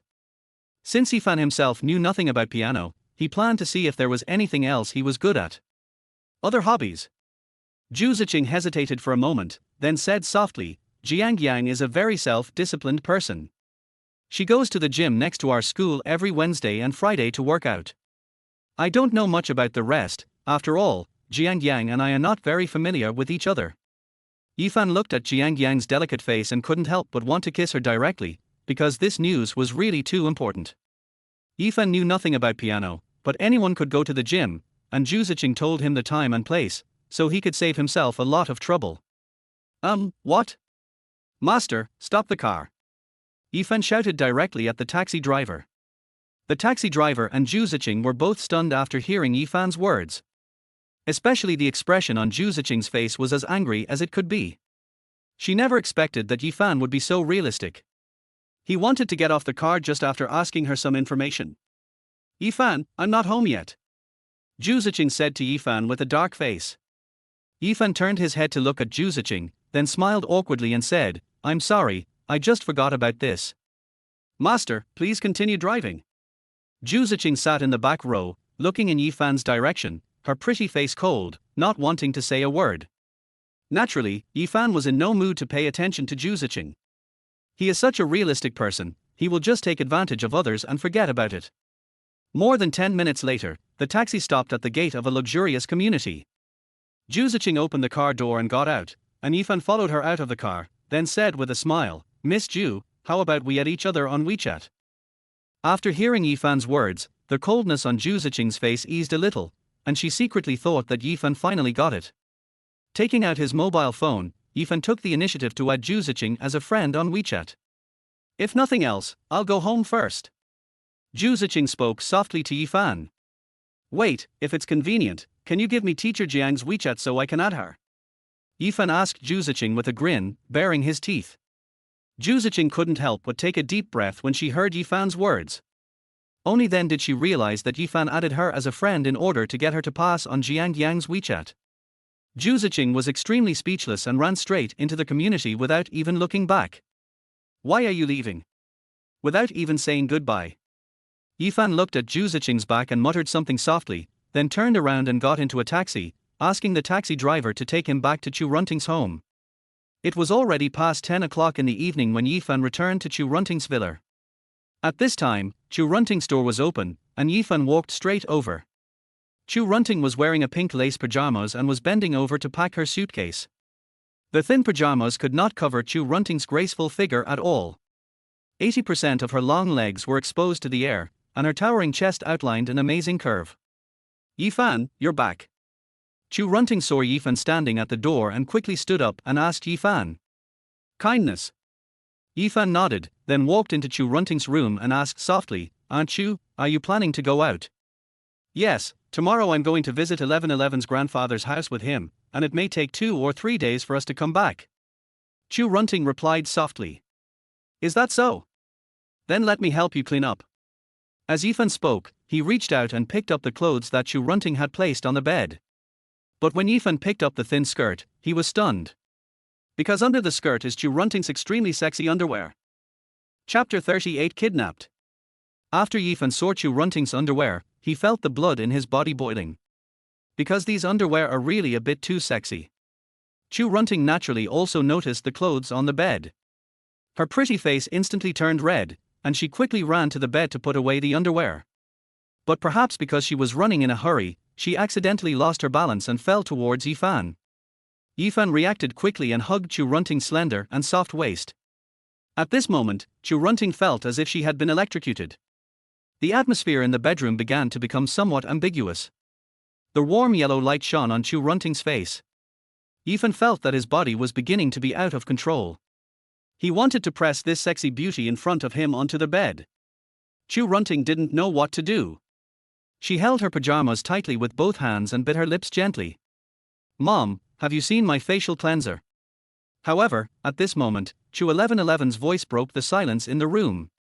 Yifan, I'll finish cleaning up here soon, I don't need your help.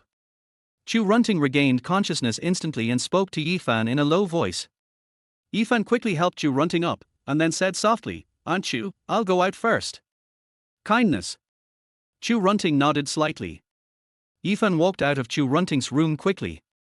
Chu Runting felt her body going a little weak, so she sat down on the edge of the bed. She didn't know why her heart beat so fast when Yifan hugged her just now, and she seemed to be expecting something to happen. This feeling was so wonderful that Chu Runting didn't understand what was going on. As soon as Yifan walked out of Chu Runting's room, he saw Chu 1111 coming down from upstairs in a cute pajamas. Yifan, why do you keep running into my mom's room when you have nothing to do?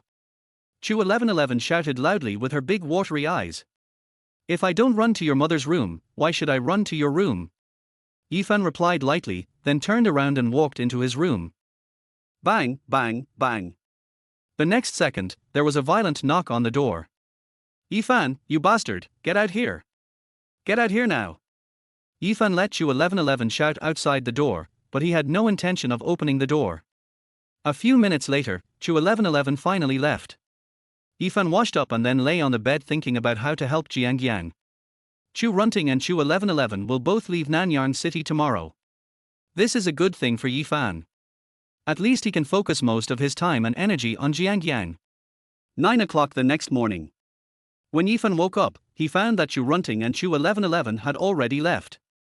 Chu Runting told Yifan about her schedule on WeChat and asked him to visit the company if he had time and familiarize himself with its affairs. He also considerately left the car keys to Yifan.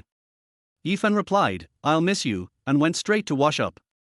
Because Yifan didn't have class today, he asked Zhang Liang to find out about Jiang Yang's class schedule for today. After knowing that Jiang Yang had no classes today, Yifan drove Chu Runting's Mercedes-Benz directly to the gym next to Nanyang University, and then prepared to wait. After arriving at the gym, Yifan resolutely bought a gym card worth more than 800 yuan before he could enter the fitness area. After walking around the fitness area for a long time, Yifan did not find Jiang Yang, so he took out his mobile phone and started chatting with Chu Runting. Although in reality Yifan was worried about being discovered by Chu 1111, so he didn't dare to act too excessively. But Yifan was very open-minded online, and would talk about anything that could be talked about and anything that could not be talked about, which made Chu Runting a little unsure about how to respond to Yifan. Before the two of them revealed their identities, Chu Runting might have responded slightly to Yifan's jokes, but now she just pretended not to see them. Yifan didn't care about that and just said what he wanted to say. More than half an hour later, Yifan casually glanced at the entrance of the gym, and then hurriedly put down his mobile phone. His target finally appeared. However, when Yifan saw Jiang Yang, he couldn't help but be stunned for a second.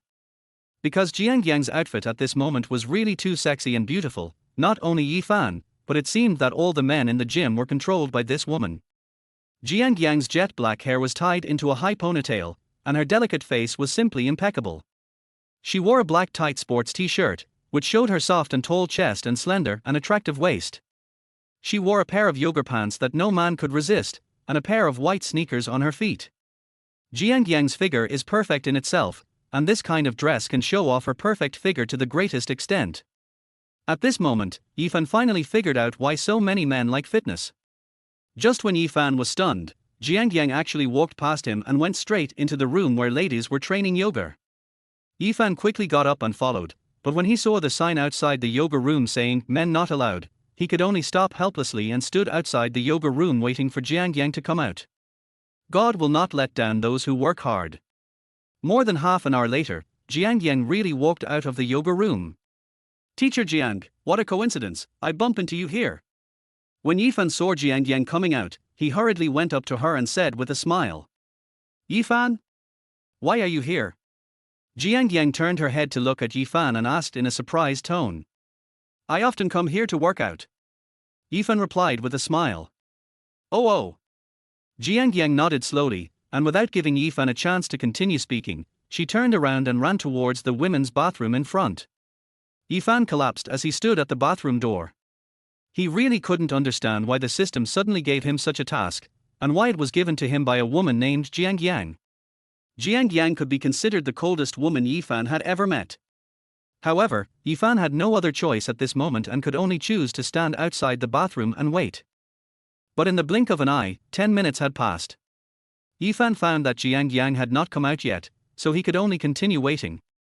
After another 5 minutes, Jiang Yang still didn't come out. Yifan realized that something seemed to be wrong, so he shouted into the bathroom, "Teacher Jiang, are you still in there?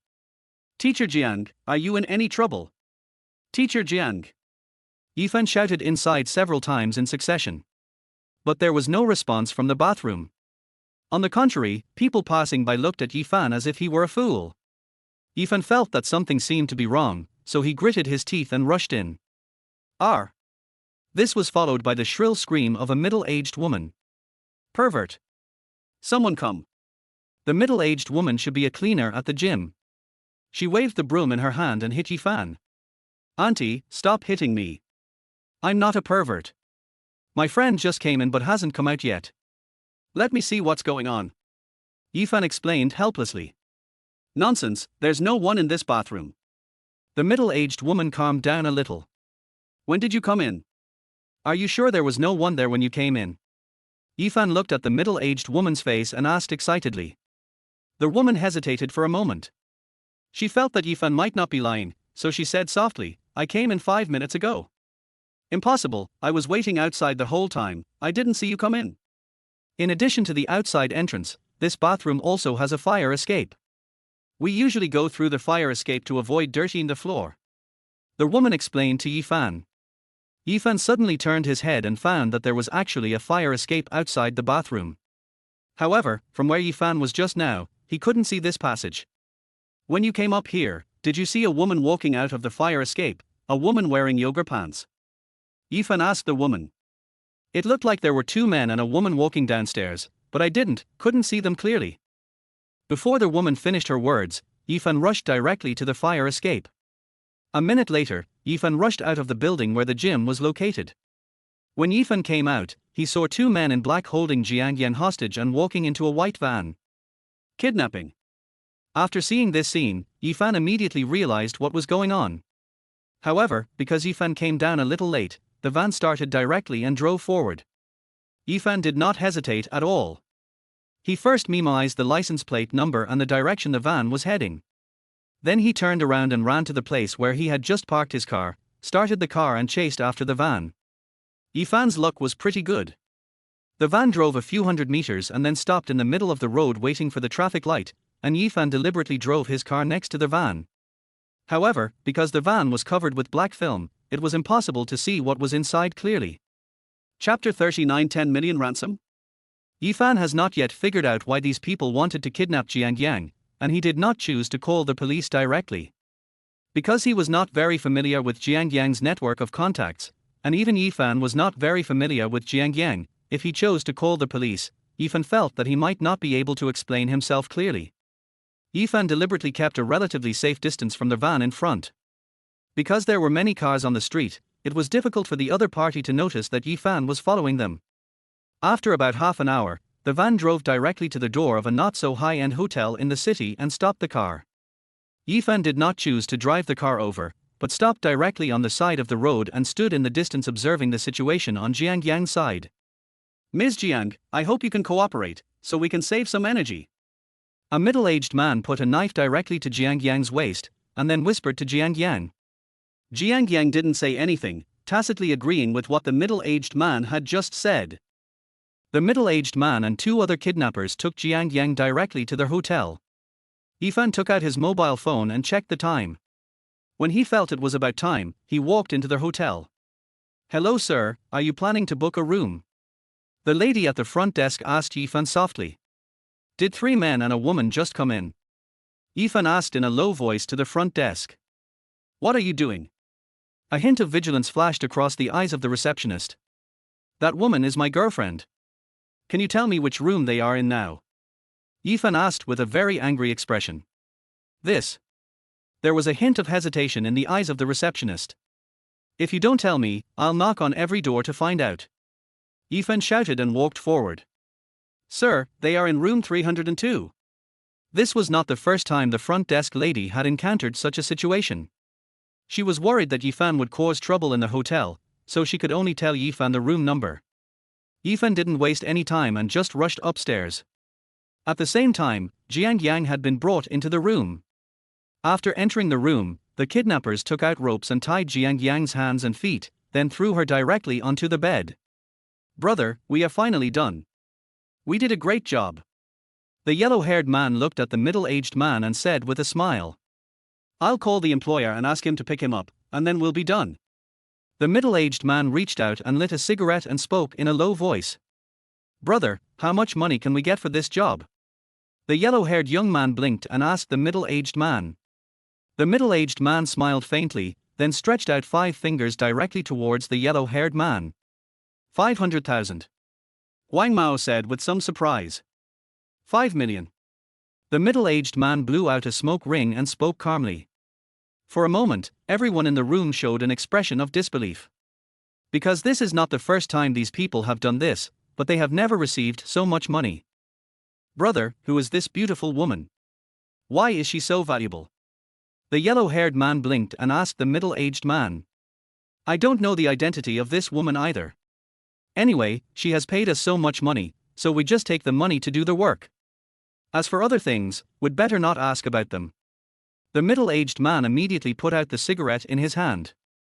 The yellow-haired man turned his head to look at Jiang Yang, then rubbed his hands and said, women of rich people are different. They are so beautiful. Their figures and faces are so attractive.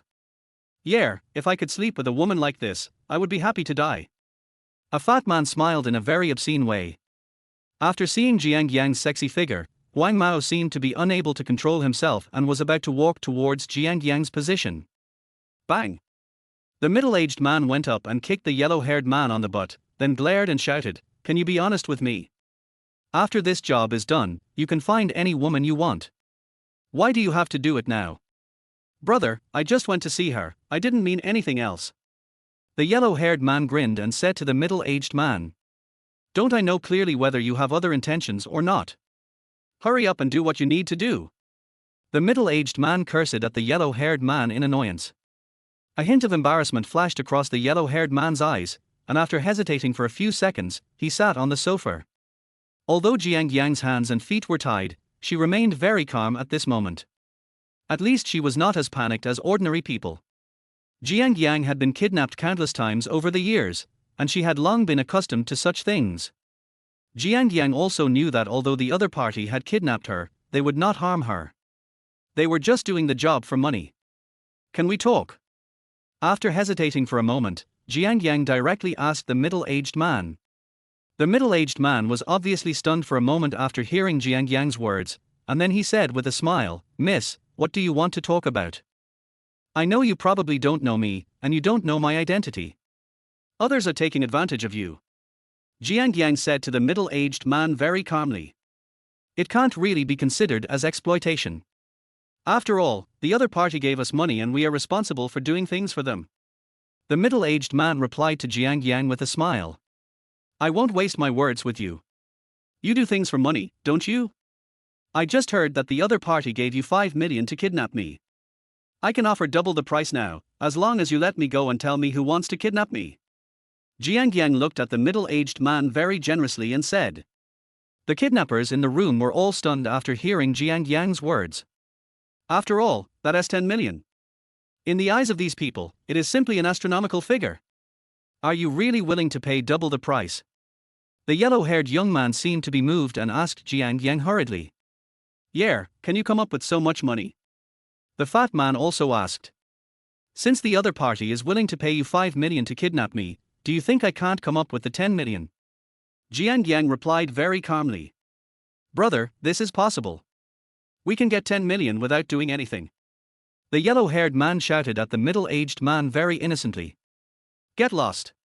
The middle-aged man cursed speechlessly, and then shouted in a low voice, You all have no brains, right? The employer knows our home address information and so on. If we really betray the employer, then everyone in our family will be in trouble. Do you think this 10 million is so easy to get? The excitement on the yellow-haired and fat man's faces disappeared instantly after hearing the middle-aged man's words.